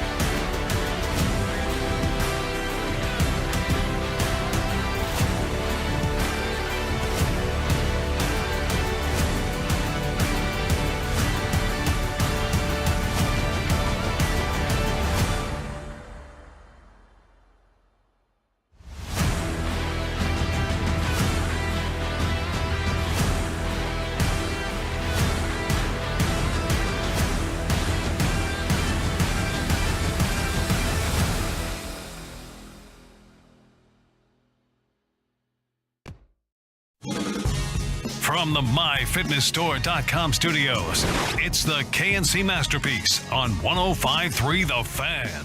KNC Masterpiece right here on 105.3 The Fan, where you best believe Mike is still talking about that thing that he was talking about right now. Once again, brought to you by Ford. Built for Texas, built for you. It is our Dallas Cowboys Insider, Mickey Spagnola. Good morning, sir. Good morning. Happy Friday. We are pumped. How's Dak? He's back. I just you wanted to know know, that. how's Dak feeling? How are you feeling? Back. Yeah, all right, awesome. There we go. Back Man, to you, Kevin. You know what? I just wanted to let you know, Mickey, as if the internship didn't prove it, how much respect that Corey has for you is Dak told us and Jerry told us, but it wasn't until you confirmed it that he was like, you know what? Believe it. I'm in. Yep. That they're not jacking around with you, right? Yes. Yep. Yeah. Well, I got to do that Sunday night after I saw him throw. Yeah, you kind of did Monday morning. You gave, like, even to the point where I Mike changed. I thought Monday morning, I was like, hey, 50-50. And then you came on and I said, no, I'm to 100%. I believe Mick's the one who sees him. I don't see Dak Prescott. Yeah, it was good explanation of what he went through to get to show he was ready that night. Yeah, and the only part that he still has to overcome is actually getting under center, taking the snap, and reading everything that goes on in front of him in 3 seconds. And that's hard to simulate in practice. Now, you can do competitive periods and all that, but the game speeds up for more than it does in practice. Right. And to me, that's the hardest part playing quarterback is getting used to seeing the muck in front of you. If you've ever played, and I haven't, right? But you got to see things right away. You got to make your reads, and I think that that could take a possession or two to kind of get. And that's what I think Mike McCarthy's talking about when he's talking about timing and rhythm. That's the part that you got to play in the game. That is hard to simulate in practice, and so that'll be one thing that I think we need to keep an eye on. And they may need to, for a possession or two, just get some easy throws, get some completions, and then kind of get settled down in the pocket. And that'll be, I think, something to keep an eye on. We heard the reports yesterday out of practice that Matt Waletzko had gotten hurt again, and he might need surgery and might be out for the year. I wanted to get your thoughts on, what you've heard or what the story is there. And also, do you feel like he's got some traction with the organization? Not that he's going to be like a giant star or anything like that, but they have more trust in him because of what he's done so far this year. Yeah, I think so. Yeah, and I you know what? When he suffered the injury initially, my thoughts were he's going to need surgery. And what they try, or what he tried to do is like, okay, let's get a harness on it. And guys have played through that, but at different positions, right? The offensive linemen have to use their shoulders.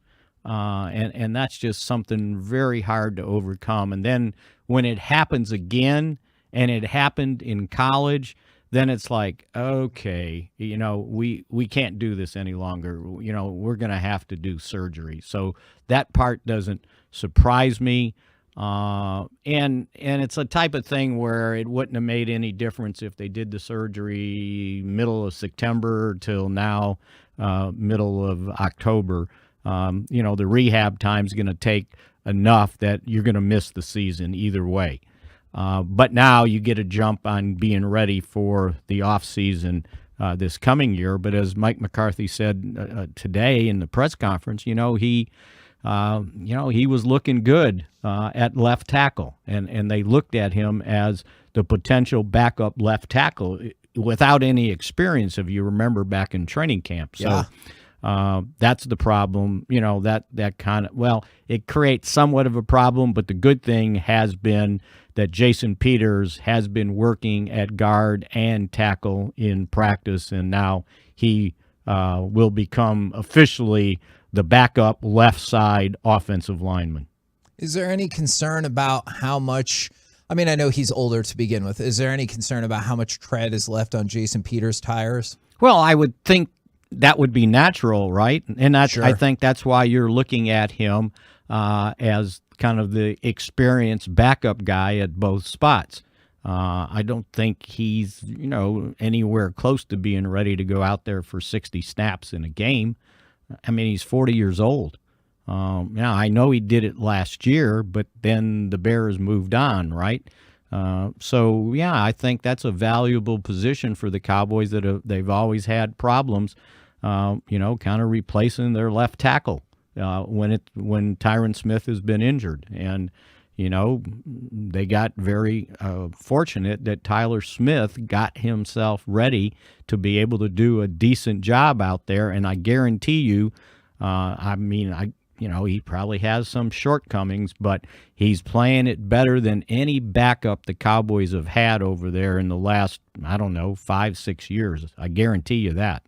I've seen this question pop up on Twitter and on our fan text a couple times here now, Mickey, and it's been different cornerbacks. And it's definitely not Diggs, but is it time to start Bland over Lewis or Brown? And I'm kind of curious on. I don't think they're going to make any changes there, but Bland has been good. What are your thoughts on the way that their secondary is playing? Well, Bland's been good in playing in the slot.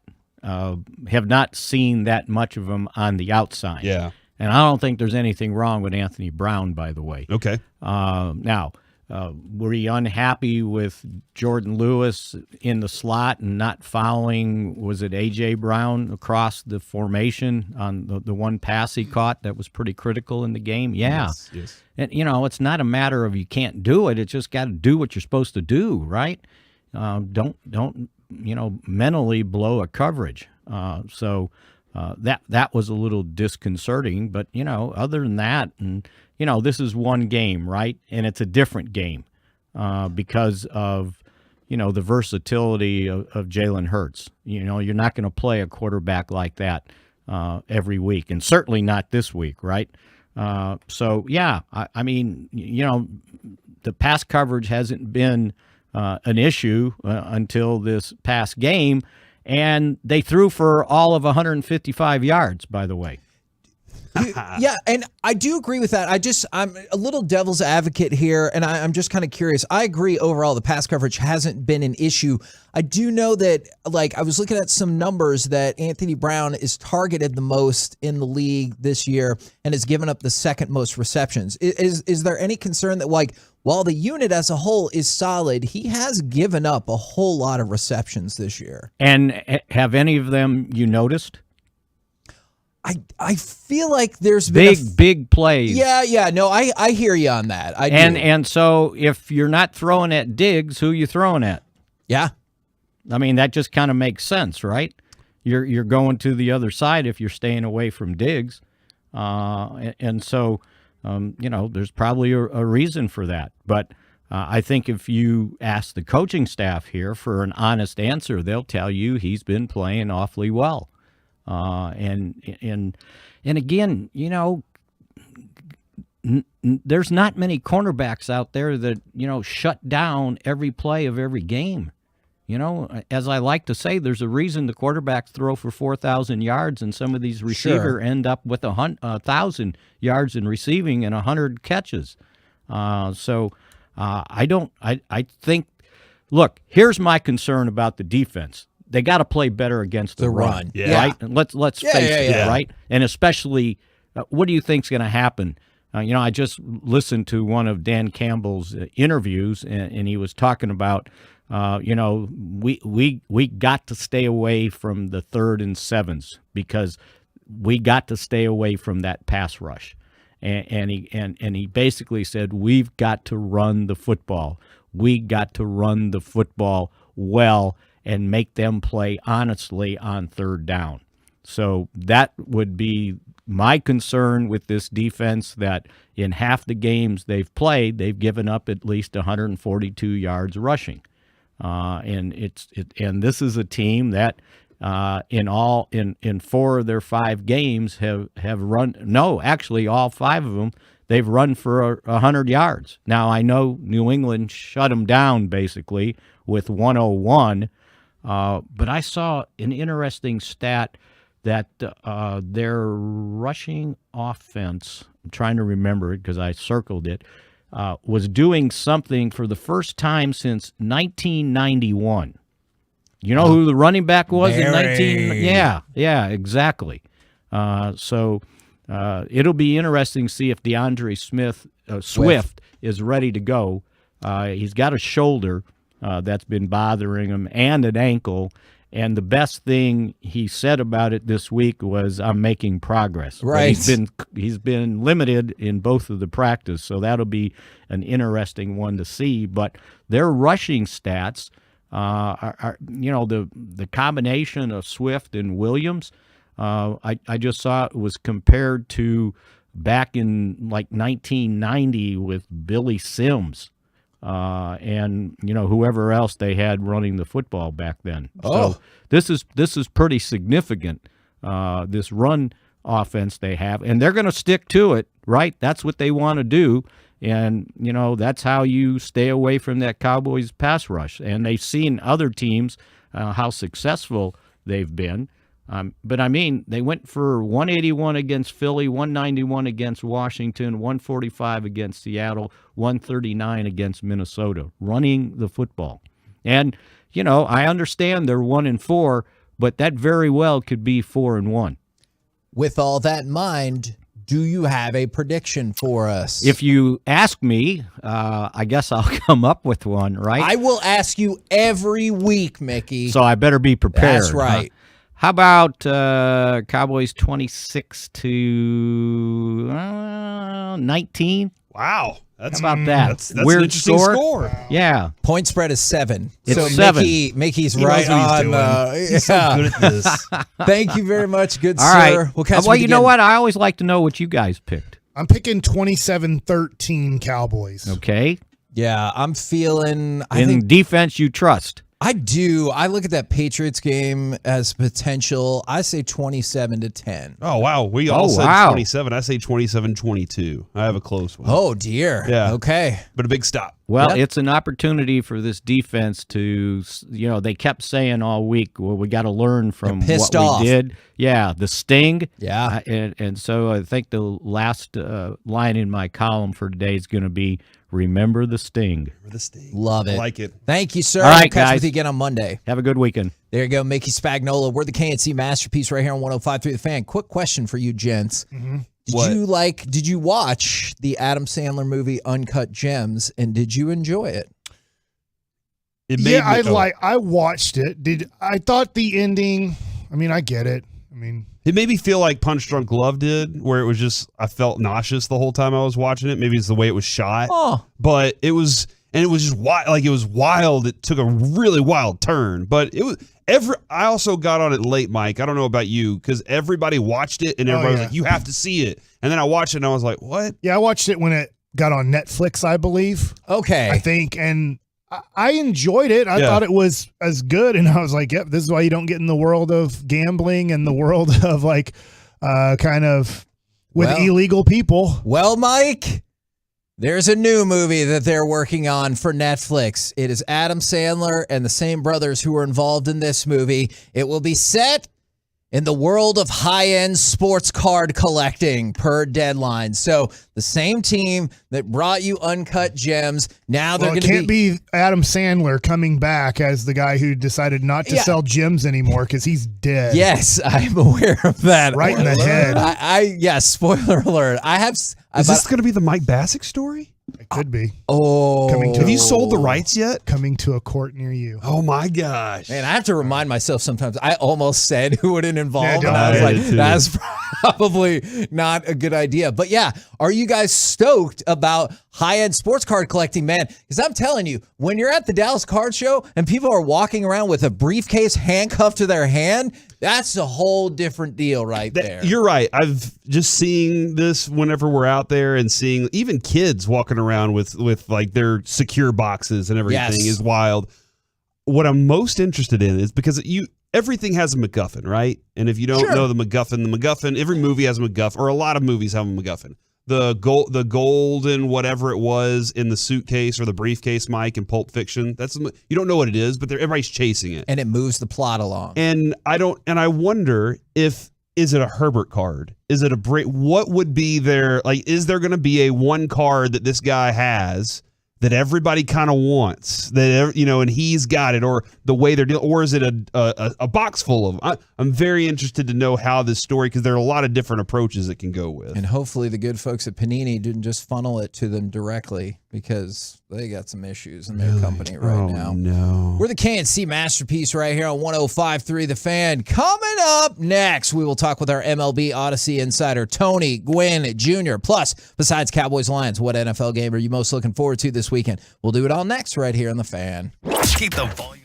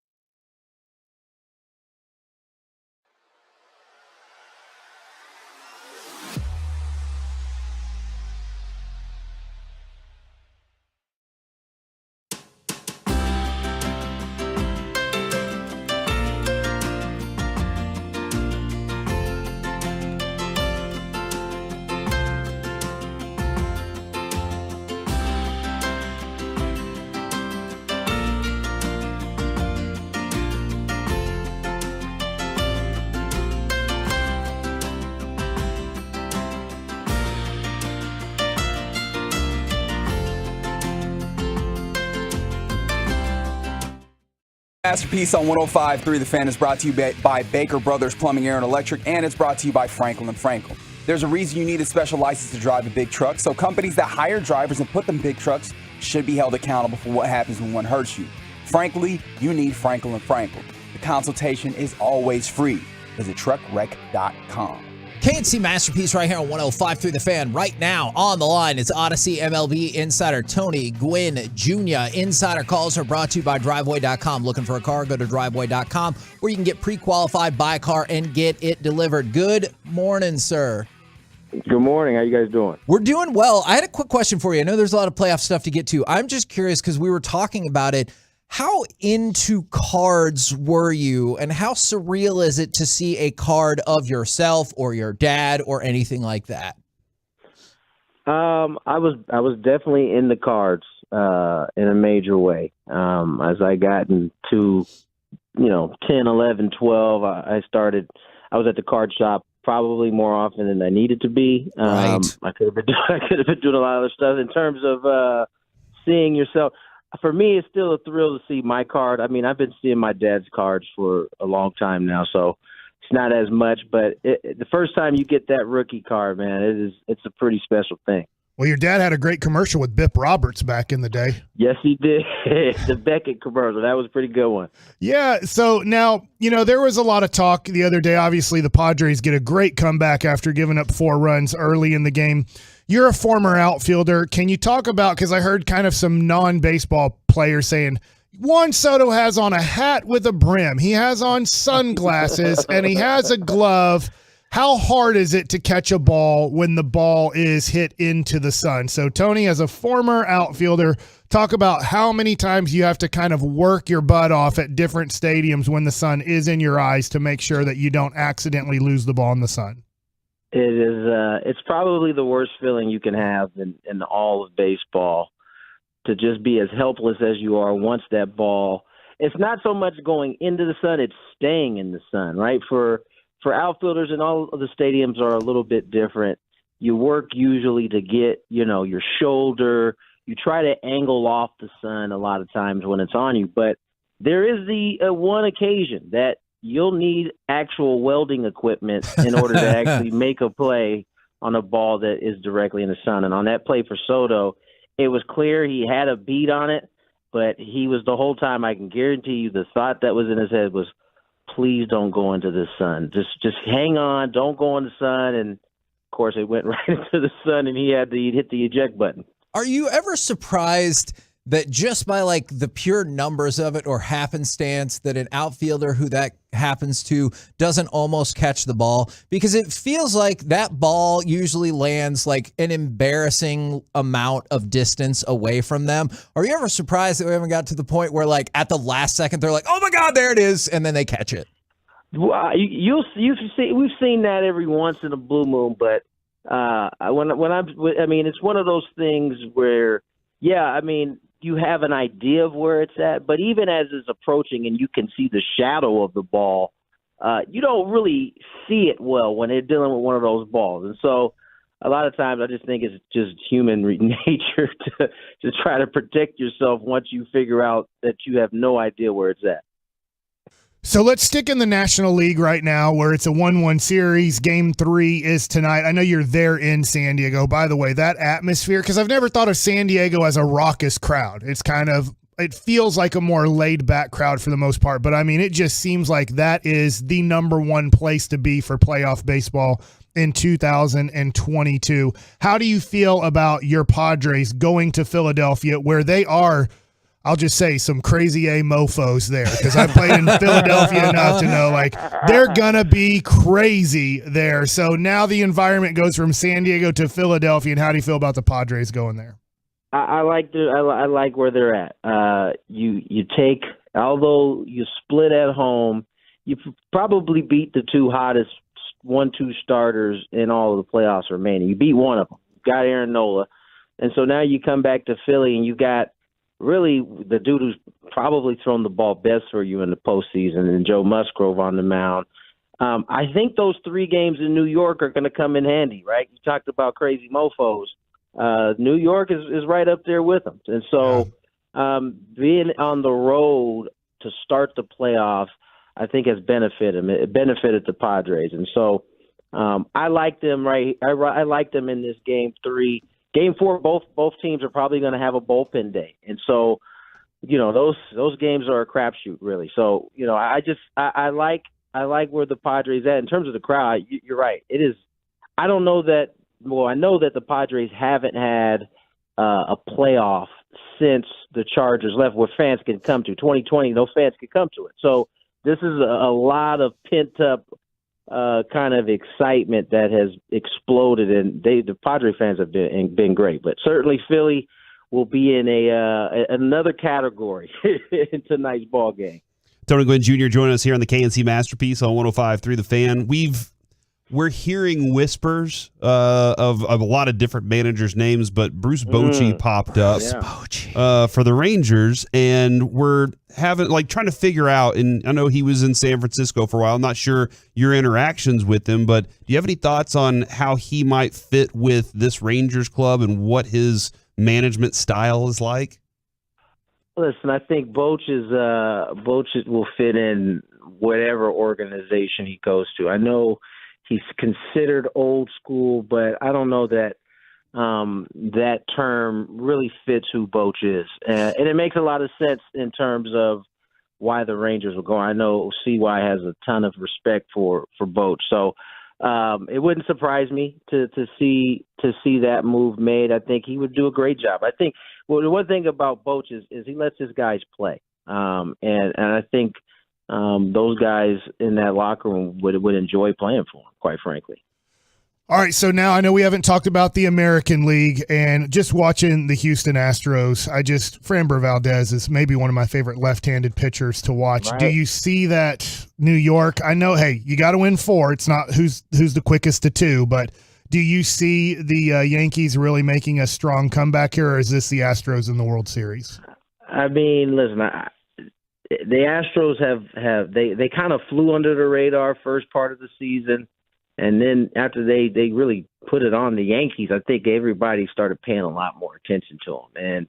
And they've really been this same team the entire year. They're the one team that whatever the expectation was, they've exceeded and continued to be consistent. And I could see the Yankees winning 2, maybe pushing this thing to 7. But at this point, it's hard to pick against the Astros.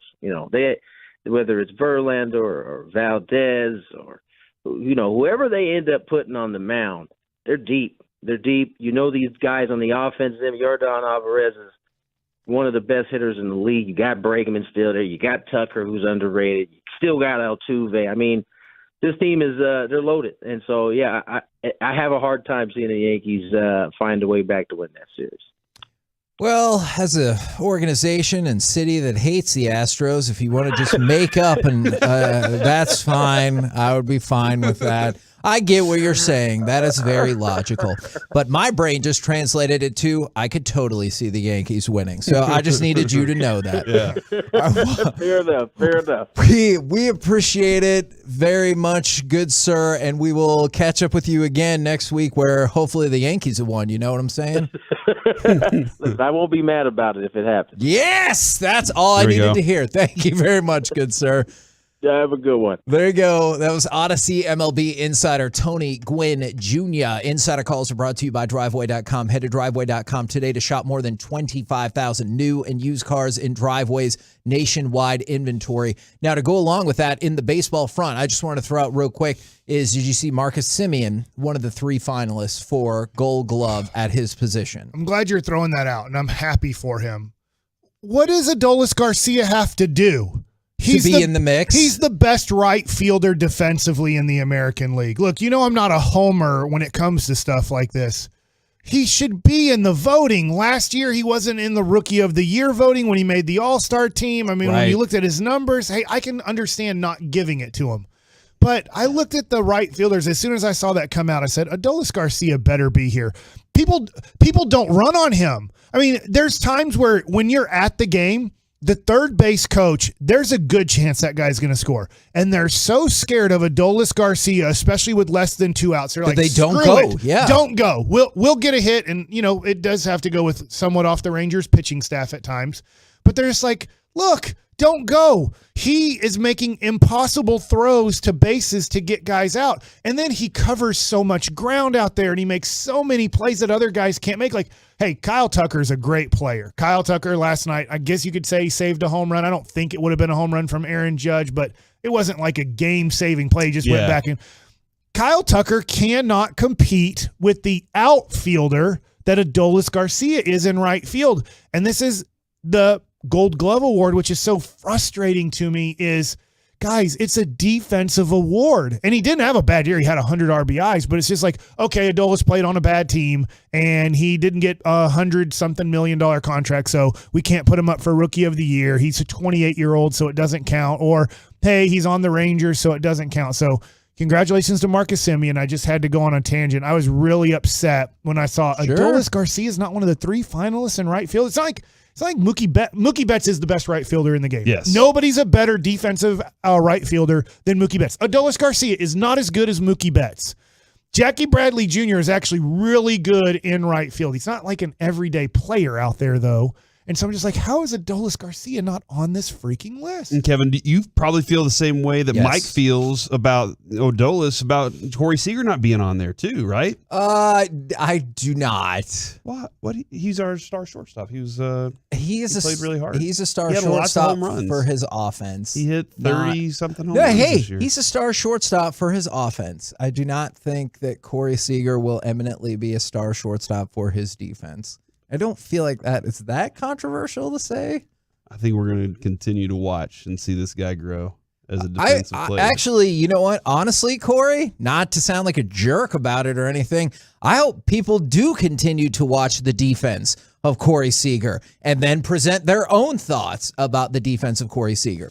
We're the KNC Masterpiece right here on 105.3 The Fan. Coming up next, we will get back into your shout-outs. I know we've had a rapid pace show today. We will get back into your shout-outs. But also, it's time for Gridiron Gravy. Is Chad Johnson the best father in all of the lands? Probably. We'll do it next right here on The Fan. Hi there, it's Pete Thompson from the Consumer.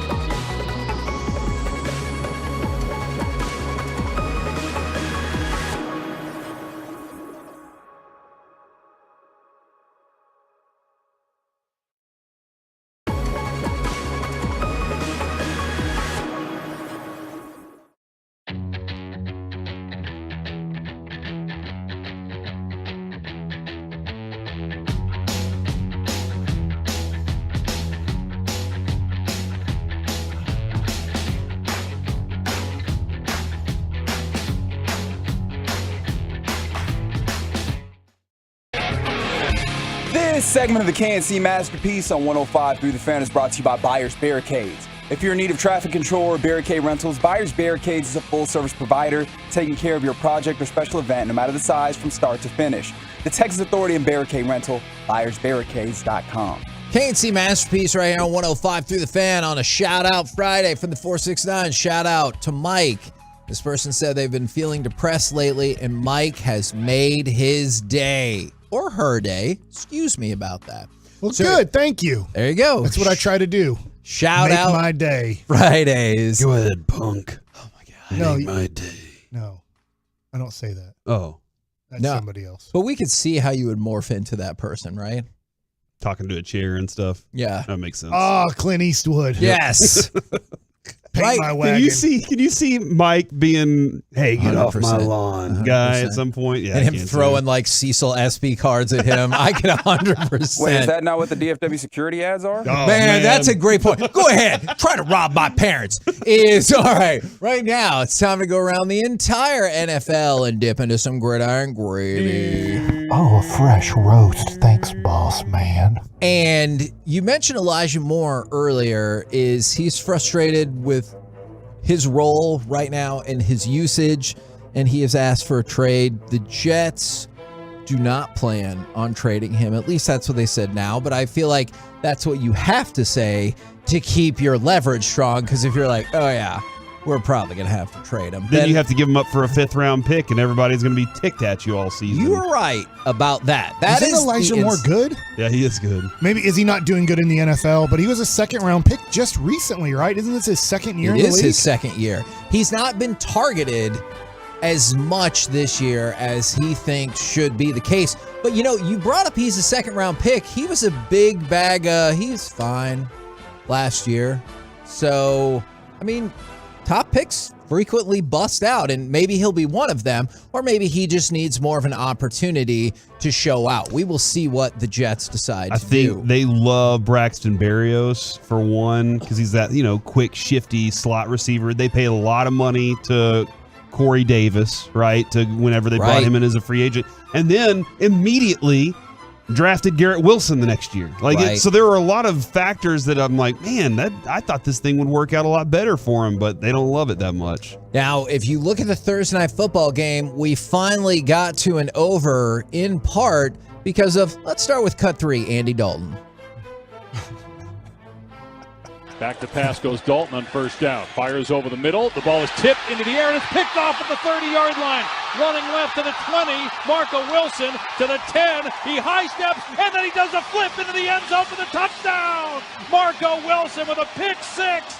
Now, there's an amazing photo and video out there in the world if you get a chance to see it of Andy Dalton being sad right when Wilson is kind of doing his pseudo flip into the end zone. It is an amazing juxtaposition. Yeah, I've seen that. And I know what you're thinking. He threw it right to the guy. Catch the ball, fart knocker. Andy Dalton came right back, got it back together, except not really, because here's cut 4. Dalton straight drop back, throws over the middle, and a one-handed interception by Isaiah Simmons in midfield. Runs it back to the left of the 40, at the 30, at the 25, at the 20, and Simmons in, back-to-back. Interception returns for touchdowns. Now, I feel like our show picks on Andy Dalton too much. Simmons, look, at halftime, he had 2 touchdowns and 2 pick sixes. That is a remarkable turn of events. Yeah, it's 28 points. What more do you want? It's entertaining. Yeah, he was entertaining the crap out of me. I definitely think you should give some credit if I can say the whole word, to Simmons for that, because he ran straight through. It looked like I was going to say defenders, but I guess offensive players looked like they were converging on him. He ran straight through them and was like, I don't care that you're standing there. You are not going to stop me to score that touchdown. Arizona wins 42-34 in the game that you had asked us, and I feel like we were kind of on the same page of, does this dictate whose season is over and whose is not? So the Cardinals continue for at least another week. I'm going to stick with, I think New Orleans' season is over. Yes, they have to play it out, and they'll probably win 6 or 7 or maybe even 8 games. But I think that loss at 2-5, you look at their schedule, they're probably not going to make the playoffs. Now, just real quick, didn't know I was going to have to do this today, just to be a little bit of an Andy Dalton defender, just a little bit. Not saying he's a great quarterback or deserves any Hall of Fame consideration. He has 36,000 plus yards of passing. Right. He has 233 touchdowns, 139 interceptions. He has a 62.2 completion percentage. That's not bad. It's not. The completion percentage is a little lower in the modern NFL, but you're right. Yeah. No, it's not bad. I'm not saying Andy Dalton sucks and has always sucked. It's just when you have back-to-back pick sixes, it's a tough go. He had 3 interceptions last night as well as 4 touchdown passes. So he was getting things done. They You know weren't what all that kind of great. sounds like? Jameis Winston type play. Actually, that is a great point. Yeah. This did feel like Jameis was out there. He's like, I'll score you some points. I'll show you. And give up some points. Oh, you want me to be like Jameis? I got this. By the way, you said you're not out here saying that, but with editing software, Reggie can definitely make it sound like you said that. Well, so, that's a very fun thing. Am I going to do that work, though? It depends. That is a great point. How sad was he when you asked for a cut sheet of Jerry? Man, Can I get a cut sheet? I like doing spin to that Britney Spears song, Work. You like to do anything else to... Boy, she's been sending out some risque photos, huh? Yeah. No underwear, no bras, just covering with the hand. Yeah. That's a thing that happened. You don't even have to edit that. I saw it, yeah. I mean, she has kids. She's good looking. If Zach Wilson hooked up Back with to Britney the- Spears, that would be... where's Mike going with that this? would be amazing. I back knew to exactly where we were Football going. nugget right there. You know what I'm saying? All right, let's go to the trade that came out last night. That, holy crap, that was a big trade. Oh, yeah, by the way, just real quick, somebody placed a $300,000 money line bet on the Cardinals to win last night, so they did cash that. All right, the trade that came out last night, Christian McCaffrey going to the 49ers. Are you surprised he got traded, or is this just like you knew, given how poorly their season had gone, that this was going to be a thing? I'm not surprised he got traded. I thought they might try to hold out. Obviously, they were saying they wanted 2 first-round picks, and they weren't getting close to that offer, so they took 4 picks overall, second, third, fourth, fifth, the 5th round being in 2023. Yes, that is exactly correct. And so I do think this helps San Francisco. I know there was a lot of debate out there on how much does this help out San Francisco. You're not getting, a premium quarterback. They didn't trade for Aaron Rodgers yesterday. But I do think they're getting a premium playmaking player when he's healthy. And he has been. He currently has passed 100 yards from scrimmage in 5 straight games, which, believe it or not, is the longest active streak in the NFL. So when he stays healthy, he's very good. But that's a big when and if. I tell you what, man, McCaffrey and Deebo Samuel, that's a pretty good 1-2, kind of just get them the ball and you guys do the rest. You know what was a good combination was Deebo Samuel and Ayuk. and Jeff Wilson Jr., who I have in 2 leagues. You looked really sad about this deal. I'm I was really curious upset about what that this. was. Jeff Wilson. I got Jeff Wilson Jr. in 2 leagues. He's getting me 12 points. I was fine with So it. I was you're happy. rooting for McCaffrey getting hurt? Yeah, pretty much. Because I mean, like, I'm on bye weeks with a lot of receivers, lots of stuff. Sorry, I know nobody cares about my fantasy league, Kevin. Don't worry. I'll bring fantasy football back up in just a second. So this is my triumph right now. But this is the part that I'm just like, what are we even talking about right here? The GM for the Panthers said, hey, we still expect to win. No, you don't. Later. No, you don't. Down the road. You're the worst right now, and you traded away a wide receiver, although I get the reasons why that happened. And then you traded away. What was compensation for him again?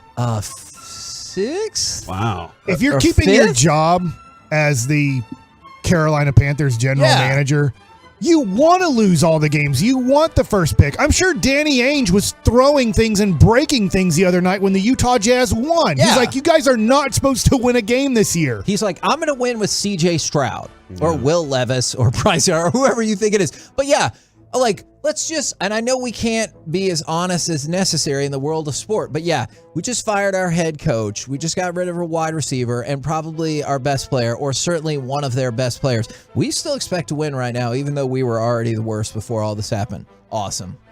I can't wait to see how that goes. The 972, we all care about your fantasies, Corey.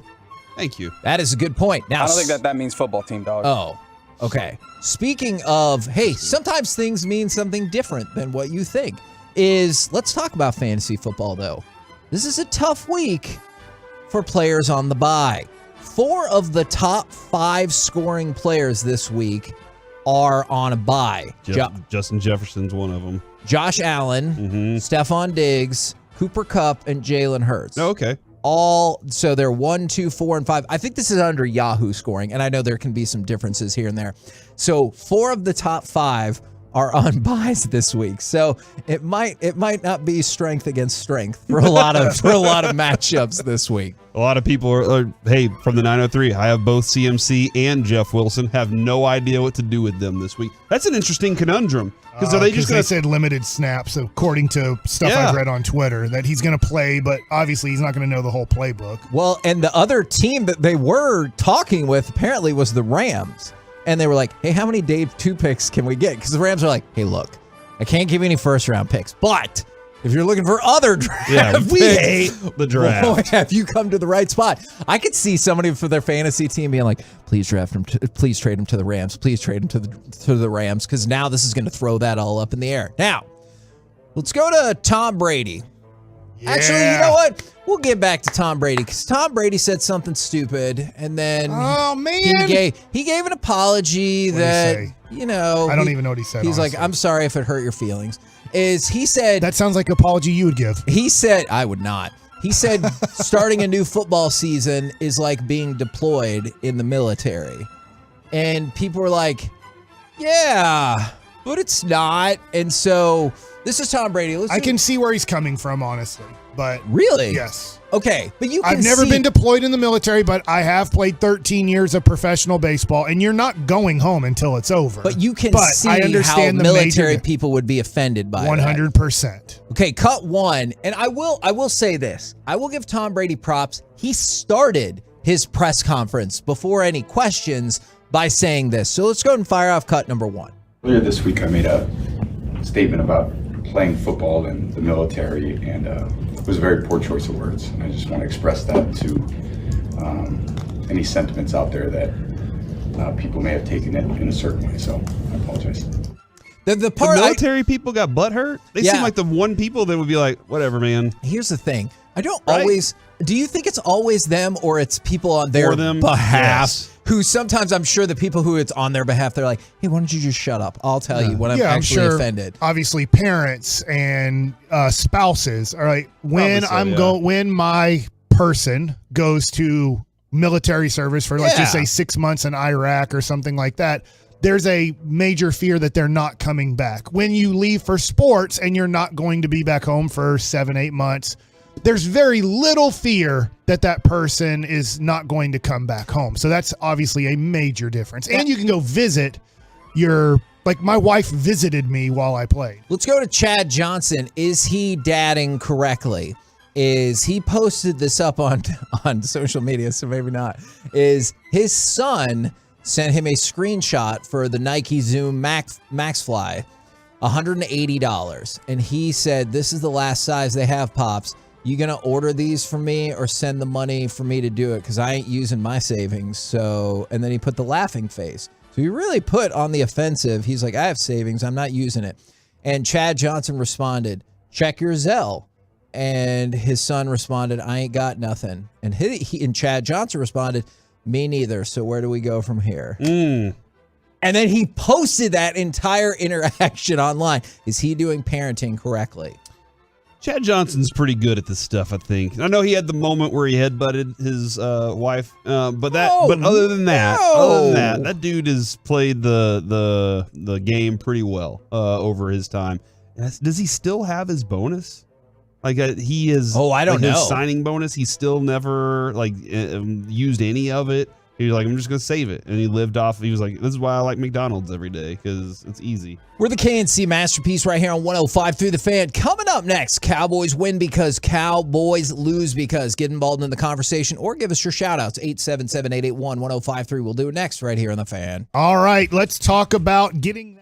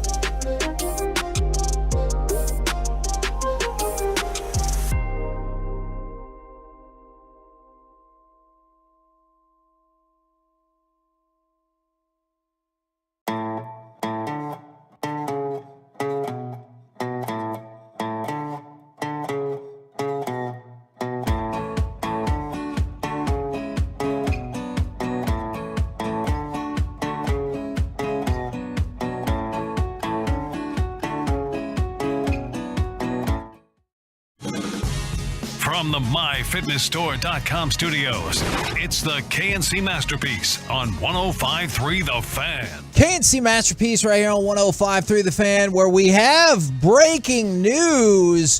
Bruce Bochy is, in fact, the 20th full-time manager in franchise history for your Texas Rangers. It's done. The Texas Rangers tweeted it out, and as we know in the social media world, that means it's a done deal. Jared, thank you for being so quickly available. I know we had kind of thought that maybe this might be the move when CY was meeting with him and everything, but what are your thoughts about Bruce Bochy becoming the 20th manager in franchise history? I think it's, first of all, guys, I think those shoes and belt are mine if you guys can save them. Yes. Nice. Yeah, they're taken care of, bud. I don't know. They must have been there since like late September, so I don't know what the deal is. But I apologize for that. But yeah, I think it's exciting. I mean, this was, I think he was their number one target. So, you know, from the standpoint of, you know, maybe you wanted this guy and someone else wanted that guy. If you trust their process and, you know, you want them to get their number one target, they got their number one target. You know, we'll figure out how it all is going to play out, obviously. But I think this is exciting. I mean, you know, Bruce Bochy is someone the Rangers have not had in a managerial role in a while, someone with a track record of success as a manager, which is something I think the Rangers felt like was important with, you know, in light of, you know, the last few managerial hirings. Does that guarantee any success here? No, it doesn't. But he's got a track record. He's got skins on the wall. He's someone who I think, you know, from day one will command respect.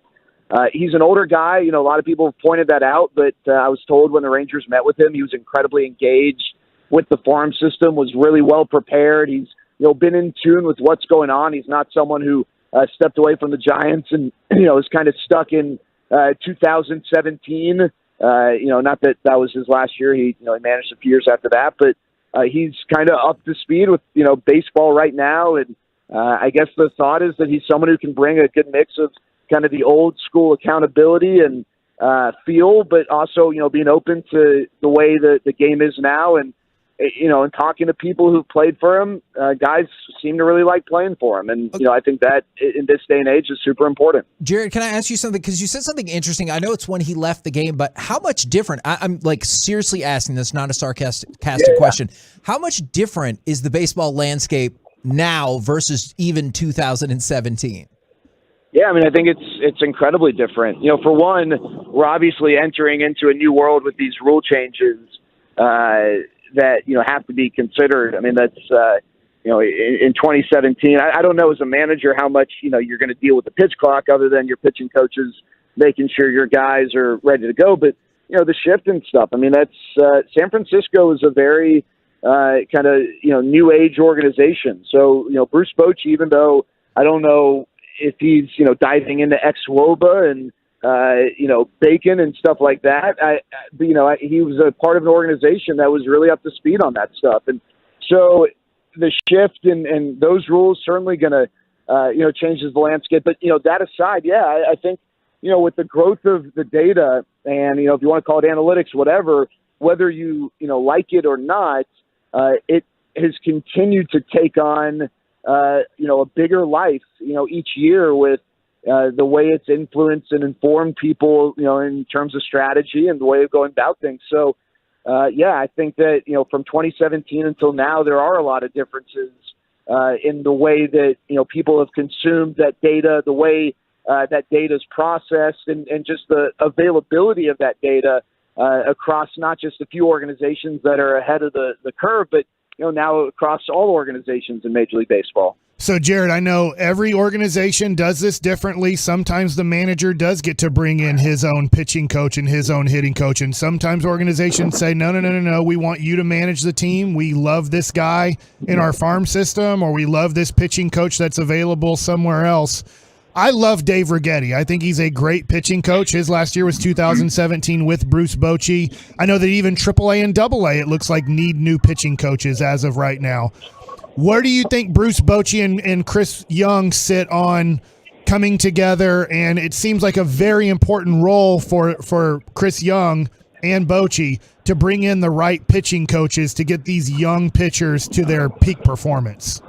Yeah, I think, Mike, I imagine that the staff was a big part of the conversation when Chris Young went to Nashville to meet with Bruce Bochy. And, you know, the Rangers, the timing of it's weird, right? Because you've already told most of your coaches that they're going to be back, but didn't necessarily commit to a certain role. And, you know, that obviously leaves you some room for flexibility. I think there's a decent chance that we'll see a lot more change in the staff next year. That, you know, when Bruce Bochy can kind of have a full year and the timing of it plays out to where he can bring in his guys. But you're right, there are needs. The pitching coach, not just at the major league level, but as you mentioned, AA and AAA, and really just making sure that this organization, top to bottom, is moving in the right direction. And I don't know if Dave Righetti, it would make sense if he brought in one of his guys. And Bruce Bochy obviously was managing a Giants team that year in, year out was one of the best pitching teams in all of baseball. So I imagine he has already had a strong degree of say over the direction that he'd like the Rangers to go in terms of hiring. Is that Dave Righetti? I don't know. It would certainly be great. You're right. What Dave Righetti's done, his resume is really impressive. But I do believe that, if you're Bruce Bochy, you got the skins on the wall that he has. He's not saying, hey, whatever you guys want, it's totally cool with me. I think that he certainly is probably already had some influence on the conversations the Rangers are going to have with guys. My last question about Bruce Bochy being the Rangers' new manager starting next year is, what is his biggest job to start off this role as manager of the team? What does he have to clean up the most, Yeah, I think it's that clubhouse.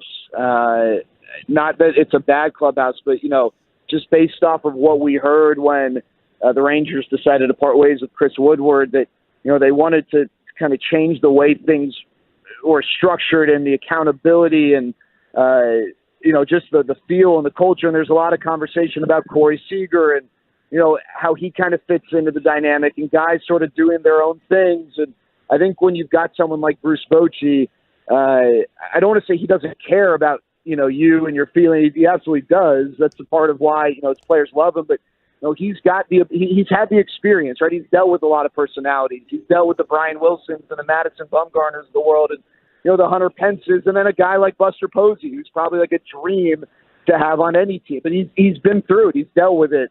And he knows how to navigate these things. And I just think, and Mike, you can speak to this way better than I can, being a part of clubhouses. But I think that his in-game decision-making and the way he kind of sets a tone, and so that's all important. But I think getting this clubhouse moving in the right direction and getting everyone on the same page and having accountability and, creating that sort of a dynamic is going to be really important, and something that I think is a big reason why they wanted someone with experience who knows how to go about that. Jared, we've kind of discussed this question a little bit, and he is 67, and there have been some managers, I think La Russa, it looks like kind of disconnected from it all. What's the difference between a guy like Bochy and maybe La Russa with the connection to the younger players? That's a great question, Corey. Thank you. Yeah. And so when Bruce Bochy stepped away, I think the idea or the thought was, he's retiring. It won over 2,000 games, won 3 World Series. I mean, what else was there left to do? And my biggest concern when I first heard his name brought up was, well, does he just miss it? And he thinks that he wants to be back in, but after the grind of it, 2 months in, is he going to be like, oh, you know what? Now I remember why I retired. But what I found out, and I think what's been made public since, is he didn't retire because he was over it. He had 2 really bad knees and needed surgery on both of them, and it was just in so much pain and felt like, his time with the Giants had been long, and maybe it was a good time for him to step away and get his knees right. But it was never that he lost the love of managing necessarily, which I think is important, because if he had, I would be a little concerned. Sometimes, you get that tickling feeling, and then you realize 5 minutes later, you know what? Yeah, I retired for a reason. So I don't think that is. I guess you don't know, Corey, but I think it's at least good to know why he did step away. And even towards the end of his time with the Giants, I talked to some guys who played for him his last year or two with the Giants, and they loved him. I mean, his ability to connect with guys, I don't think changed up until his last year with the Giants. Now, has that changed now? I guess we'll find out. But, going off of what we know, which is, his time as a manager here in recent years, I don't think that is something that left him. And so I think that's one reason why it's worth being excited over, this hiring, even though there is a lot of unknown. We'll have to wait and see. I think the difference with Tony La Russa is he was just so disengaged, it seemed like. He had no interest in the way the game is played now. He was managing like it was 1994, which some people love, but, it didn't seem to work in Chicago. I don't think that the same concerns exist with Bruce Bochy. Well, we appreciate you jumping on with us so quickly, and I'm glad to hear that you and Zach are friends again after the great USC Utah tweet fallout. Oh yes, for sure. We're good. We're in Columbus right now and having a good time.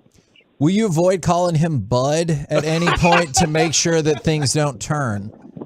Yes, I will avoid that. Okay, awesome. All right. Hope you guys have a blast. Thanks, Jared. Thanks, Jared. See you guys. Don't forget, Jared's swinging for a cause coming up in December. We've always been a big supporter of that. He's always been a great supporter of Peace-a-thon as well, helping us get some of the items that we do. So in addition to that, I know that the Sandlot did donate to MP. So that was awesome. Good man. Awesome of him, man. Good man. All right. This is kind of tough, but I do want to give some people an opportunity. Cowboys win because, Cowboys lose because people were sending in. All right, texts. I just need mine. Okay. Detroit, over. Nice work, Mike. Man, now we can send in all the texts. Cowboys win because, Cowboys lose because. Mine is Detroit, and that's all that needs to be said. Wow. Okay. All right. My Cowboys win because was going to be the defense really is pissed. And they smashed the Lions the same way that the Patriots did. And by the way, in addition to leading the NFL with 24 sacks, the Cowboys lead the league with 103 pressures. So I also think they're going to win, and I think they're going to win in fairly emphatic fashion. Now, you have to do Cowboys lose because DeAndre Swift goes ham, even on limited touches, just like he did against the Eagles. But I don't foresee that happening. From the 2-1-4, Cowboys win because they have great play action success. Defense gets pressures up the middle, 28-10. From the 2-2-9, Cowboys lose because the Eagles expose how to neutralize Micah Parsons. The thing that's interesting about that is Jared Goff ain't that guy, like Jalen Hurts in terms of ability to move and everything. So I don't know if that strategy would be effective, but you might be right. They might try to go down that path. Corey, for the 9-0-3, Cowboys win because our offense finally gets on track and scores 31. What is your Cowboys win because, Cowboys lose because? Cowboys win because Dak's back. Very simple. Dak is back, and your quarterback is going to go out there and do the things that it takes to win a football game. Cowboys lose because they don't. So shut up. Wow. So you are the same with Mike. You know what? There's a lot of sentiment like that on the fan text. From the 972, they win because embarrassment is real. And from the 972, Cowboys win because they are playing S. You think they were embarrassed by the Philly loss? I don't think so because they came back. It was 20-17.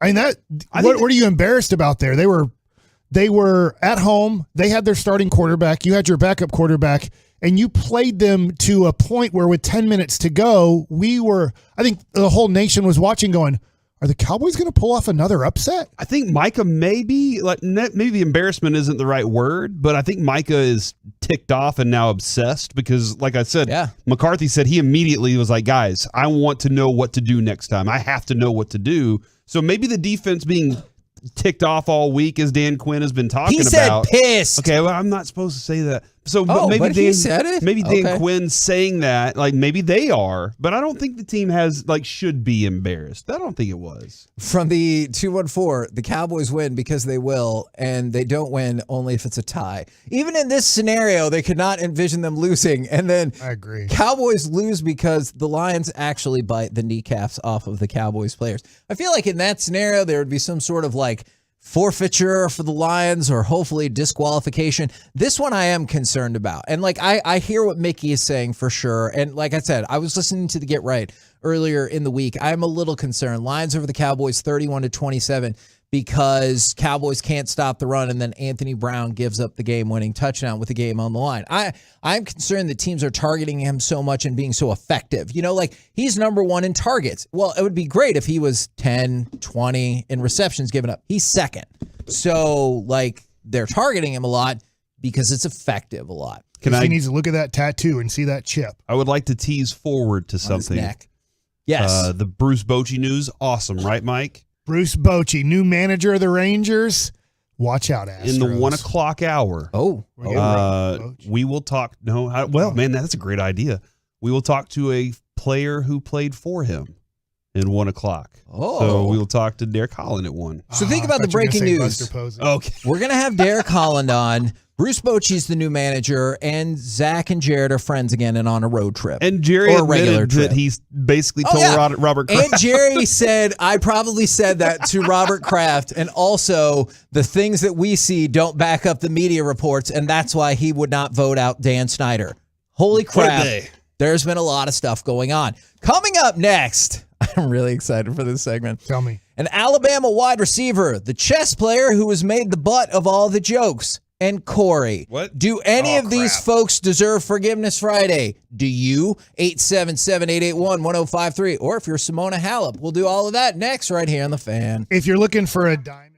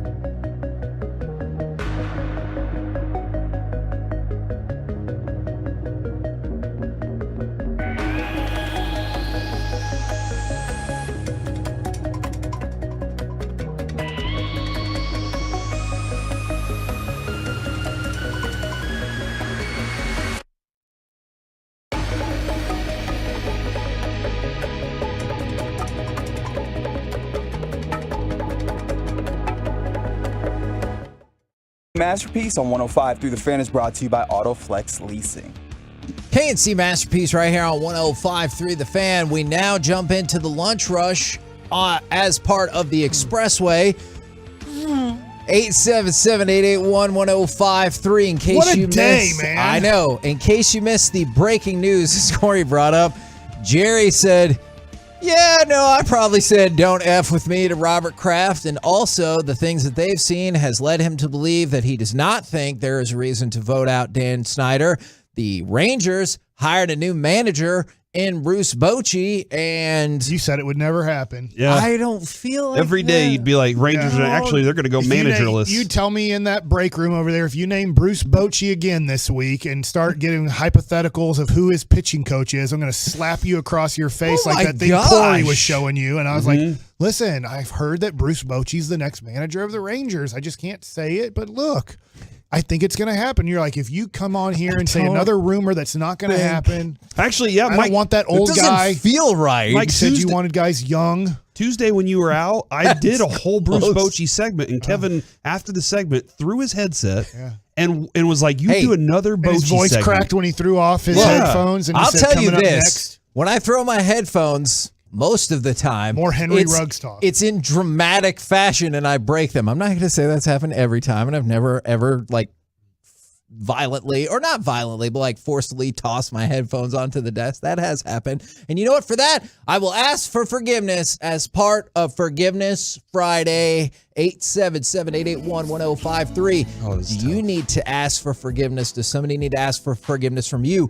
Terrence Crawford and Errol Spence need to ask for forgiveness. We said it's not happening. We said that this might happening. It is off. It is off. Wait, did that happen today? It happened late last night. Terrence Crawford is fighting another fighter, yes. On December 10th. It's not happening. So apparently the same man who reported that, Mike Coppinger, who is an ESPN Boxing Insider, went further to say that Crawford pushed to make Spence happen and was happy with the target date of the 19th of November. So he hasn't fought since November, wasn't interested in being out of the ring the entire year. So the date will be pushed into the first quarter of 2023. Man. Yeah, so that's great. Not happening. That's a neat. It's not happening for now. That's a neat story. But here's the deal about that. It was done. Like last month, it was done. They had the date. They had the agreement. I already bought the pay-per-view. Yeah, a couple fine tunings. Did you really? And then they're like, oh, yeah. I was just like, oh, I can go to your house. Oh, yeah, we can't do it because of things and reasons and everything like that. And then all of a sudden, now he's fighting somebody else. That's great. I hope they do fight in the first quarter of 2023. But I don't. Mayweather Pacquiao this. There's no. Yes, that's my concern. There's no reason to delay this any further. With all due respect to the next person that he's going to fight, it's David. I don't care. David something or other. That's not the fight. Whoever Errol Spence fights, it's not Terrence Crawford. That's not the fight. The fight that everybody in boxing wants to see this fight and see who's going to win.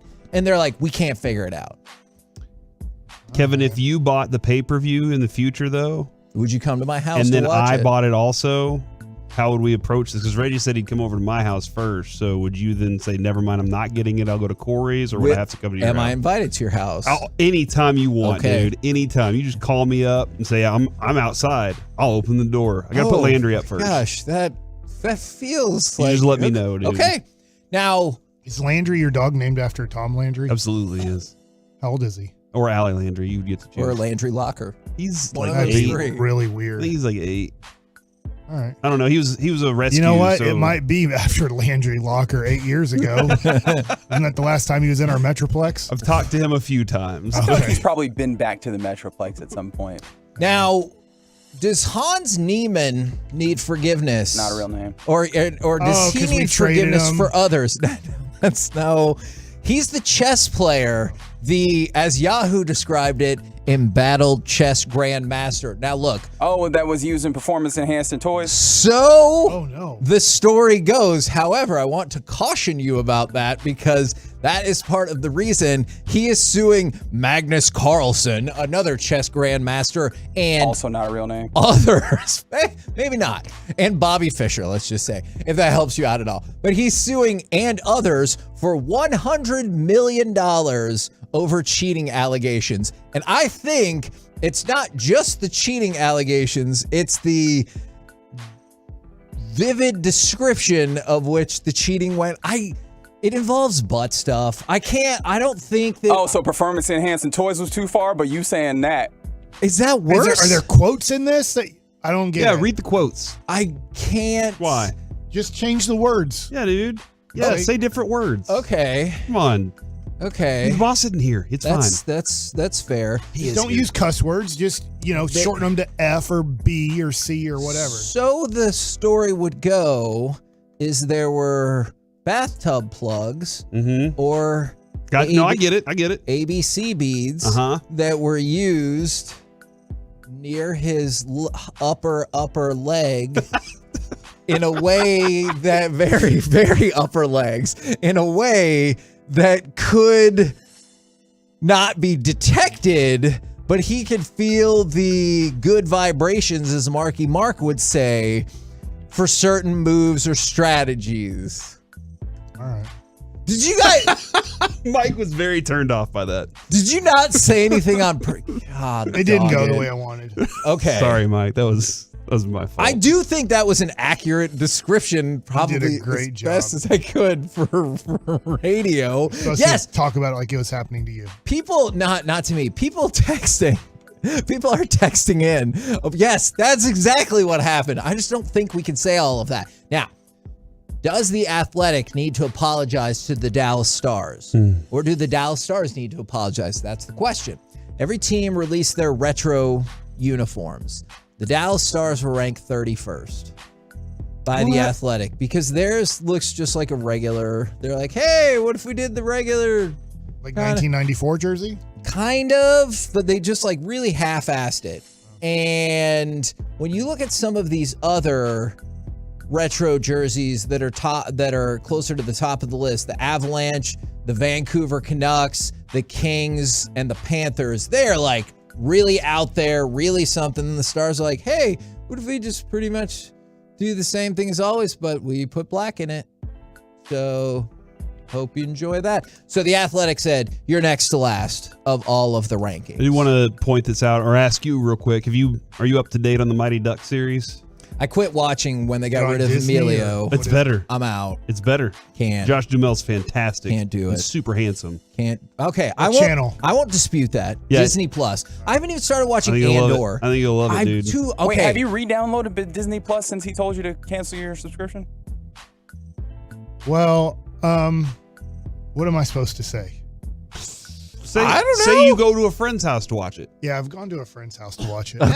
Okay. That is very fair. All right. Do you guys want more fun? I guess even this one's not that fun. More fun Forgiveness Friday or kind of bummer Forgiveness Friday? I got one, Kevin. Jeez. I got one, guys. Dude, there's a thing happening in Wisconsin right now that's not cool. What are you looking at, Mike? I'm hoping the person just didn't fall. What? Time out. The window washer? What? Oh, no. Corey, you keep going. I'm actually... Okay. Did you... Oh, my. Did you see something go by the window? He said Something went by the window fast, and I was like, please don't be a person. And I don't think it is or was. Okay, maybe it was a bird. It was something from the person window washing, but I don't think it was a person. Maybe he dropped a squeegee. I or a hope squeegee so. sharpener, you know? What? All right. And I am going to watch Andor for everybody saying. I definitely do want to watch it. I just haven't had time yet. We start watching The Watcher. I watch. It needs to get better. Corey. To the person that said, with all due respect, you know nothing about boxing. Please don't talk about it. I replied back, with all due respect, this is why nobody talks about boxing, because people in the small community want to keep it that. And he said, very small community, yes. But I appreciate it. And then said hearts. So we're all good, Kevin. I mean, I was going to say... You do actually know boxing. I don't know boxing that well. You Showtime actually legitimately picked our show to go years ago to watch Mayweather fight because they're the dudes. Yeah, I had a great time with it and learned a lot while I was there. And I think you, CA, and Lucius are, when it comes to boxing knowledge, this station, y'all own it. Reggie. Punch him! Reggie, I would like to ask for forgiveness. What'd you do this As time? I know the boss has appointed you as the person that's in charge of all these things. Oh. I went to the concert on Saturday night, Mike. Whiskey Myers. I went to see Whiskey Myers because my friend's son was opening for Whiskey Myers. Oh, yeah. And he messaged me like almost in June and was like, hey, do you want to go to this show? And I was like, absolutely. And then the week of the show, I put it on the calendar so that my wife knew it's on the calendar. And she called me and said, hey, you do realize that's the night of our kids' choir performance. Oh, dear. And Lucy and Carter were performing at Avery's high school, actually, in front of the whole community and everything. I said, well, they probably aren't going to go on till late. It's a concert. I'll go to the kids' show, and then I'll go out there to Fort Worth at Dickies Arena. Then I found out they were going on sharply at 7 o'clock. Oh, dear. And the kids' show started at 6, which means it would take me an hour to get out there, park, and do all these things. I wasn't going to be able to see it. And I told my wife, and without being a trap, I do want to point this out. She did not do the, hey, yeah, go ahead. She was like, no, seriously, you want to see this? You have all access passes. Go to the show. Well, then I told Carter.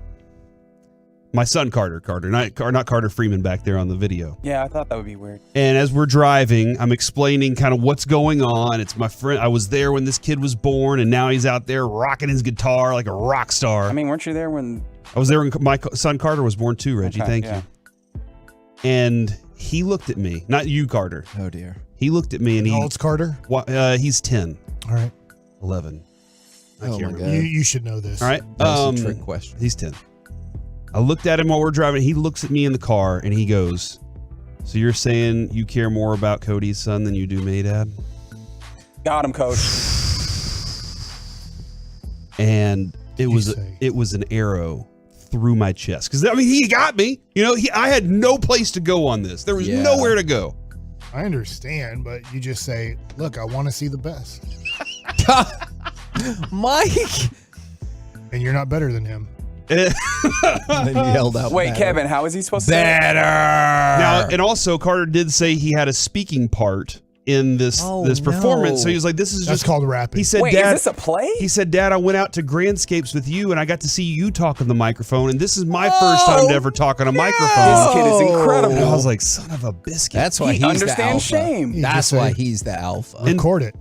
And Adrian, that's what Adrian, she was like, hey, I'm going to record it. It's going to be fine. And I was like, man, that's really tough and everything. And so I just kind of like went about it. I felt real bad.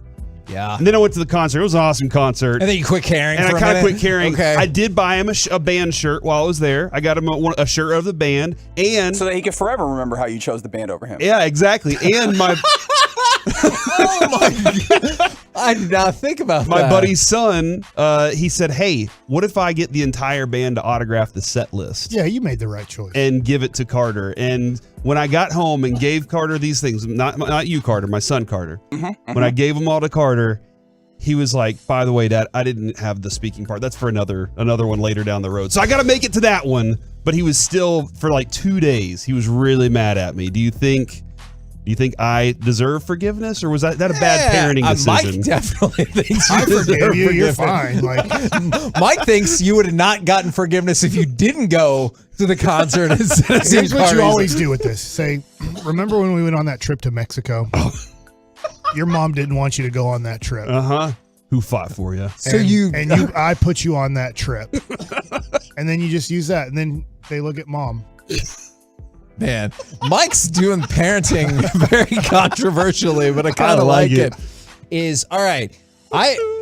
You talked about this, Mike, and I'm curious. I want to give you all the information first before you give an opinion, though. All right, tell it. Is we talk about how storming the field, we're surprised it doesn't cause more issues. Yeah. Yeah. Is Jermaine Burton, a wide receiver for Atlanta, and I watched the video, and it's tough to tell with so many people, but what you can see is he hits a lady in the head. He kind of like smacks her in the head. When Atlanta beat Tennessee or lost to Tennessee, right? Yeah, Alabama. Yeah, when Alabama lost to Tennessee, is everybody storms the field and he's leaving and everything. And like I was watching it, and it's tough to say because there's so many people on there, but like she kind of comes across, I don't know what, if anything, got said, and he like slaps her across the top of the head, or like the top side of the head.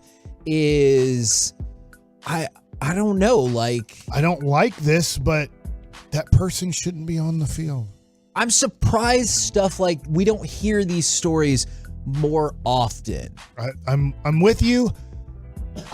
They don't let it happen in professional sports anymore. When you go back and you watch the NBA finals of the Lakers and Celtics of Magic and Larry Bird, you see people storming the court, and you're just like, wow, like Kareem Abdul-Jabbar has hundreds of random Boston Celtic fans around him, and he's doing the best he can to get away from him. Even like the most violent person is Larry Bird pushing away all the Celtic fans to get out of there. And I don't know. It just seems like hopefully it's just people that are doing this and it doesn't become worse. Now, one thing that this person did not get forgiveness from their employer, it's like a manufacturing distributing firm, is importer exporter. Yes, kind of. Is this fan tweeted out to the video, I'm glad he did it. He should have knocked her head off. Not supposed to be on the field anyway. So that person deleted that tweet, but that's not really how the internet works, of course, and they got fired from their job. So just think about like how far-reaching things can be. Is he's an Alabama fan. He wasn't on the field or anything like that, but he said, I'm glad that happened, should have knocked her head off, and now he lost his job because of being mad in the aftermath of a loss. If you follow sports, your favorite team has suffered a very sad loss. That is just inevitable at some point, and this guy got fired because of it. And then I wanted to throw this out there. I got a couple more for you. I'll make them super quick. Did you see there was a pro soccer player in Colombia who pulled down his pants and flashed his ding dong to try to distract somebody on a free kick? That's pretty impressive. Well, maybe. I don't know. A player did? A player on the field in an effort. Distracting the goalie or the person kicking? The person kicking. I like this. So, and the game was being broadcast, and he lined up to take the shot, and then Jason Pereira walked up, grabbed his pants, and goes, whoop. Did it work? Mike, if you're up on the mound and your batter is sitting there and he just drops the bat, drops trowel, you think you're throwing a strike at that point, or are you like balking? I'm probably not balking, but to concentrate on the glove and not the ding dong, like your eyes are going to go what towards that. And where I tell kids where your eyes go is where the ball can go. And so, man, that would probably hurt too. Can you imagine? Oh my gosh. Now, did it work? I guess, does it even matter? Like, pants don't really stop it from hurting. Yeah. That is a great point. It did work. The free kick was not converted. He has also said that he didn't do it on purpose. It wasn't like kind of exposed. He took both of his hands and looked like he pulled the shorts down. Did it work or not work? Well, like I just said, the free kick did not convert. So you could argue that it worked. Did it work though? Oh my God. Here's the other thing. Well, I'll tell you what, he should do it more often. Well, here's the thing. He was not penalized in that game whatsoever for doing that. Right. But the whole team should do it. There are people who are saying he should be kicked out of the team, off the team, and out of the league. I still have not seen a follow-up for discipline. What was the player's about name? him. I feel His like name if was somebody's Jason Pereira. I feel like if somebody's going to do it, have you looked at this? Yes. Have you seen it? You saw his dong? It's pixelated on the thing. I'm just assuming if you do this, hey, there's 4 guys in here, 5 if you include Carter. Mm-hmm. That's hurtful. Why would He's you in the not same include room. He's in the same room as one of the guys. Why would he not be included? If you're going to rip down your pants in front of all those people, you have to have an impressive piece, right? Maybe. Like, you're not going to do it, and they're like, I don't even see his thing. Mm-hmm. Right? Valid. Yeah. How pixelated was it? A lot of pixels or a little pixel? Why? You realize that you're cutting into your own segment at this point to discuss somebody else's. It looked like a small amount of. It looked like a small amount of pixels, but I'm not sure if he just didn't pull it down all the way or not. If you want to come look at the pixelated picture, I want the real thing. I want to see what the goalie saw. It was to the free kicker. I can't. That's the best information I can give to you. All right, we're the KNC Masterpiece right here on 105.3 The Fan. All right. Now it's time for Mike Likes It. Let's go to Mike's Twitter. And I have multiple things here, but let's concentrate on this one. Luka Doncic, he picks up a technical foul in game 1. They play tomorrow night against Memphis, the home opener in game 2. And I'm very interested, obviously, in that game Saturday night. I put out a poll here. And it has 518 votes so far today. Here's my question of the day. Does Luka Doncic know that the NBA referees? I don't even know how I got to that word. We still got time to go, guys. We can't fall apart already. Awesome. I mean, I've had coffee. So does the NBA referee community hate Luka Doncic? Does he know that the NBA referees, for the most part, I know not everyone, but there's tons of referees that don't like Luka because of the way that he treats the referees. Does he know that the referee community hates Luka? I don't think so, and that is what I voted. I know it was trending in the other direction, but I don't think he does. Right now, the vote is 63.9% say yes, Luka knows that the NBA refs hate him. 36.1% no, to your point, that Luka doesn't know that the refs, because when he does, voted no. when he throws the ball stupidly, with a minute 30 to go, chunks the ball at a timeout, and then the ref gives him a tease like, "Hey, I'm so sorry, I can't believe it. Like, you teed me up for that," and I'm like, dude, they're on watch of you. Like, they would watch Ron Artest / Meta World Peace. Like, they know he's going to probably do something stupid in a game. They're not going to give him the benefit of the doubt. They're not going to give Rasheed Wallace the benefit of the doubt. They're not going to give you, Luka, the benefit of the doubt. Since he's at home right now, maybe he's listening to 105.3 The Fan. Dude, they're not going to give you the benefit of the doubt. You can't do that. I'm with you. And like you said, when he laughs at them or he laughs out, it just infuriates even further. And that's what happened. It's just one specific call, but it was the carrying of the basketball. I was like, dude, you 100% carried that basketball. Yeah. We all saw it. And then he's laughing and shaking his head, and I was like, that just makes him hate you more. All right, my next tweet that I had this morning after watching most of the Laker game last night, I will be honest, with about 3 minutes to go, I fell asleep. Then I woke up, and they were in the post game, and then I saw the score and went to real bed. Russell Westbrook. He went 0-11 from the field. Yeah. And he was like, in the post-game press conference, he's pretty much like, yeah, I had a good game. He had 2 points. He went 0-11 from the field. He gets lost defensively. He goes for steals that aren't there and leaves his team in horrible position. I get that, like we were talking about it earlier, Reggie. On the ball, if you just put him on Kawhi Leonard and don't ask him to know what anybody else is doing on the court, he's a good defender. It's just that when he has to know where the ball is, where his man is, what his defensive responsibilities are, is where he gets totally lost. And he looks like right now an Olympic athlete that the Lakers found, and that they're like, let's just say you found Usain Bolt 10 years ago, and you're like, you know what? You're freaking 6'5". You can fly. Yeah. You want to put on a basketball jersey and play basketball for us? He's like, sure.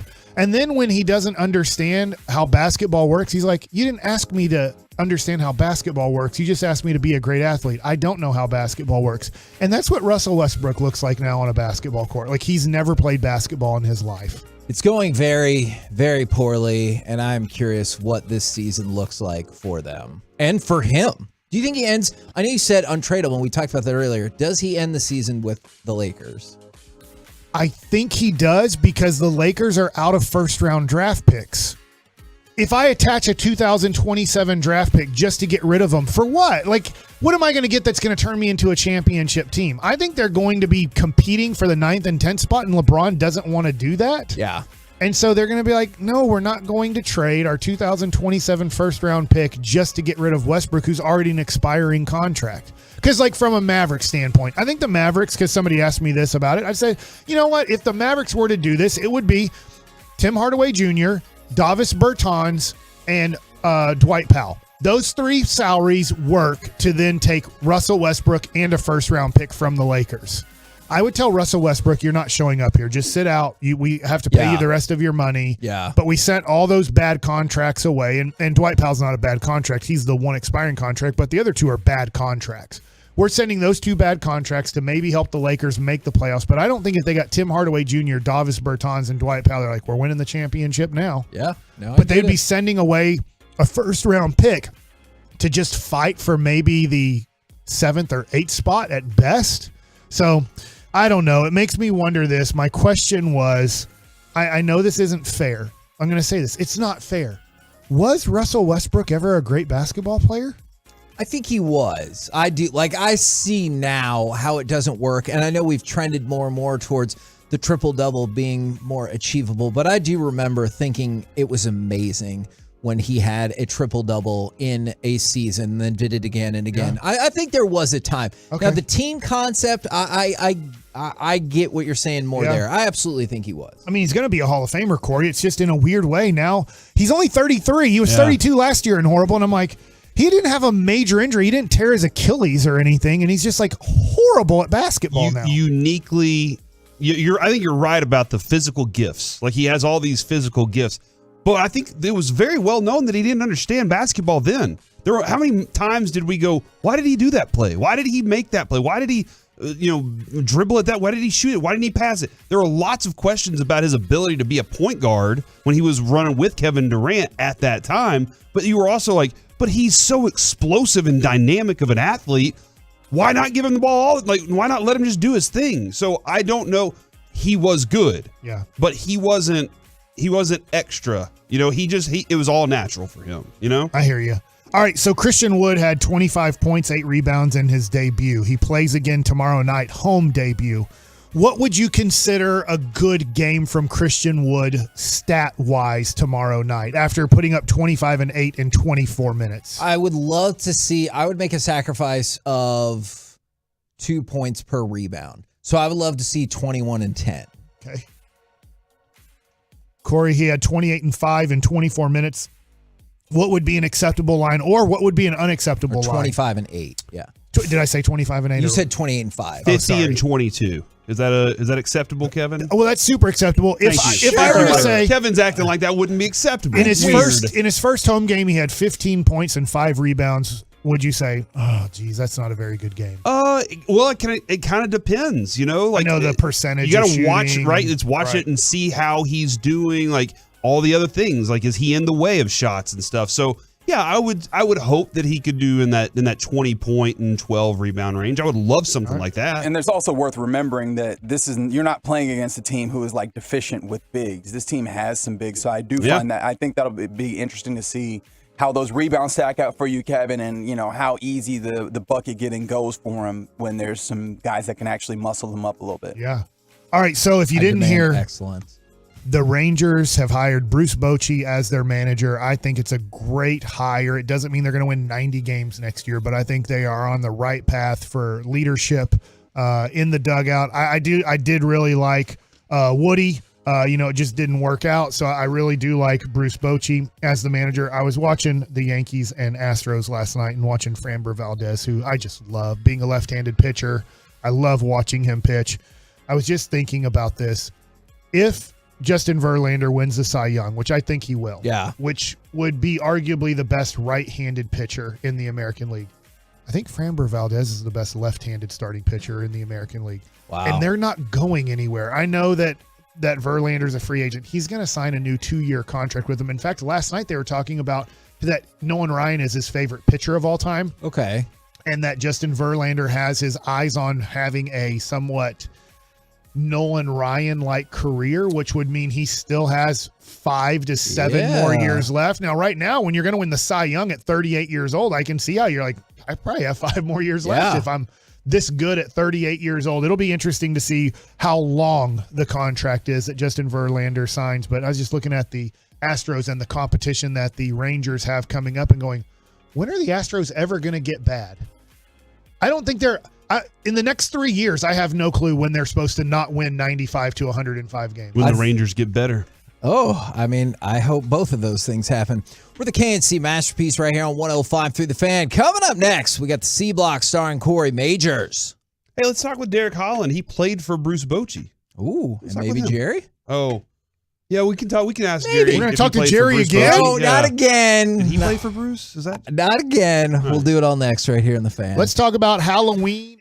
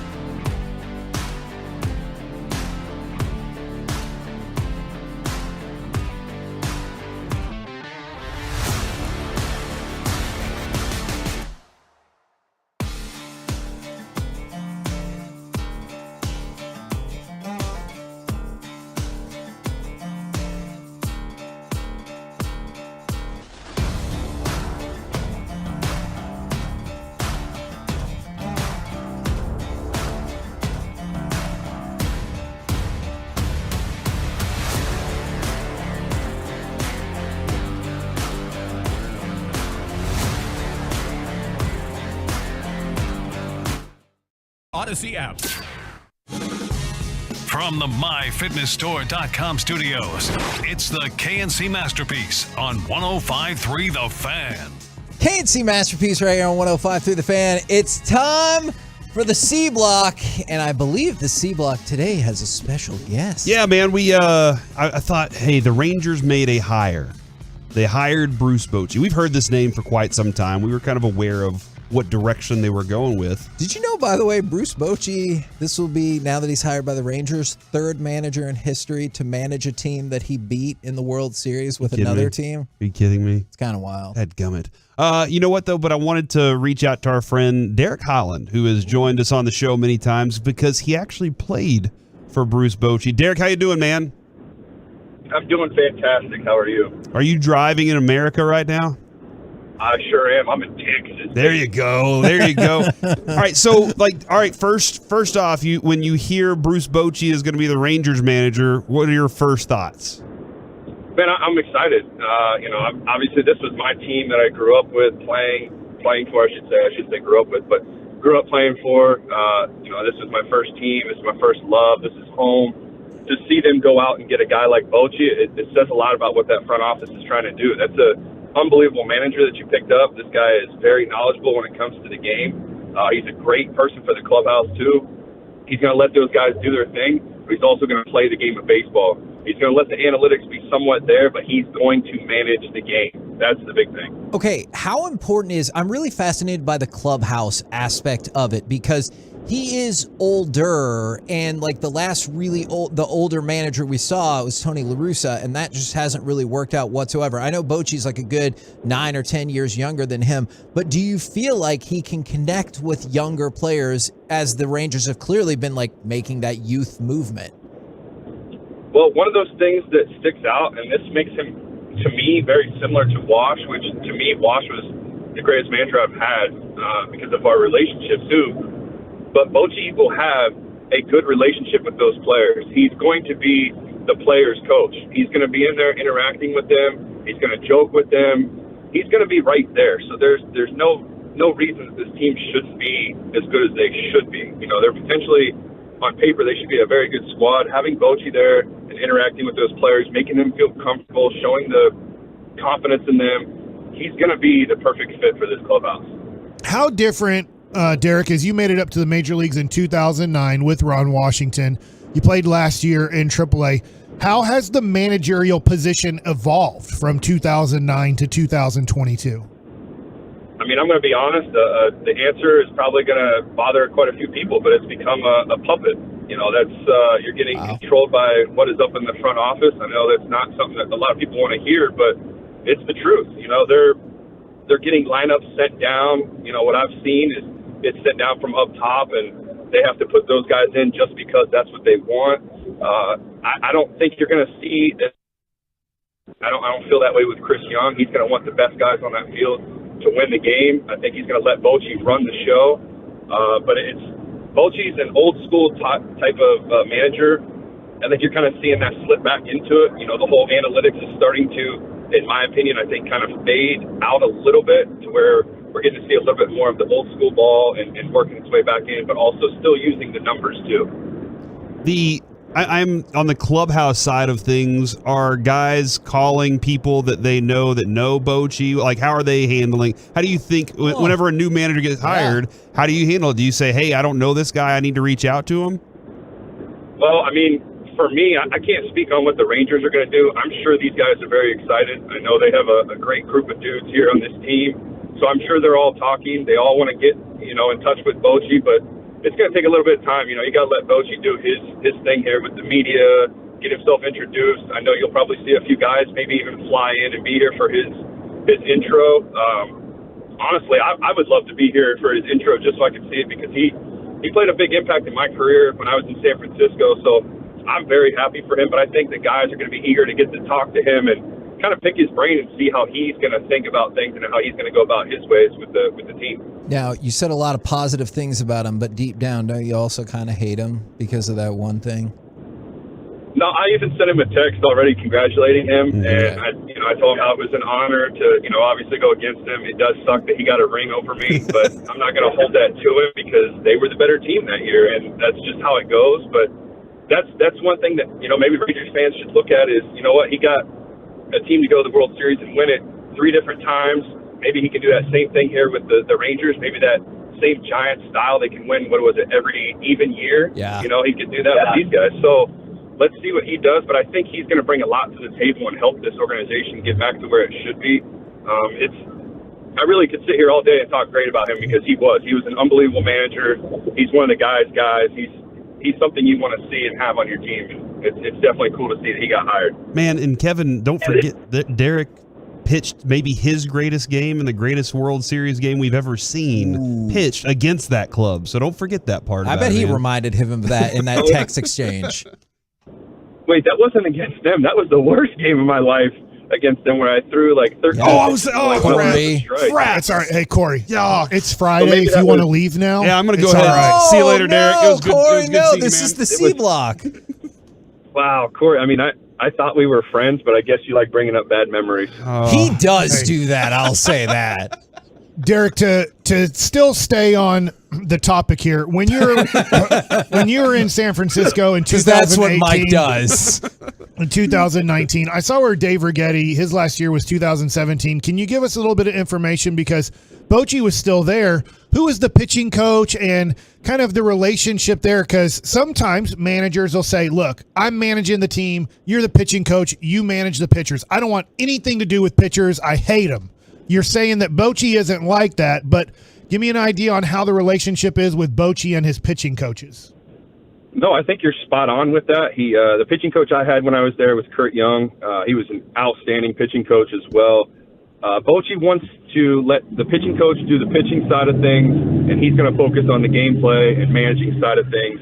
They're going to communicate. He's going to have a strong relationship with those guys, with the coaching staff. Like I said, he's one of the greatest coaches, managers of all time. He's going to have that relationship with those guys where they all have confidence in each other and they're going to feed off of each other. But he's going to let you, as a pitching coach, do your job, be in charge of the pitchers. If there's questions, he's going to ask those questions to get it right. But at the same time, he's going to do his job and let you do yours. Hey, Derek, to make up for my terrible, terrible thing that I said moments ago, November 10th is your celebration, your 60 feet 6. Can you talk a little bit about what you got going on? Just give us a little teaser here, man. Yeah, for sure. So on November 10th, you got to save the date. It's going to be at the Lava Cantina in the Colony. It's for my 60 feet 6 foundation. I'm going to be able to talk more about it. I hopefully am allowed to join you guys on Wednesday. But we're doing a concert. I can't say who yet, but I promise you guys will love who it is. It's going to be a lot of fun. The person is also a fan of the 105.3, so it's perfect there. It's another good dude. But this is all about raising money for the kids with cancer, because no kid should ever have to deal with this kind of stuff. This is what it's all about. It's more than just the baseball and all that. This is about these guys. Man, Derek, thanks so much. And by the way, the game Corey's bringing up in the World Series. Don't do this. Mike, let me just say bye to him and everything will be okay. Go ahead and say it. Well, he walked 3 guys. Oh, nice work. Only 3 walks, dude. Yeah. Yeah, one of them scored, though. You got to mention that. Crap. Well, it looks like all 3 of them scored. Well, okay, Mike. Hey, Derek, I always appreciate it, man. Absolutely. Next Wednesday, if you want to come up and hang out with us, it doesn't matter if Mike or Kevin, if we're all here, you just come up and hang out. Our door's always open to you, man. Well, I know that the door handle's messed up, but can I throw one more thing out there real quick? Yeah, sure. You already threw me under the bus. For all those Mavs fans out there, please come kick it with me and Mike on Twitch. We're going to be doing the Mavs games this year. During the game if they're on the West Coast, and also after the games when they're at home. But for all the Mavs fans, come and hang out with us, talk basketball too. Yeah, we might show up too, just to irritate Mike a little bit. Thanks, Derek. Have a good one, bud. Yeah, I don't know if Corey's allowed. He's bad. Crap. Never mind. Are you too busy tomorrow night? You told me you might be too busy. This sounds like an off-air conversation. Okay. And by the way, against St. Louis, he threw 8 1/3 and didn't give up any runs. That was a great one, yeah. But against the Giants, what are you doing right now? He threw 13 pitches. Thanks, guys. I love you. You guys are the best. Sorry, Derek. I supported you. If it takes 4 balls. I get it, Bye, Mike. Derek. Have a good one, dude. I get it. Man, I can now confirm Derek Holland of his own choosing will not be on our show on Wednesday because you guys are jerks. Yeah, we are kind of jerks sometimes. All right, Kevin, so we have multiple directions to go with this now. We can stick with some Jerry Jones conversation. As a matter of fact, that's where I want to go because we do have Masterpiece of the Week coming up, curated by Reginald Atatula. Who knows? He hasn't been here. Maybe. I'm not who sure. knows? All right, so, man. Did you think 2 and 4? I know 2 is long. Jerry Jones said some fascinating things, and Kevin, you basically asked him about about the leaks that came out of the owners' meetings, and then you pretty much said, and did you say this to Robert Kraft? Oh, yeah, no, absolutely. I said, and did you say, don't F with me? And it takes a minute, but here's his answer. Well, first of all, I've just gotten used to the fact that when you're saying something, it's highly likely that it could be being recorded or it could be being heard and will be repeated. And that's in various things. And I've just gotten used to that. So consequently, I really don't say things that it's almost like every time I talk, it's like talking to you guys over the air here. And so that goes with it. The interest or the, if you will, the awareness that I have creates, a lot of look-see. So in answer to your question, it's not surprising to me or frankly disappointing to me that anything that's said in a meeting that you would think would really have a lot of real exclusivity or really protection so that you could really express your feelings. It's not surprising to me that it's out or would get out. And certainly when you are in those situations, you express yourself with people you know and people are around a lot, and you express yourself in different ways. And I would say that in this particular case, it's probably accurate that I did express myself in probably a way that's not in good taste. That's the answer to the part, did you tell Robert Kraft, don't F with me? And I appreciate the fact that he was honest about it. There's part of me that also wanted him to go, hell yeah, I did it, and I'd do it again. Yeah. I wanted to hear that moment where you just kind of was like, because I feel like he would. Like, I really do feel like he's like, look, man, yeah, people are listening. But yeah, I did say something. He took a long way to basically say, yeah, I did. Part of me was hoping that he would say it like verbatim and repeat the swear word and everything. And then be we like, he knows. There's precedent for that. Then now I'm going to go to cut 4, but I want to explain how we get to this question, because during the contracts of Roger Goodell conversation, he kind of explained it. He was like, it's like an HOA. We have some guidelines, but there's no real structure, and I just want to make sure the structure is right. Right. But he said we all have obligations as owners for this situation. Right. And I said, I was like, well, for that, because he's a fellow owner, do you feel obligated to back Daniel Snyder? And this was his thoughts. Not at all. Not at all. I'm just not aware of the kind of issues. I hear the media speculation, but that's all I hear. That's not supported by tangible facts. Those are being presented and being looked at, and I'm sure there's other things, but you could do those other things on any subject matter. But I'm not aware of anything myself that rises to the level that is being speculated about whether or not he's with the Washington team or not.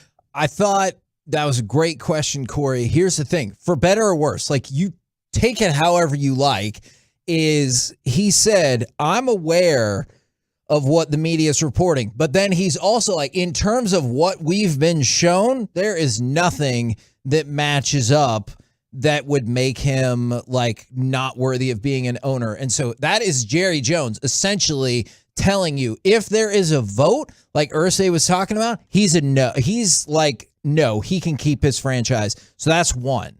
Wow. And it also sounded like at the very beginning of that, look, I don't have any reason to back this guy, right? Like the whole That's the question that Van Natta was saying the other day is, has Jerry come out and said that he backs him on everything or no? And did you feel like it was a significant, not on everything, man? Yeah. Okay, I just wanted to, like, that's... I'm glad you asked that question. Absolutely. By the way, I know we've been a little lax on this as opposed to previous weeks, but shout outs. Hey, where are the shout outs, dude? I know. Sorry. We have had a very fast, lots of stuff happening I'll tell you what, show let's go today. till 3 o'clock. From the... I got to pick my kids That would up be the from- most shocking thing of the day if you were like, I will work another hour. From the 469. I know. Oh, my... Mike looks so shocked that you just did that to Dare him. me. I dare you to sit in the first hour of the G-Bag Nation. Or, you could do some of this other stuff back here. That'd be helpful. I intentionally didn't learn that a decade ago, Reggie, so nobody could ever ask me to do that. When they're like, hey, can you do something in that other room? I'm like, nope, can't, because I refuse to learn. Are you daring him? Is from the 469. My wife and I were just awarded legal custody of our adopted daughter. So that is phenomenal right there. Congratulations. The Gotcha Day. Congratulations to you on that. 877-881-1053. I know we've been lax about it. We will work on that if you want to get your shout outs in. Coming up next. Would we have to say condolences if, like, you and your wife met Zach Wilson? I don't know. My wife is interesting because we just have a newborn. So she's like in that in-between phase. yeah. What do you think is Zach Wilson's sweet spot for wanting to hook up with moms? Mid-30s to late 40s. Okay. So there you go, Corey. We're the KNC Masterpiece right here on No new 105.3 moms. The Fan. That's his slogan. Coming up next. Put that on a hat. Coming up next, Betting with Bassick, Masterpiece of the Week. It's the fastest segment in all of radio, and good news for you, it's up next right here on The Fan. All right, let's talk about the Diamond.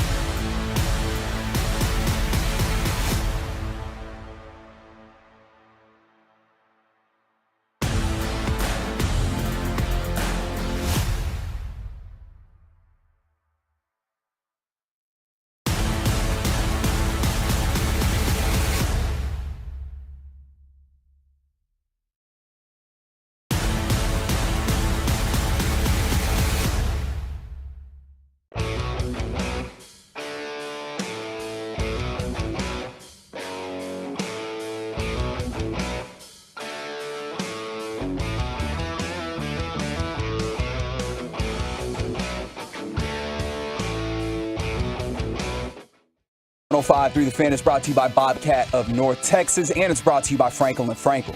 There's a reason you need a special license to drive a big truck, so companies that hire drivers and put them in big trucks shouldn't be held accountable for what happens when one hurts you. Frankly, you need Frankel and Frankel. The consultation is always free. Visit truckwreck.com. KNC Masterpiece right here on 105.3 The Fan. Ooh, can I play one thing and see if this qualifies as a bonus Forgiveness Friday? Now, Reggie, this is from the NBA on TNT crew. Do the rest of the guys need forgiveness for what they did to Barkley? Take away. Greg Popovich, one of the greatest coaches ever, said something to me one time. We were down there doing a game. Stop eating. Yeah. Don't go to Krispy Kreme. Not every play is designed for you and for us to score. No, Not every plate is designed for you. It's not for other people. I hit a man with glasses. Okay, take them keep it up. That's right. Hey, you got your choice. Hey, you making a lot of money. Please hit me. I'm looking for a week off. Call your play. It's not for you. Take away. Man, so like everybody had their own. Stop eating, stop going to Krispy Kreme, and then Ernie saying not every play is designed for you to score. And then I don't know if people heard that, and Kenny Smith's like, I'm going to ask that same. Yeah, he's going to steal it, yeah. Yeah, I'm going to use that same thing as my burn. So do you grant all of the TNT guys forgiveness because they're very entertaining? Yes. And it was funny. I was watching that. And finally, Barkley got to his point, and then Ernie real quick was like, we have 30 seconds. Like, because he's the one trying to control, just like you try to control me and it doesn't work. He's like, we're going to commercial in 30 seconds. You got to stop talking here very soon. And Barkley was like, I don't care. I definitely. So is Mike basically saying that he's the Barkley of this show? Is that what Mike just said? I see combinations of all of them. He makes the most money. He says whatever he wants. Oh man, that is the truest thing that has ever been said. One day I'm going to make six figures in this business. All right, now how about we do some betting with Bassick? All right, she said list. That's in a minute. Yeah, okay. That's different. Corey, you're down $40, man. It's all right. We're about to make it all back. Kevin, you got 2 losses in a row, so we're tied. It hurts. So that was a $80 week for me last week. Now you guys get to put it on me. What are you picking first? Corey, if it's okay with you, may I go first? Go ahead. I have 3 that I like. The game just went down a half of. I heard that was moving some of the lines. I would like the Kansas City Chiefs -2. The Chefs, huh? Against the San Francisco 49ers. Oh, that moved 2. That went down to 2. It was 2.5. So I'll take -2 for the Chiefs against the 49ers. Patrick Mahomes is not going to stand for them losing once again. I hope you're right. I need the Chiefs to. I so badly want Chiefs versus Bills in the AFC Championship game. Gotta be. I'd love for them to be the 1-2 seed. All right, Corey, you pick your game and pick it. I'm having a tough time with this one. Well, there's like 14 other games to choose from. I like 3 games. Oh, give me a 3-fer. I don't know which one to take on this. What are the options? Take all 3. I'll write them all down. Well, I want to pick. I might pick 2. I want Giants +3. Yeah, I get it. I want Texans +7. And I want Falcons +6.5. I just don't know which one to do. Wait a second. I don't know which one to do here. All right, well, I was writing down. The Cowboys didn't interest you since it dropped to 6.5. The Falcons are 6-0 against the spread this year. Dang. And Super Bowl. That's 3 at home. That's not how that works. 3 at home, 3 away. You know, like they're good. They're good against the spread. Okay. Texans are 3-0 against the spread away. They're in Las Cincinnati. Las Vegas. I thought we were still talking about the Falcons. Sorry. And the Raiders stink against the spread. Yeah, and in regular football. Well, which one do you want me to write down? All 3? I'm gonna go with Dabes. I'm gonna take Dabes this time. You SOB, because I was actually gonna pick against that fart knocker. I'm surprised to hear that. T-Law, get a haircut and figure out how this sport works. I'm gonna take Giants +3. He is going to become Clint Eastwood. That get a haircut comment. Oh, you can just feel it. I'd like to Those long blonde locks. They might have worked at Sunshine High School and Clemson, but it ain't working in the NFL. Jeez. All right. Do you want any of those other ones? It's fine with me if you do. Corey. I'm thinking Mike. All right. Well, don't think long because I'll tell you what, Kevin. Yeah. One of the games I like, I don't love anything this week, but one of the games I like is the Tennessee Titans -2.5 at home against the Colts. Okay. Am I missing any injuries or anything here? I guess because the Colts got a little bit hot here. Because we were pretty down on the Colts a couple weeks ago. Yeah. But now they're 3-2-1.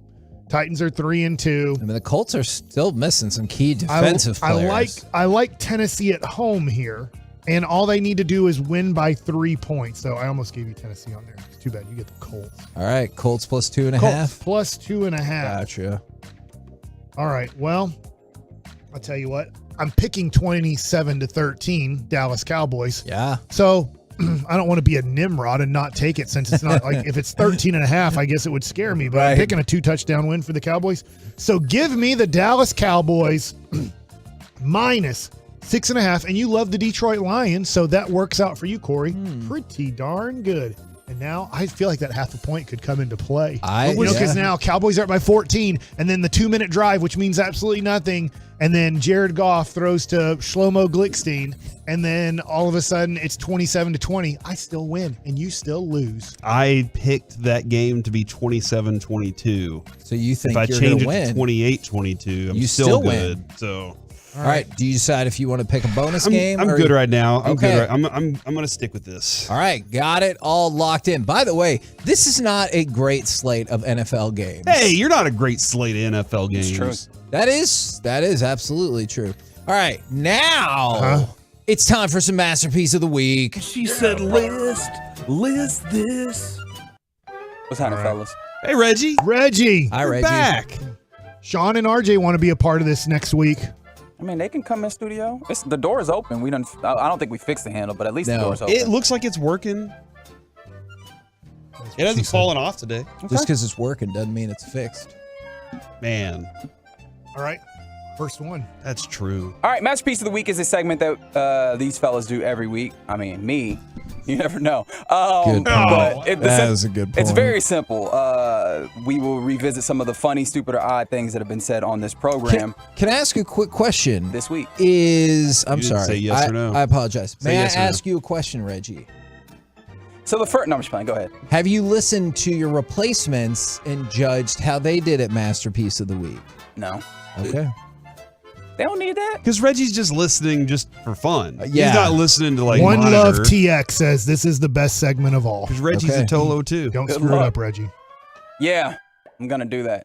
Look, I'm gonna toot my own home for a second. I'm pretty sure that I've taken this segment and made it the best that it's ever been in its history. Wow. Just gonna say I don't that. think you're wrong, I'll actually. put that on the table. Remember what Parker did. Yeah. Now he's the king of radio. That is true. I was gonna say speaking of putting it on the table, but I don't think that's actually a good segue. Mickey Spagnola making yet another appearance. He did it. In Masterpiece of the Week.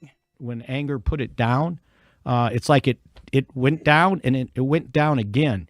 And I think he hesitated just the tad. Huh. And then he put it down and he put it down again. Yeah. Put it down. He's young. For the father of rap. Oh, it's going through my brain.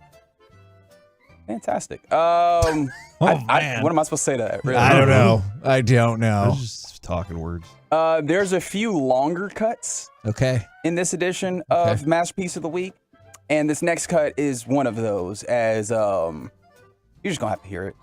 They said the appointment, except for peeing on the scale, went really, really well. The other day. Power move. I'll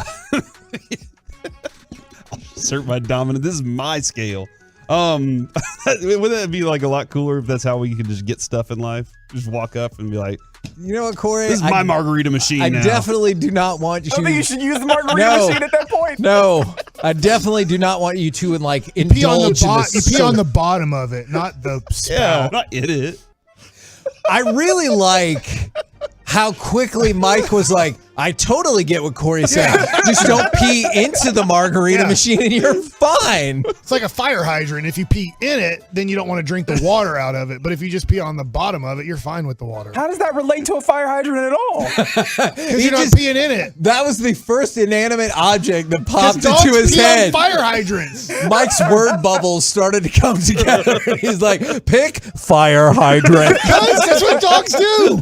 They find the fire hydrant, and they lift their leg, and they pee on it. Hey, don't let them bring you down, Mike. I know what you're saying. Oh, now you guys have a new alliance now. I mean, I have to change the word. I can't say the bad word, but that's what we say when a guy's catching a ground ball and they lift their leg up. You look like a dog peeing on a fire hydrant catching that ground ball. I just want to point out, too, that was a team effort clip.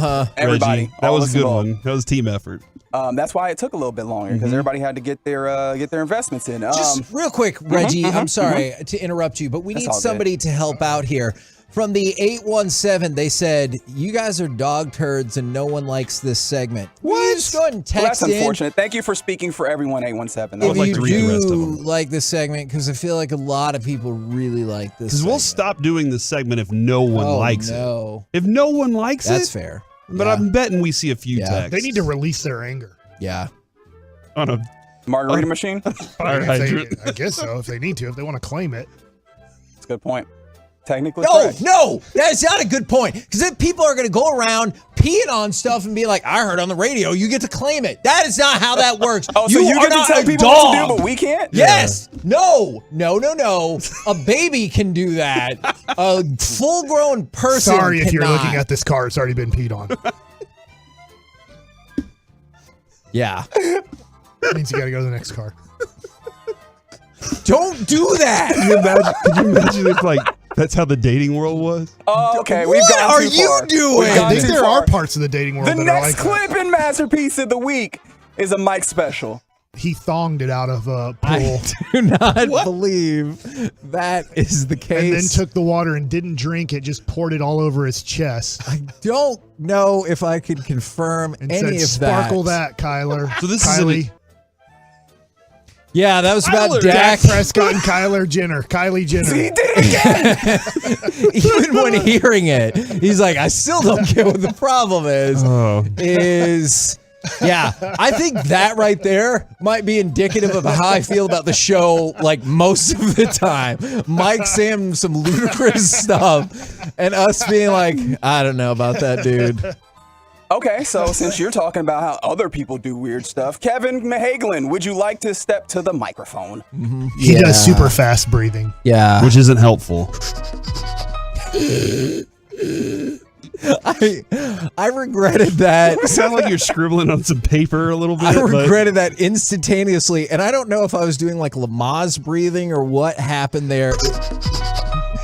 What's even better, like I don't know how to incorporate this into this segment, but like I was sitting there watching Kevin do that at the same time too, and I know we have a video aspect here with the Twitch. That was hilarious to see him do that. So if I know Carter's pretty good at getting stuff up on the internet, I feel like I'm not asking you to do it, but if there is a chance that you can find that, So Carter, you are asking him to do it? please do it.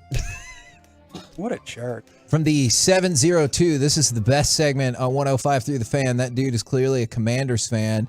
And I like this. Masterpiece's worst segment is better than any other show's best segment. I appreciate that. That's and there's cool. a whole lot of positive comments that also include F words, but a positive F word. Yeah, positive. The F word, frankly. the F word might be the most versatile in the English language. Yeah. Frankly, yeah. Mother frankly. More Masterpiece of the Week. Have you ever seen a dog mansion? I feel like there was a cartoon where a dog had a little dog house, but then when you walked inside, it was a mansion. You were like, whoa, what's happening here? But I can't remember what cartoon it was. 877-881-1053. Somebody will be able to figure Is it that Garfield? out. With Garfield Odie? is a cat. Technically correct. Yeah, I mean, it's just, you immediately were like, is it this cat Garfield cartoon? was the cartoon. Odie was obviously the dog I was referencing, but He's a wiener dog. It was pointed out. Well, I don't think he was, actually. It was Scooby-Doo, or a pup named Scooby-Doo is what that was. So that's what I remembered. Sometimes That one's not winning. Corey, sometimes I think It it's is in Mike's this room, I'm fault telling because Mike says ridiculous things, and then I assume the other. It's how I feel like Sean must feel sometimes. Is somebody goes, sometimes I'm not sure about winning, and you're like, oh, you don't care about winning, like RJ? Like I feel like I jump to conclusions based on other things on the show. Valid. And finally, this was a little bit of a team effort as well. I guess my other question at this point, when we count butts in this game, Kevin, do we count each cheek as one, or do we count like both cheeks as one? No. One cheek is 2 feet. Okay. A butt is a butt. All right. You do not get credit for 2 butts. So 53 players, so that's 106 butts on the field. But those are not all active on game day. Remember, you got to scale that down. It's an important thing to consider. Don't forget about butts in seats. This is butts on the staffs. Ooh. Why are you so excited about that? Ooh. I do want to point out there was a football point in there about how it's not 53 people on game day, but who really knows that? I mean, you can never know. NFL teams. It's not like you can rewind and listen to that. Oh, can okay. you? Yeah. What? Are you serious? Yes, you That's pretty can. Cool. Reggie, you're awesome. I didn't say any of that. Well, I said some of the stuff. No, you're awesome at this stuff, You guys dude. said most of the stuff. You listened and made it happen. I think Mike's thonging it up one is really good, but especially based on the conversation afterwards, I think it's going to have to be the margarita machine one. I'm with you. Whizzing on the margarita machine to claim it. You know what, Corey? This is my margarita machine I now. definitely do not want you to. I think you should use the margarita machine at that point. No, I definitely do not want you to indulge Pee on you pee on the bottom of it, not the spout. not in it. My favorite part too is Mike is like, you wouldn't pee in the top of it. That's ridiculous. Dummies. And you're like, that's the part of this conversation that was ridiculous to Mike. Yeah. He's like, y'all are dumb. Yeah. I know exactly what Corey's Dogs saying. don't pee in their food Right. to claim it. Yeah. What? I think was that the moment, Reggie, where you were like, I totally want to see what's inside y'all's brains. Like, is that the I love that you thought that was what I said. What I said was inside of your brain sounds scary. Yeah, that's what it is. Yeah, and I think that was the conversation that started it all. But I think Reggie thinks that all the time. That's correct. Do you vote for that as well? Hell yeah, dude. That was a team effort. I love teamwork. You guys have won it. I just really wanted to highlight the fact that Kevin said a technically correct thing. With Garfield is a cat. Man, You dummy. hold on. Yeah, play it one more time. I sound way too. You might be onto something. I sound way too angry with that statement. With Garfield Odie. is a cat. We're the KNC Remember masterpiece. Heathcliff? Yes, I do. Heathcliff. No one should. Yes, Terrify the neighborhood. I'm totally with you on that. Coming up next, we will talk with the G-Bag Nation right here on 105.3 The Fan. All right, let's talk about Men's T Clinic and let's talk about PRP therapy. What is PRP therapy?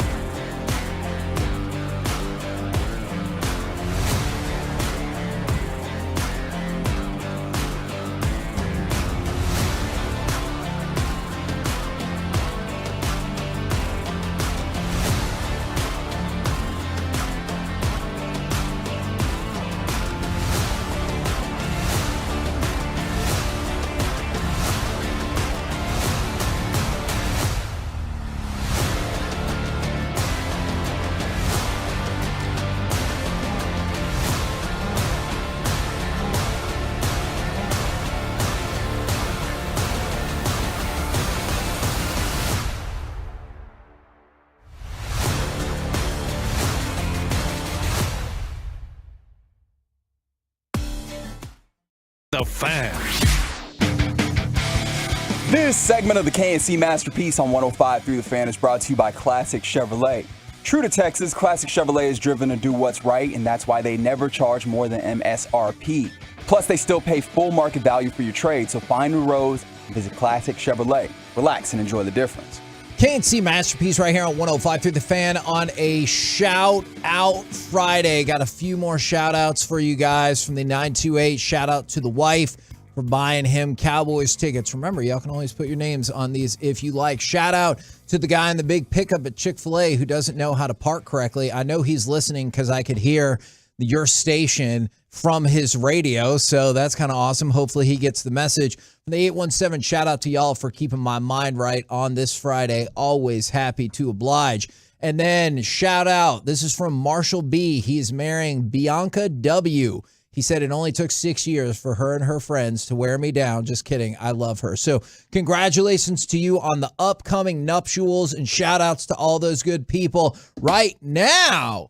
Courtesy of D&M Leasing, it is time for our chit chat with the fellas from the G-Bag Nation. Gentlemen, how is you today? Terrific, Hagee. How are you? I'm doing excellent. There's been a lot happening during the show today, and I think it's been really fun, but hopefully also informative for the people. Do y'all have some betting to get to? And I also want to talk about the milkshake that Brada seems kind of optimistic about. I don't think I have any betting I want to do. I was looking at the games, and This weekend's slate is not the best. I didn't see Vegas making any mistakes, to be honest with you. Nothing stuck out to me. I'll do one here. I'll take the Packers going to Washington -4.5. So you get the home dog. You like home dogs. I love that. Yeah, let's go. I don't know how Green Maybe Bay. Washington's going to be better. That guy who should be out of the NFL, Wentz. Yeah, he should be gone. Yeah, you got Heineke coming back in there. He's going to energize the team. True. I'm feeling good about that. That was one of those I was actually considering. There you go. Yeah, we got at least a bet on. Eric? Well, I mean, Hagee, you already got the Chiefs, right? I mean, I think that's a pretty good one with the broken Niners defense. So, good call there. What's the line on the Jets Broncos? It just went down to even. It was Jets by 1. Favored by 1, and now it's down to just a straight up pick 'em, Jets and Broncos. But I won last week, didn't I, Basky? You were only down $10. Yes. Okay, that's good news. And since Walchuk's not here, maybe I'll hit you with a couple. I had 2 games that I didn't pick that I kind of was like really interested in. The Falcons are 6-0 against the spread. Okay, boom. That's one. And then the Texans are undefeated on the road against the spread, and they're playing the Raiders. And so I was like, those are real, but I took Dave's. I do want Atlanta. Atlanta +6.5 going to Cincinnati. And then let's mess around. Oh, we're messing around now. Oh. Yeah, we're messing. Mm-hmm. I need to get back in the ball game here. How about the Giants as 3-point dogs? That's a good bet. I don't know that Trevor Lawrence can handle the pressure. Can't. Get a haircut. Maybe a haircut on effect. How much do you think the haircut is impacting his play? Because that's now the second time in the last 20 minutes you've brought that up. I think that's Aaron Rodgers' biggest problem. So it might be the same thing with Trevor Lawrence right now. I don't know, man. Okay. He should be better. He should be better. Do you want me to give you Doug's number and give him a call and tell him to crank it up down there a little bit? I'll tell you what, Sunshine. You don't win this game, you're favored by 3, we're shaving your head. That'll maybe motivate the guy that loves his locks. Which also leads to an entirely different set of problems if only now, once his hair is on the line, he's motivated. You're the opposite of Samson. Like, you ever wonder what, fans thought about you when you were pitching? Oh, they hated me. I mean, I'm just saying, if they were doing a show, damn basket pitching, God. I remember I beat Cincinnati. I was on the Nationals, and I was, in it was a getaway night. And so I'm in a room where the clubby has on the radio where the game was on, and they're in the post-game thing. And they go, and we made some guy named Mike Bassick look like Sandy Koufax tonight. You're damn right you did. I started laughing. It's a hell of a line. I was like, did the clubby look at you like?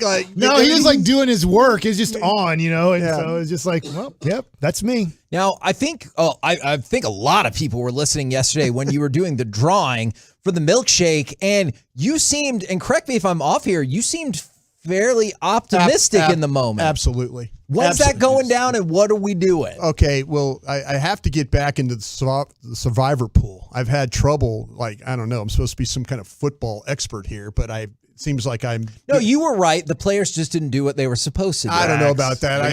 It seems Blame like, the Jimmies and the Joes. It seems like we pick these games like really early, and then the injury report comes out, Right. and then everybody that's questionable is out. Right. And so that affects me in a lot of ways. Anybody smell that excuse? No. Are we cranking up the excuse machine right No now? excuse. You don't know how hard I was cheering against the Rams last week. What were the two ingredients that you really wanted, and what were the two ingredients that you really didn't want in this shake? Well, I didn't. The two I didn't want.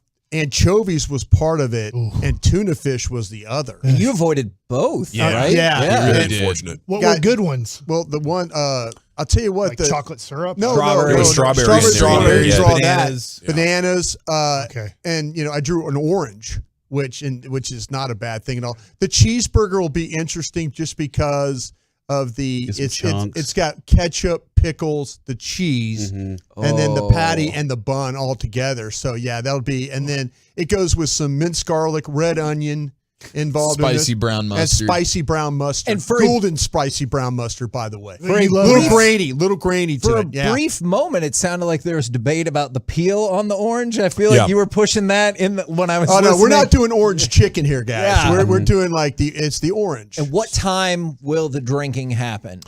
We got what you thinking, what you drinking today. Are there bottle caps and broken glass included too, Kevin? Hopefully that is not the case, Homer Simpson. What else do you guys got coming up on the program today? Yeah, you heard what you're drinking, what you're thinking. That bet payoff at 5:20. Eric Nadell will join us at 6:20. We'll talk some Rangers and the hiring. And at 3 o'clock, Stephen Jones. Nice. All right. Looking forward to that. Roll home with the G-Bag Nation. We have been the KNC Masterpiece. Make your way back with us on Monday, 10 a.m. to 2 p.m. right here on 105 through the Fan. Say, claim it with urine, Kevin. No, don't do that. Claim that margarita machine, No, Kevin. you're not Get a the margarita dog. machine. Pee on it and it's yours. Hey, what's Garfield, Kevin? Play it. You gotta say it. Garfield's a cat. Two of the Cowboys' top.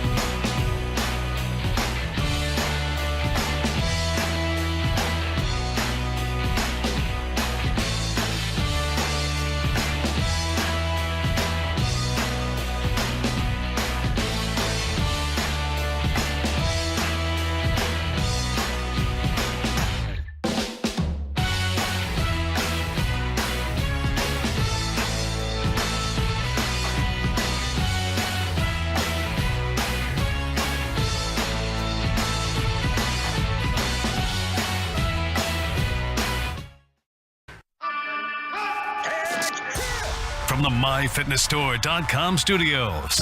You're rolling with the G-Bag Nation on 105.3 The Fan. It is hour number 1 of the G-Bag Nation on 105.3 The Fan. Welcome in on a Football Friday. I hope you're having a great day. We have a nice little show here planned for you, including Stephen Jones coming up in 1 hour. G-Bag of the Day coming up at 2:30. Brian Broaddus has a bet payoff during what you drinking and what you thinking. I would be nervous about trying to bury this thing. Now, how many fluid ounces of mystery mix is this going to be? It's in a Tolo cup. One of the when should fill up a full pint, yeah. The Brew Crew cups, Beautiful. the glass Tolo cups. About that we were 16 fluid ounces. Yeah, that shouldn't be a problem. We'll get it done. It's going to be a base of milk. Yeah, base of milk with a cheeseburger in there. Cheeseburger, and onions, garlic, brown mustard, and an orange. Yeah, I don't think I'd be able to get that thing down. That's like when I was a kid, I didn't like the pulp in orange juice. I still don't. Yeah. Just like the chunks in there. I'm like, what's going on here? I got this Ninja blender. Yep. Yeah, you've been bragging all about that. This thing is maybe the best investment I've ever made. So what kind of consistency are you going to get it down to? Is it going to be like a... Oh, it's like a smoothie. It's going to be like a smoothie. Oh, yeah. It's going to be like a smoothie, milkshake kind of a... You're awful proud of this. I am. I really think you're am. underestimating this. I'm back in the game. I think... I'm back. Do you have a history of being able to eat disgusting things and... Oh, sure. And not I went to school in Louisiana all those years. Okay. Yeah. You grew up on roadkill, right? Isn't that what you were telling us? Yeah, squirrels. Yeah, raccoons. Most of the time they were already dead. Yeah.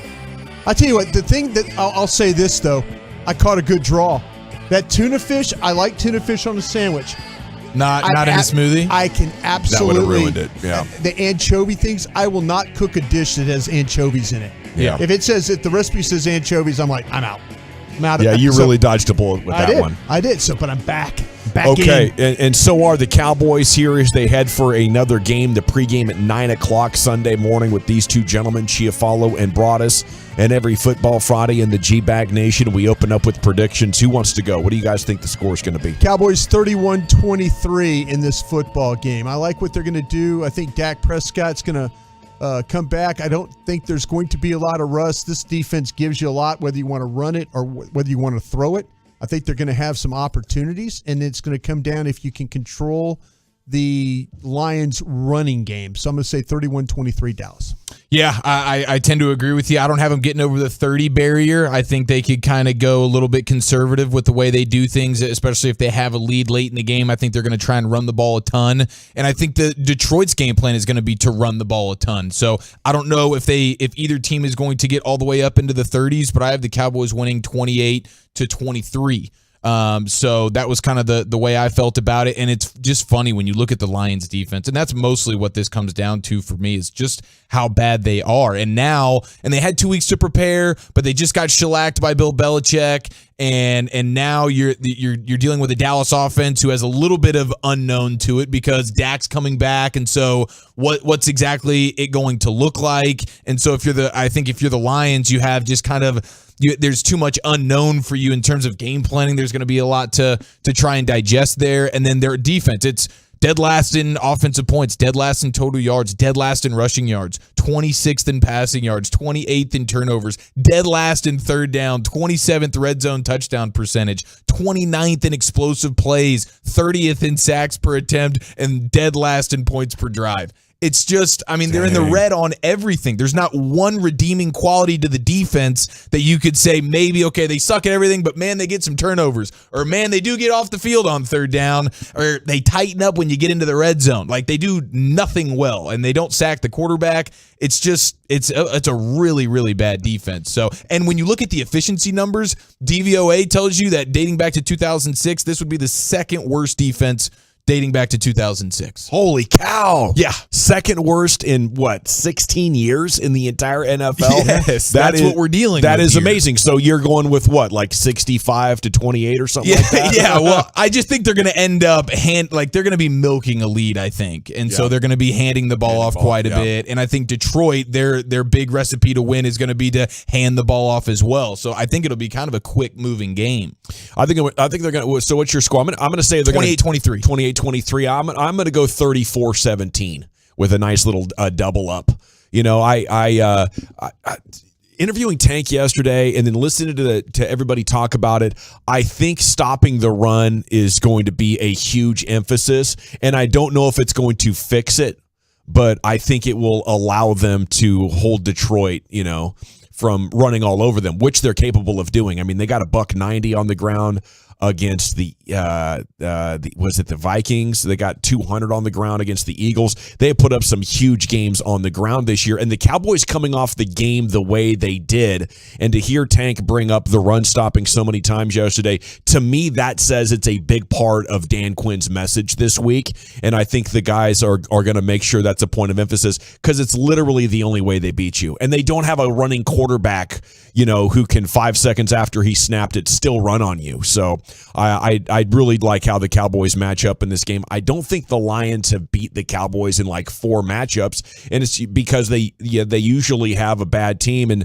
now Stafford's not even there, who was a big factor when the Lions did manage to beat the Cowboys back in 2014. Dak officially back. Will he be in midseason form or a little rusty, Brian?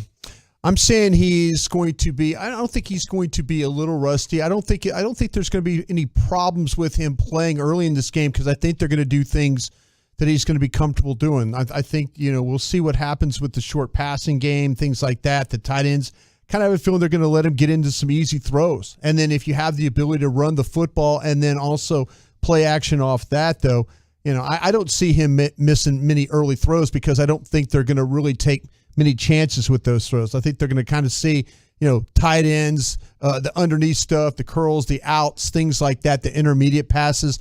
Don't throw anything in traffic. The Lions don't really get much pressure, so he could probably be sitting in the pocket, feel comfortable, deliver the football. So early rust, I don't see it. I just kind of think they're gonna work him back into it, and I think he'll be okay. I think this is going to look like those games last year when he really went off, Chief. Yeah, I think that's where it could end up.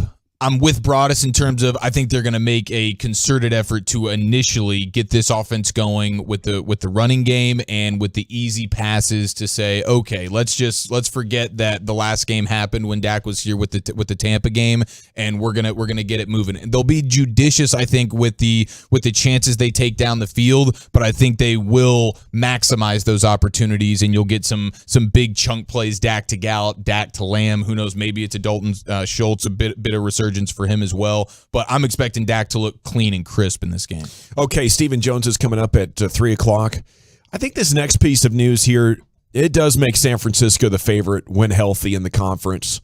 And if I'm the Cowboys, I am looking to make a move to counter this. We got to figure out a way to stop this offense now, especially, and make the Cowboys better overall. The Niners sending second, third, and fourth round picks in the next 2 drafts to the Panthers for running back Christian McCaffrey.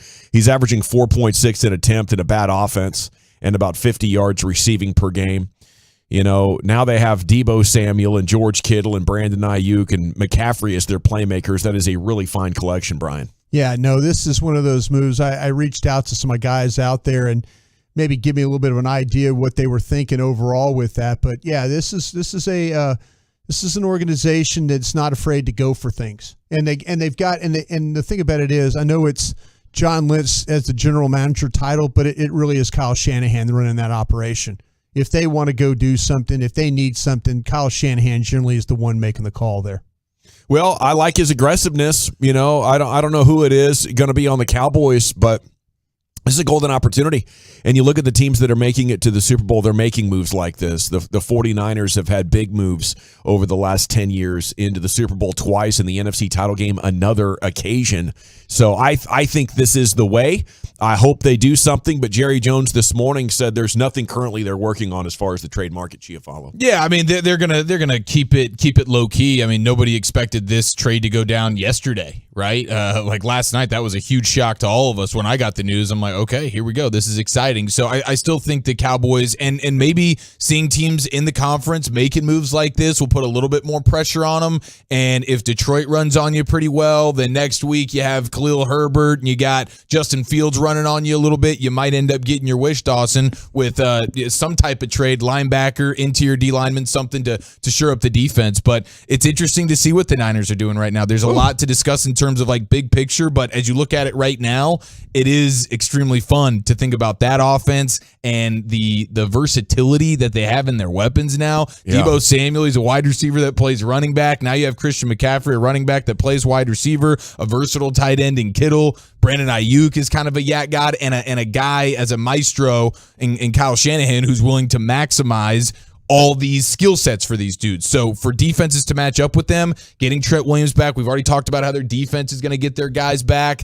It is a fun move right now. I'm very excited, but I'm also glad that my team didn't make this move. It's incredibly fun. I think this is like the most modern offense you could get as far as interchangeable pieces that keep the defense guessing. I don't know if we've ever seen more than this. Positionless offense, like in basketball, but for the NFL now. I think the 49ers have looked at this conference through 6-7 weeks now, and they figured out that at 3-3 they can still go win this thing. Yeah. That they can still be the team. They saw last year, going through the playoffs on the road basically, and what that was able to do for them. This is one of those moves at 3-3. I don't look at this as desperation. I think they're reading what the conference is looking like, and they don't see any really strong teams involved. You can talk about the Philadelphia Eagles all you want, but the 49ers have got to feel like, we can handle the Eagles if we had to. Yeah, and that's why you make a move like this. For sure. They see an opportunity, and now it really puts a ton of pressure on them to capitalize on it, though. Like you have to. The player has to win stay healthy too. Yeah, that's the other risk you take here. That's the question. You went out and got a player. That it's very similar to what with the Mavs going out and getting a guy like Porzingis. You get a guy that's a quality player that could be a difference maker, but what's his availability?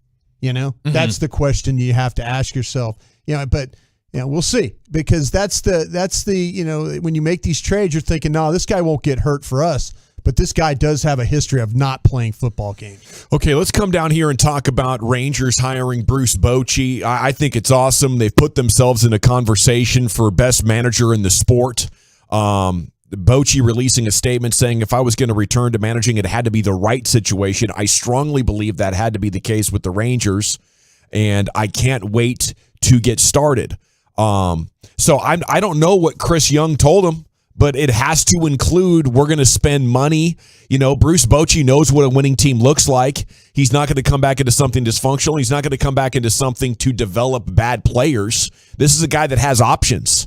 And I think it's very exciting that Bochy was convinced that this place is good enough for him to make his return to being a manager. And now I think it sets the table for what could be a very exciting offseason once again. Yeah, it seems like him and Chris Young are certainly aligned in terms of what they want and how they want to go about this process. So it is pretty exciting. And Joseph Hoyt notes that Bruce Bochy said in a statement that he's had extensive conversations with CY over the last several days, met with Ray Davis, and he wrote that their vision and commitment to building a contender was, quote, impressive. Let's go. So he says, I became convinced I wanted to be a part of that. So they're clearly selling to him that they're ready to kind of go all in and win now. And this is very, very exciting.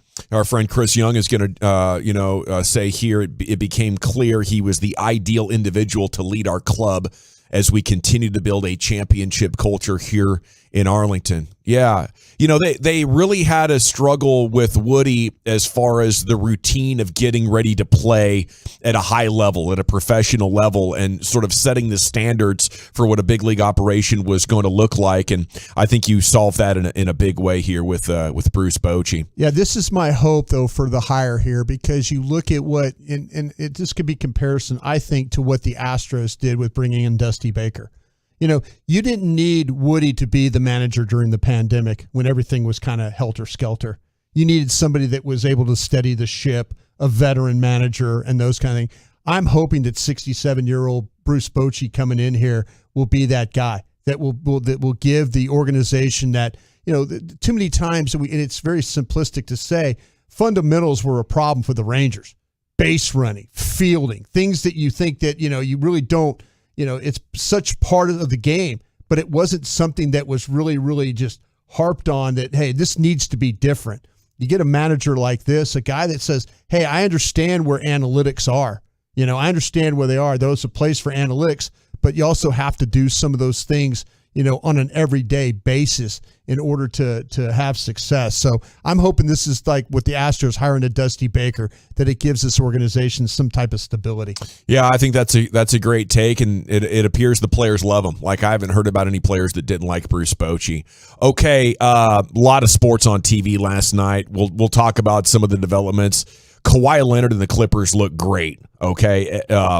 And the Lakers didn't play bad either, but the Clippers are the story, and it's not only the two stars with Leonard and George, but their supporting cast right now is the best it's been with Norman Powell and John Wall and Marcus Morris, Robert Covington. Right now, after just a couple of nights in the association, I think there's two teams in the West better than the Mavs already. That would be the Warriors and the Clippers so far. Just 10 days remaining in Flagtober. 105thethefan.com/Flagtober. Proceeds benefit the 9th Street Gym Project. Okay, $25 will send you a flag anywhere in the continental U.S. This takes at-risk youth and gets them into boxing and martial arts over there in Garland. It's a great program run by our friend Dave Swavey there with the Guns and Hoses Foundation. So it's 105thethefan.com/Flagtober. Get them while they're still available. The 2022 G-Bag Nation flag. We're coming back with a Sports Survivor update, and we'll make our picks. What is the most likely team out of all to win this NFL Week 7? It's next on The Fan.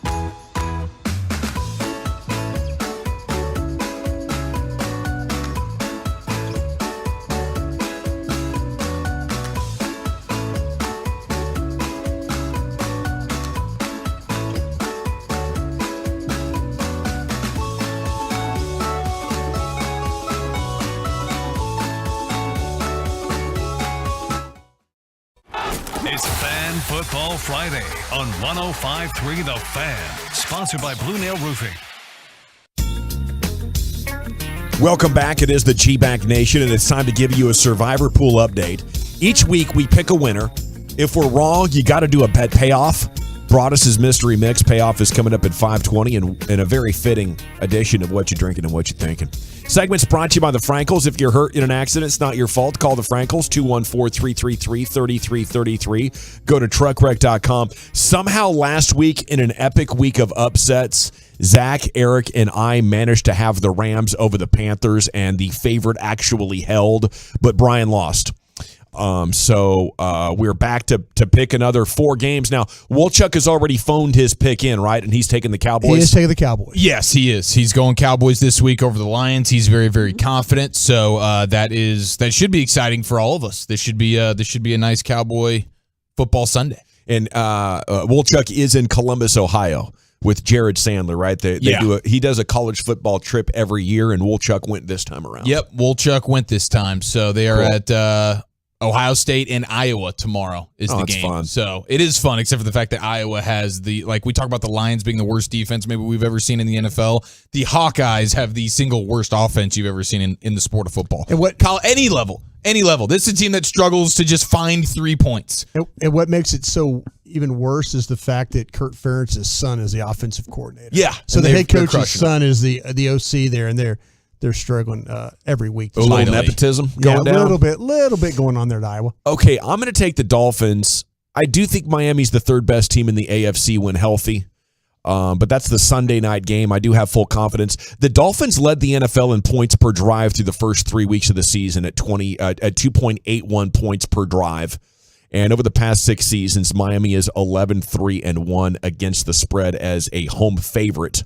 And they are a home favorite here against the Steelers. Yeah, they're a 7-point favorite, and I almost took the Dolphins in betting with Bassick. That was a team that I was very interested in. 7 points is just a decent amount. It is kind of the Brian Flores revenge game because remember he's now on staff as I believe the defensive line coach or linebackers coach for the Steelers, and now he's going to come back to Miami, take on Tua and their whole Flores versus Tua feud last year. So there's some underlying stuff. And then you just have, with every offensive snap for the Dolphins, everybody's holding their breath as it's going to be once again the primetime game. If Tua gets smashed again, that's just going to be a nightmare for the Dolphins, nightmare for the NFL. But I'm with you. When they had Tua, the Dolphins, Mike McDaniel, that offense, Tyreek Hill, all these guys, no question. They are legit with Tua. They've shown that. Well, the thing about it is for both teams, the starting quarterbacks are back from concussion protocols. Pickett's going to be back, and as you mentioned, Tua. So at least both teams will be have their quarterbacks then ready to go. So which games do you guys like? I like that pick there. I'm going to go with the team that I almost picked last week, and thank God I didn't. But this is a get-right game for the Buccaneers, is it not? I mean, you have the Panthers that are selling off all their parts, and they're broken and beaten down. The Bucs are 13-point favorites. It's been a long week for any Buccaneer, especially Tom Brady. I imagine they crush the Panthers. So I'll take the Bucs. I'm going to ride with the Dallas Cowboys because I am confident of everything that we've talked about with the Lions. You find a way to control. This is good. Find a way to control the running game with the Lions. Make this quarterback have to beat you. I don't think he's good enough to beat you. I think Dak coming back is going to be a big boost for this offense. I think they're going to be able to run the ball. I think they're going to be able to score some points. So I'll take the Cowboys this week in the Survivor pool. He was good enough to beat you when he was with the Rams, but no longer. That no longer applies with these Lions. Detroit is 0-10-1 outright on the road under Dan Campbell. They cannot do jack squat on the road. They have one tie to their name. Even though Prescott is 1-3 all time against Goff, all those came against the Rams. Will the Giants come back to earth against the Jags, guys? Jacksonville is favored by 3 points at home. Jacksonville only giving up 3.6 yards per attempt on the ground. So will they be able to shut down Saquon Barkley and end this early season Giants run? I mean, I have no reason to believe the Giants should be able to do much offensively versus the Jaguars, but I'm at a point now where I'm not really here to go against what the Giants have just in terms of finding ways to win games or at the very least keep it close, which is what I'm betting Bassick on here. The Giants are one of the few teams now in the sport that are going to blitz you to death and are going to play a bunch of man. Quarterbacks aren't seeing that now for the most part when they're taking on these defenses. And Trevor Lawrence versus the blitz versus pressure, he's been terrible. So I like the Giants to at least cover and maybe win this thing outright. Yeah, I think the Giants are really believing in themselves. And they're actually getting Daniel Jones to play with some reasonable stats, and they're not turning over the football. And they're doing a great job on defense. I think this is going to be a tough game for Jacksonville to win. Yeah, I mean, the Giants are like a team that just finds ways to win. And then, like, on the flip side, Detroit. And it's one of the reasons why, even if this game does be a little bit closer than I would like it to be in terms of Cowboys-Lions, the Lions are just a team that perpetually just doesn't know how to finish games and win them. Whether they have the lead and blow it or they're trying to make the comeback, it ultimately always fails with them losing close games. So I feel very good about a Cowboys win. So then the other game in the division, to mention briefly, the Packers are 4.5-point favorites on the road at Washington. Heineke making his return. The Packers have scored 17.8 points per game, their lowest in any 6-game span with Rodgers as their starting quarterback. The Packers offensive line got Rodgers hit last week against the Jets a total of 9 times. I think at this point it's not a relaxed season. This is who the Packers are, right? No, this is who the Packers are. They have to be very mindful of what's going on with the Commanders' front seven. The Cowboys kind of saw that firsthand themselves several weeks ago. And if you don't do a good job of handling those guys up front, especially the defensive tackle spot, we're going to see a lot of funny expressions on the face of Aaron Rodgers in this football game. All righty, it is the G-Bag Nation here on 105.3 The Fan, and it is time now for the G-Bag of the Day, curated by Lucius. Oh, here we go.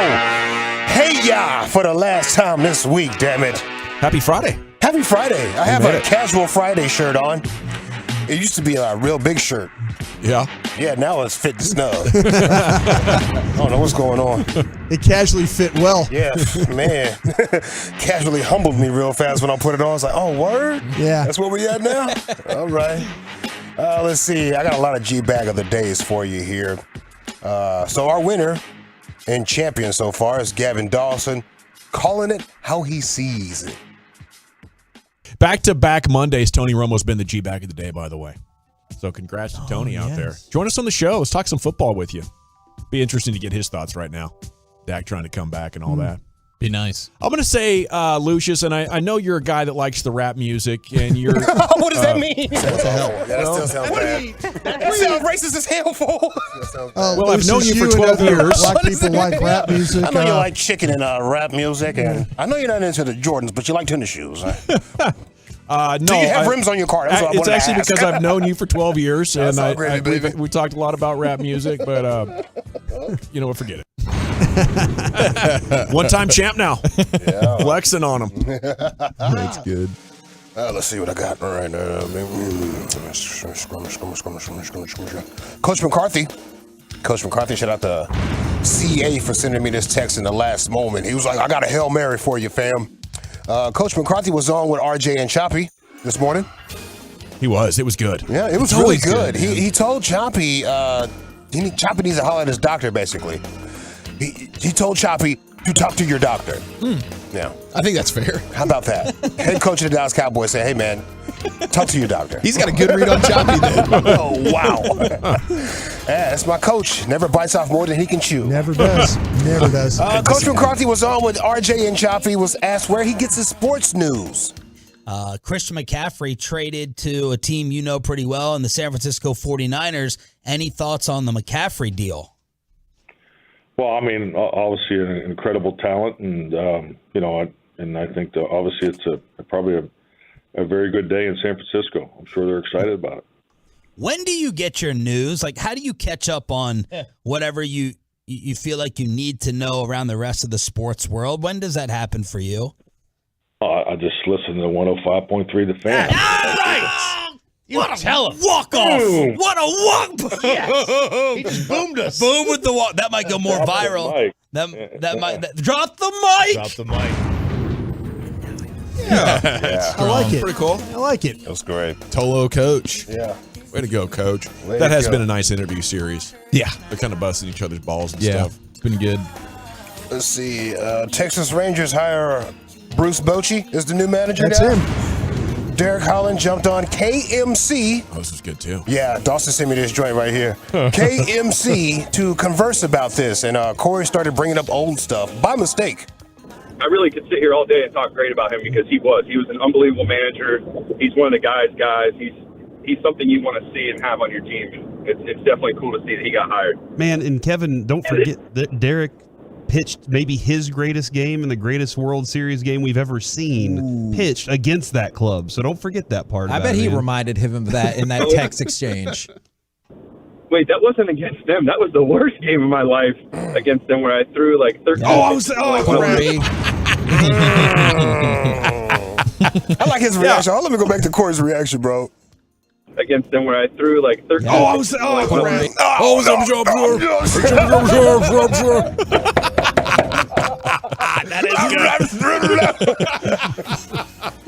didn't hear that the first time around, dude. That is classic. Oh my God. Yeah, he comes in the 8th inning. He walks 3 straight guys. 1 strike out of 13 pitches. Dutch is like, well. I mean, the Corey felt genuinely bad there, I think. Yeah. Oh man. That was I like how Kevin says Corey, like it's a sitcom or something, and Corey, like Corey's supposed to say his line now. Oh, am I supposed to be in Bears? Whatever's, we're working that line out. Let's see. If it isn't love. Yeah. Oh, the yard man found a snapping turtle in Miss Patricia Miller's house. It wasn't in the house. It was like in the ditch in front of the house where me and my cousin used to always go in the ditches to try to find turtles, just like this. So watching this man pull his turtle out was amazing, right? Mm-hmm. To her, too. She's a big fan of the snapping turtles. My Lord. A snapping turtle. Wow. I hope that's all in there. Look at that sucker. A snapper. Oh, Lord. Wow. He ready to snap, too. Yes, sir. Yes, Lord. This is at the home of Miss Patricia Miller. Was that Bobby Boucher's mom? Yes, Lord. You know why snapping turtles are ornery? Oh, my gosh. That was awesome. Yeah. She's thinking about throwing that thing in a pot for some soup. I hope not. I see people do that, man. Yeah. I found one in the street one time. It was a real big turtle. And the guy came up and was like, hey, you going to keep him? Yeah. I was like, oh, no, I was going to put him back in the river over there. He was like, well, I eat some. Yeah. I was like, ow! Yeah. What? Yeah. I didn't know people were eating turtles. Don't do like that, Turtle bro. soup, yeah. Their little flippers do look kind of meaty. Don't do that. Is that what it is? Turtles, man. Yeah. That you're eating their feet kind of deal? Yeah, the meat and the stuff, and just the broth. Is there meat in between the shells? No, you take them out of the.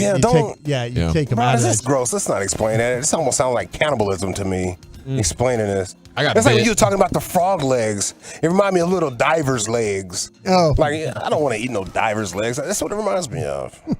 Hey, by the way, that 13-pitch performance by Dutch, we should clarify, that was in relief. So it's not like he started and only went 13 pitches. Sure. Yeah. Yeah, He came in He's and like, the temperature was already up. He's Yeah. like Westbrook. He can't come off the bench. Yeah. Oh, all right. Any other nominees, Lucius? Yes. Okay. There's an underage girl right here that was getting hit on by an adult man. So the brothers decided to let's set this man up. So we're going to use our sister to set this guy up. You know, that type of catcher thing, right? So they set this guy up at the hotel. He's laying on the bed. He's naked. Oh, no. And then the brothers bust in. Oh. And they have frozen paintballs in their paintball guns. Okay. 2 paintball guns. Dun, dun, dun, dun, dun. Yeah, just like that. And he's laying in the bed. He gets that work.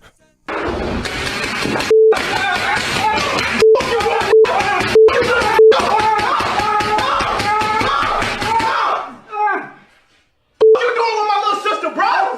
What you doing with my little sister, bro? Get your ass up! Get up! So yeah, be careful out there when you're talking to these girls online. Make sure they are of age, or these brothers will find you. And luckily, it's just paintball guns, even though it's frozen paintballs. Wow. That's tough. That's quite the revenge. Revenge with naked. frozen paintballs. Yeah. Those guys should like lease out their services. Yeah, go around shooting up people. Yeah. That is My tremendous. man gonna look like a little Dalmatian when he gets out of that bed on the paintball shots. Okay, is it the champ, Gavin Dawson? Is it Coach McCarthy? Where do you get your sports news? 105.3. Texas Rangers hired Bruce Bochy and Dutch joined. You had the snapping turtle lady or underage girls' brothers get revenge with frozen paintballs. I'll go ahead and vote for our guy, the Dutch Oven, Derek Holland. Chiafalo. Give me Coach McCarthy. We're tied at 1, Lucius. Yeah, the RJ and Choppy Show. Okay. It's 2-1, Brian. Yeah, give me Coach McCarthy, please. Coach McCarthy by a score of 3-1. And your new G-Bag of the Day champion, it's Coach McCarthy. I thought Dutch Oven was great. You guys like that Coach McCarthy cut that much? I like Coach McCarthy. You like the promotion? I like the promotion aspect of it. Yeah, No, it is. He's good our to know. guy. It is good to know. Coach is our guy. Yeah, I love that coach. We've always had his It's a long tradition. Yes. It's it's right up there with Banny. Remember, Banny had a G-Bag flag hanging in the manager's office there at the Globe. It was greatness. We got to run. Krusty's Corners coming up next. Where are we going next? Yeah, is this guy ever going to be able to control his emotions? We'll talk about that next. Coming up Monday morning on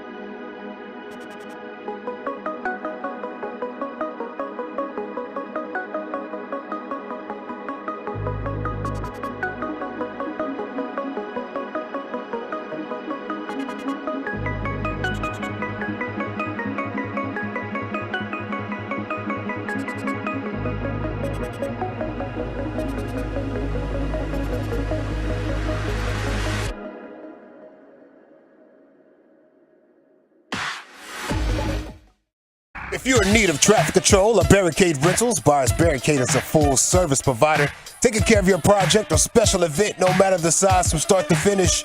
It is the Texas Authority in barricade rentals, y'all. BuyersBarricades.com. Hold on.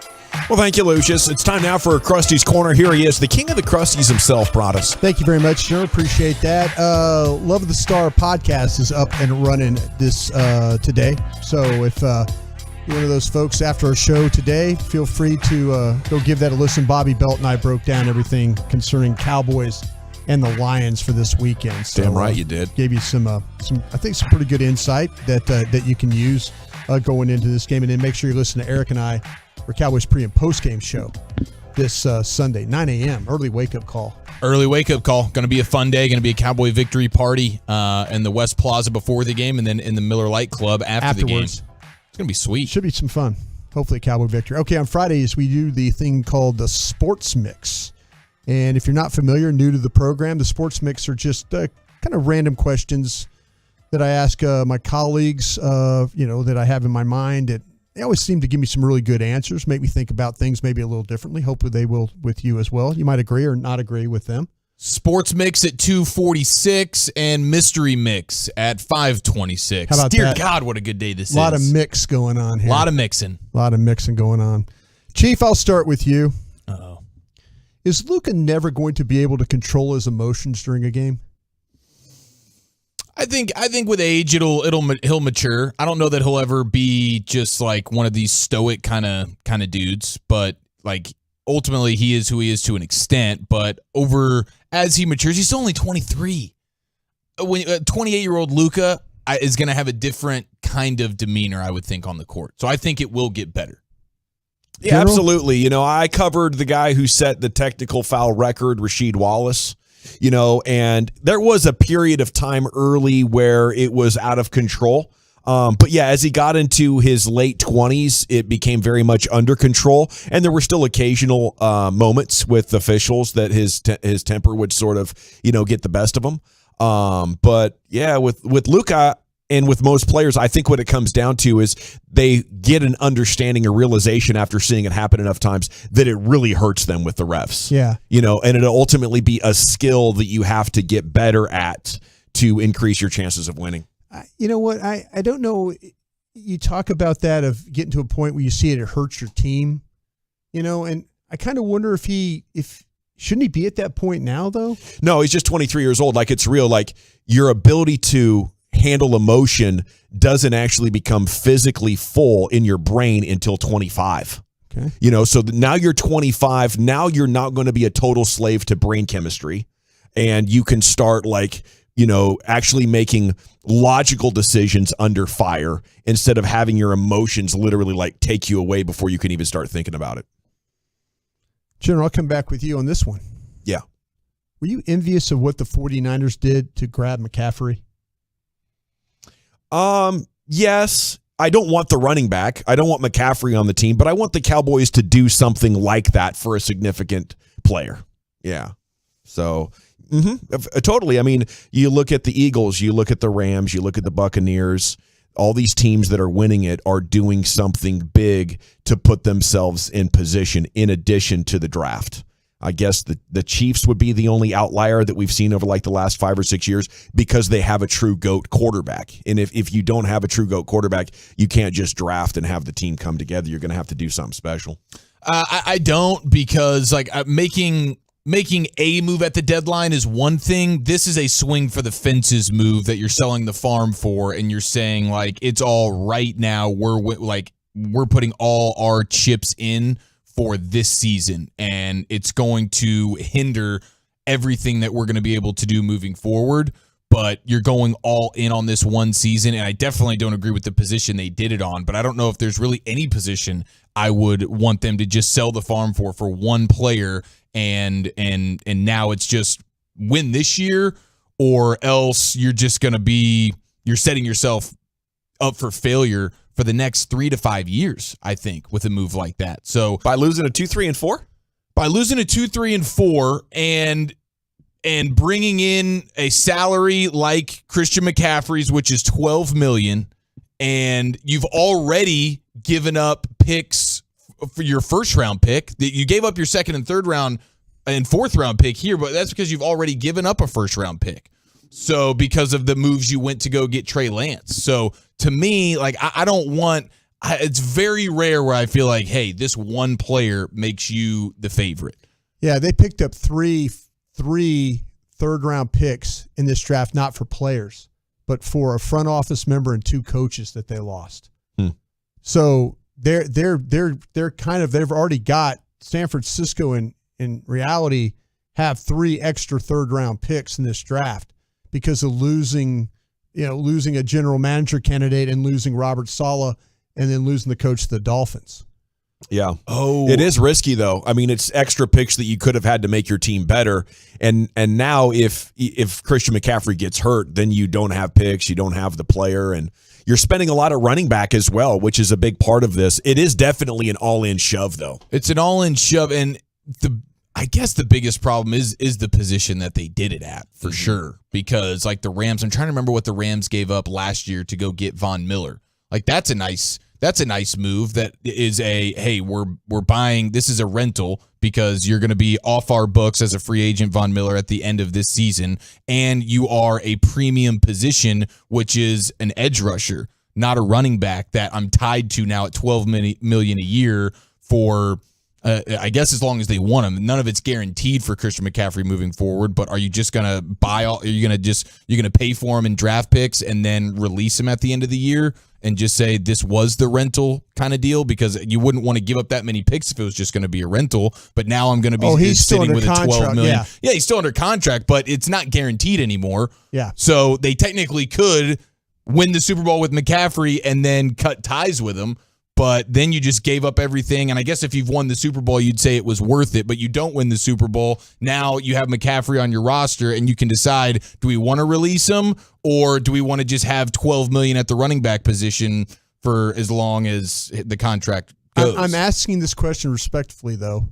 Are we talking out of both sides of our mouths here? Because we applaud what the Rams do when they give up picks to get players. I mean, I think we're killing them because of the position. Right? I mean, but we applaud the Rams for going out and kind of going forward and things like that, don't we?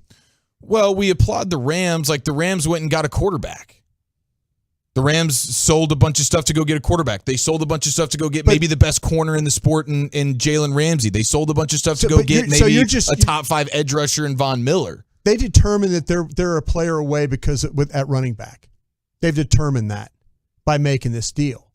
So, I mean, should we applaud them for identifying that? Because, like you say, we give the Rams a lot of credit for just giving up picks to go get guys. And I think it's huge for them because of how important their running game is in San Francisco, and that McCaffrey is also a wide receiver. You know, he's going to get you about 50 yards a game. So he's kind of a prototype modern running back. I do applaud the 49ers because I don't think you can really depend on Jeff Wilson as much as people around here want to root for him and are proud of what he's done out of North Texas. But other than that, Elijah Mitchell, Tevin Coleman, you don't have anything close to the star power and the playmaking ability of Christian McCaffrey or the reliability in the ball security. So knowing what Shanahan's going to do, I do think this move puts them over the top, and I am envious of it. See, I thought you'd like, and I know that we all talk about running backs, but Gavin, I thought you'd like it more because you're picked up the flag about teams running the ball more. Or teams finding a way, the ability to run the football. Yeah. In this day and age. And it's the deception, between Debo and Ayuk and McCaffrey. That's 3 different guys who could take a carry out of the backfield. Like, Shanahan is going to torment the league with this. I do think for it makes them quite a bit better right now. But you're talking about a guy who's you're taking a big swing on a guy who's missed 23 of his last 33 games. Oh, sure. It is risky. No, it so is. There's a ton of risk involved there. And in no way does any analysis or data show over the last decade that selling the farm for that position is a smart team building strategy. All right, my final question here real quickly, though. What are you expecting from Dak Prescott this week? I expect him to play very well. I think you're going to have an offense that is not going to try and do too much and put too much on his plate, but I think the quality of the shots they're going to take are going to be really, really good with him and Michael Gallup, but he's going to be playing in an offense that's running the ball extremely well versus a defense that's terrible. So, and an offensive coordinator that I think is going to make things easy on him. I expect him to play well. Gavin? 22 of 28, 260 yards, 3 touchdowns. Those are always the best numbers when you look at the end of the day. It's a really good game. If you get those there. numbers right there, you probably got to win. Thanks, guys. Absolutely. Appreciate it. Thank you, sir. Stephen Jones set to join you. We'll keep the Cowboys conversation rolling here on a Football Friday next to the Fan. All day, every day, bringing you insights and information.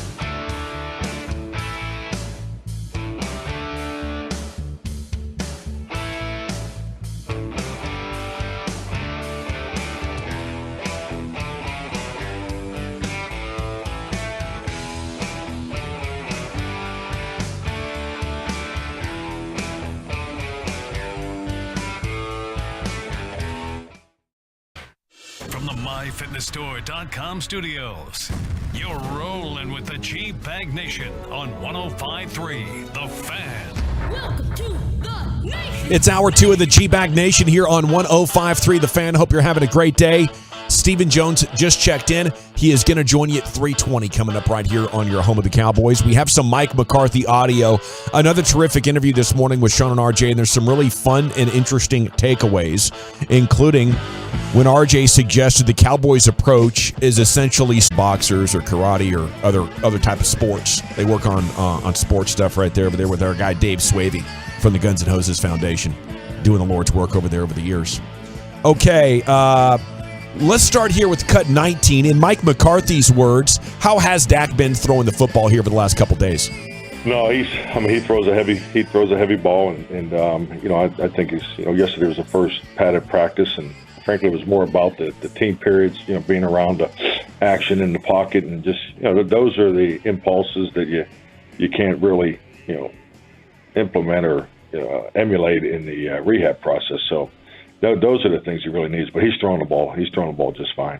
Throwing the ball just fine. The only player with a DNP on the practice report today. Everybody else was full, but Matt Willetsko with that shoulder subluxation. Is that what it's called? Yeah, that's the problem. Yeah. He had that problem in college. It went out on him again in training camp. They thought, let's give him some rehab and see if we can keep it in place. But once it went out again, now it's surgery. So hopefully you get him ready now for the off season and then for next year. Okay, we're getting closer here to listening to RJ, being sarcastic about scoring less on purpose. We'll start the segue into that with cut number 21. And what does complimentary football mean to you? Here's Coach McCarthy on the show. Well, I think the biggest thing is, you're talking about an approach. Complimentary football is an approach in the identification of situations in the game. As far as where you tilt the aggressiveness of your decisions, and that's just the whole. It doesn't matter who the quarterback or who's playing. It's just we came out of last season and we had extreme high production on offense, and I've done this in the past too. So when you're number one in the league on offense, you have to play with a level of openness, particularly in the drop back phase, as far as your attempts, and it's just the reality of this league. But it also can create more stress on your defense, because you get into more shootouts and things like that. So in the one area we needed to improve on both sides of the ball was in the run game. So running the football and run defense. So it's just really play into our training is frankly was what we want to do, because it keeps the games more in balance. You won't see the trend line won't be as many peaks and valleys. And, I think anytime you can have consistency throughout your team is better. I mean, if you just look at rankings, some of the best teams I've coached is when both the offense and the defense were in the top 10. They necessarily don't need to be both in the top 5. It's, when one can play to the other, because there's always weeks that one's going to have to pick up the slack for the other. And that's what a complimentary football team looks like. It's so interesting to me, Brian. I'd love to get your thoughts on it, because I think this is definitely where football is more art than science. It just doesn't make any sense. And if you want to apply a logical, analytical type of mind to it, it's like, well, what do you mean? You should always be trying to score as many points as possible. But looking through the history of the league, it's been very rare that a super explosive offense has been enough to carry the team, and maybe it is because it puts too much stress on a defense. I don't know, but typically, yes, those are the kind of teams that win, like a really good offense, but also accompanied by a top 10 defense. How do you sort all that out? Well, I think the number one and most important thing though is when you have to score points. The whole idea. But then I go back to an era where I used to watch football. I mean, I still watch football, but I think about the old San Diego Chargers with Dan Fouts and those guys, and they're throwing the ball all over the place, and you kind of feel like, man, this is, wow, look at this Charger offense. Or all the teams out at Tech over these years. Exactly. Yeah. And then all of a sudden it's like their defense is just so bad. Yeah. And Mahomes, you mentioned Tech. Mahomes is a great example. Does the great offense make bad defense? Is that what Mike's saying? I think that's what he's trying to say here. Yeah. But to me, football it really is one of these games where a lot of it is about the toughness. It's about the mindset. It's about the ability to go out there and take your will and impose it, whether that's offensively or defensively.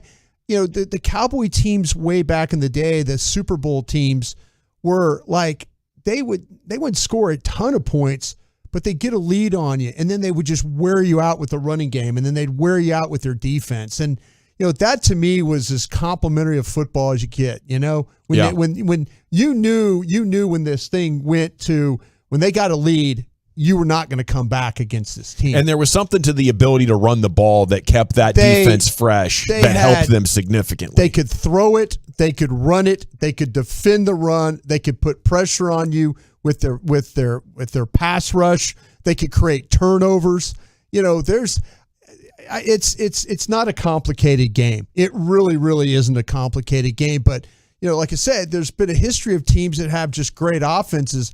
And the defense, this Lions team that you're about to play, they do some things that are really, really good running the football and are capable of throwing the ball too. But their defense is so bad, no matter how much they score, they're going to lose games because how bad their defense is. So, I mean, those are the issues you deal with nowadays. But I think this game is all really about the physicality and the will that you impose on your opponent. The grit, right? And that what Dan Campbell's all about. You're not worried the Lions are going to out-grit you at AT&T Stadium? It helps to have great players. Don't get me wrong. But tough, gritty, good players make a world of difference. What do you think about this? Like the text is coming in strong here. That's why Warren Moon never made the Super Bowl. Fast offenses wear their own defenses down.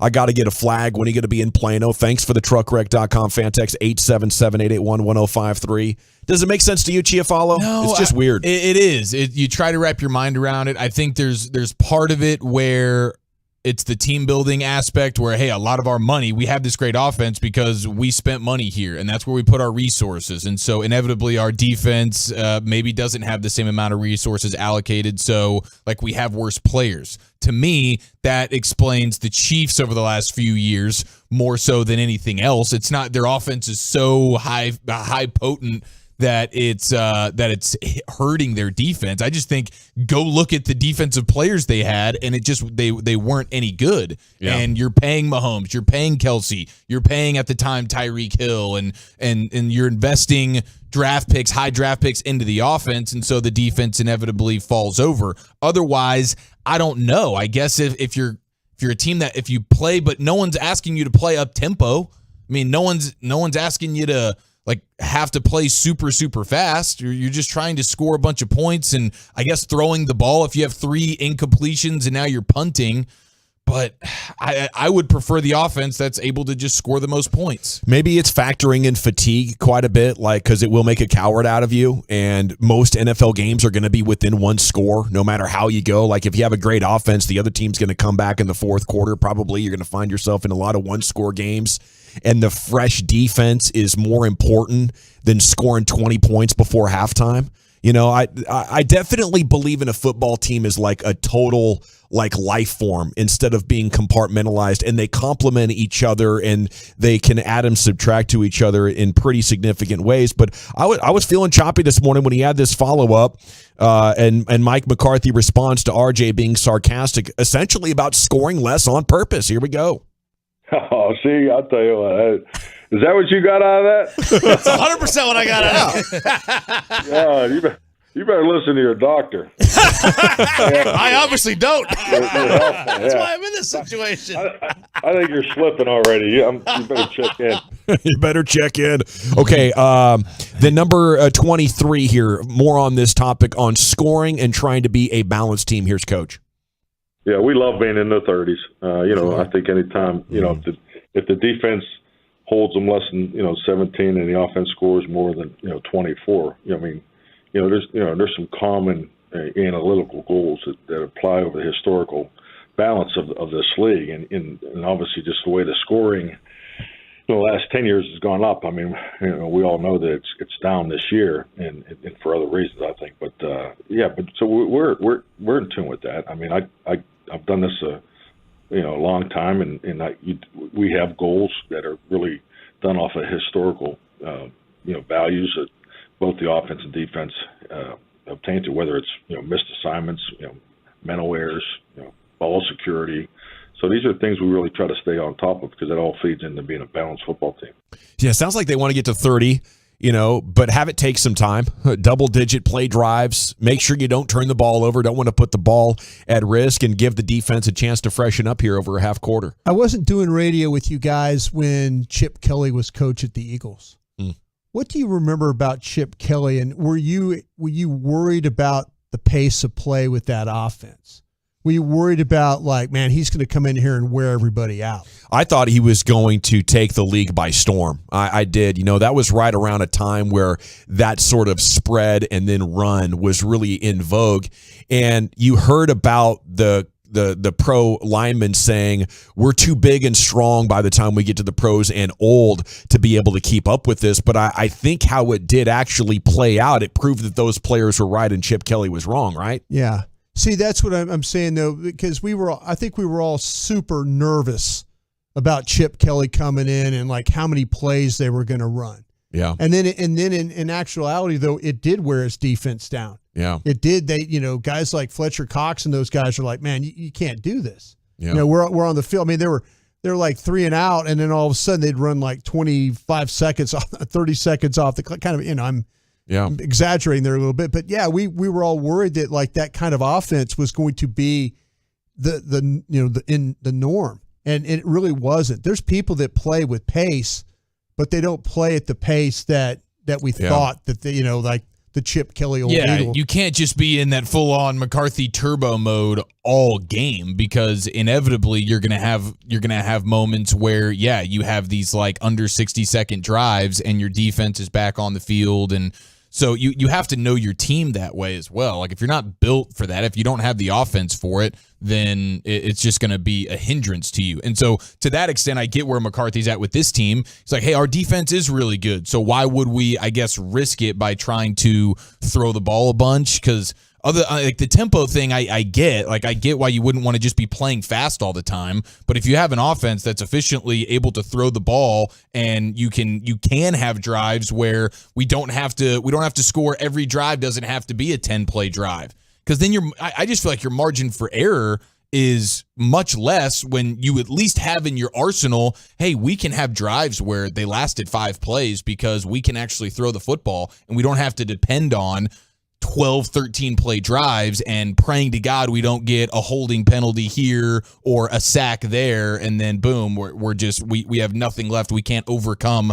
a 2nd and 10. Yeah. Do you feel like the Cowboys, after Dak's injury, that the plan did change for this offense? It didn't change after the injury. After the big one? No, after his thumb. Oh, after the thumb, it did. It changed. I think it changed quite a bit. Do you think it changed because Dak not being in, or they just couldn't play that way? The Tampa plan was so bad that they had to think of something else, that it was more about running the football? I think they were heading in a direction of running. They got down double digits to Tampa and thought we can't run. What that game did is said you can't abandon the run. You can't abandon the run until you're 2 scores down halfway through the fourth quarter. Sure. I think that's what changed, and I think they're doing a great job of managing this. Though I really like what Chiafalo said as far as not wanting to throw the turnover because go back to the opposite situation now. You're up 2 scores. It's the fourth quarter. If the other team has to pass, I don't want to score in 5. I don't even care. All I want to do is not turn the ball over. Right. This defense is so good. It's like, do we want to score? Sure, I guess we could, but let's just make them maybe call a timeout or burn 2 minutes and punt, and we're going to be good. They can't score against us twice. Yeah, if you watch the Giants and the Ravens last week, exactly. Saquon Barkley had a chance to walk in touchdown. What did he do? He fell down on the 2-yard line. He wasn't interested in giving them the ball back, even though it would have been a double-digit lead. Yeah. He's like, nah, I'm gonna fall down here. I'm gonna get tagged, and then we're just gonna make them use all their timeouts and run out the clock. Yeah, that's how some teams are thinking about this. Well, and especially against teams that are trying to make you drive the whole field in 12 to 15 plays. Now, if you think you're going to drop back and score in 4 or 5 plays, I would say that's becoming more and more rare. So the idea of going for it would be nice if that could happen, but how often is that going to happen compared to, how often you're going to burn no time and your defense is going to be right back out there on the field? It's a very interesting balance. And we're still not at a point where the numbers people, the numbers crunchers can actually quantify a perfect game plan. I think there is much more to the complementary football and gut kind of coaching that maybe the analytics crowd wants to acknowledge. We're in the place now that baseball was in 20 years ago, where the numbers are coming and you're looking at them and you're like, oh, okay, but it hasn't matured enough to give you more clear answers. And in a game like football, maybe it never will. Baseball is a game that's built to be quantified. In a game like football, I'm not sure we'll ever have really clear answers on some of this stuff. Stephen Jones is set to join you. We'll talk NFL trade deadline, Detroit Lions, and more with him next here on 105.3 The Fan. I want to chat about D&M Leasing.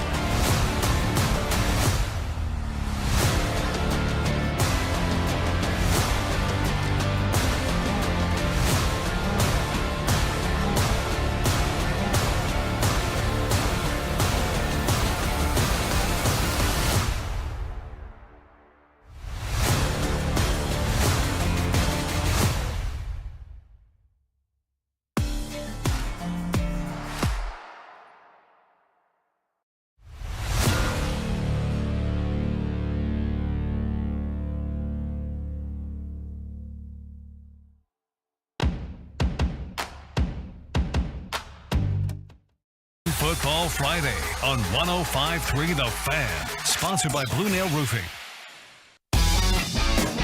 All right, welcome back. It is time now for the Stephen Jones Show here on The Fan, the Executive Vice President, CEO, and Director of Player Personnel.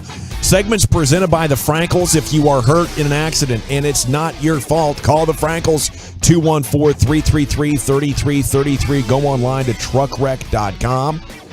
And here he is, Stephen Jones. Good afternoon, sir. Good afternoon. How you doing? Oh, we're doing great. Thanks for joining us. Happy Football Friday.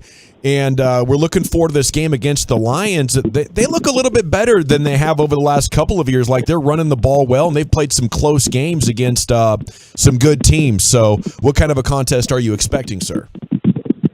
Well, first of all, I'll start with Dan Campbell. He's a guy who we had around here for years and have nothing but the utmost respect for him. He's highly, highly, highly competitive. I think, going to be a great coach in our league. And as you said, he's lost some tough ones going back to last year, but he'll have his team ready to go. And they're playing, as you mentioned, playing some good football. They're running it well. Jared Goff's doing some good things for them, and they're going to be if you think you can look past them, you got another thing coming. They've got a team that the air is up, and going to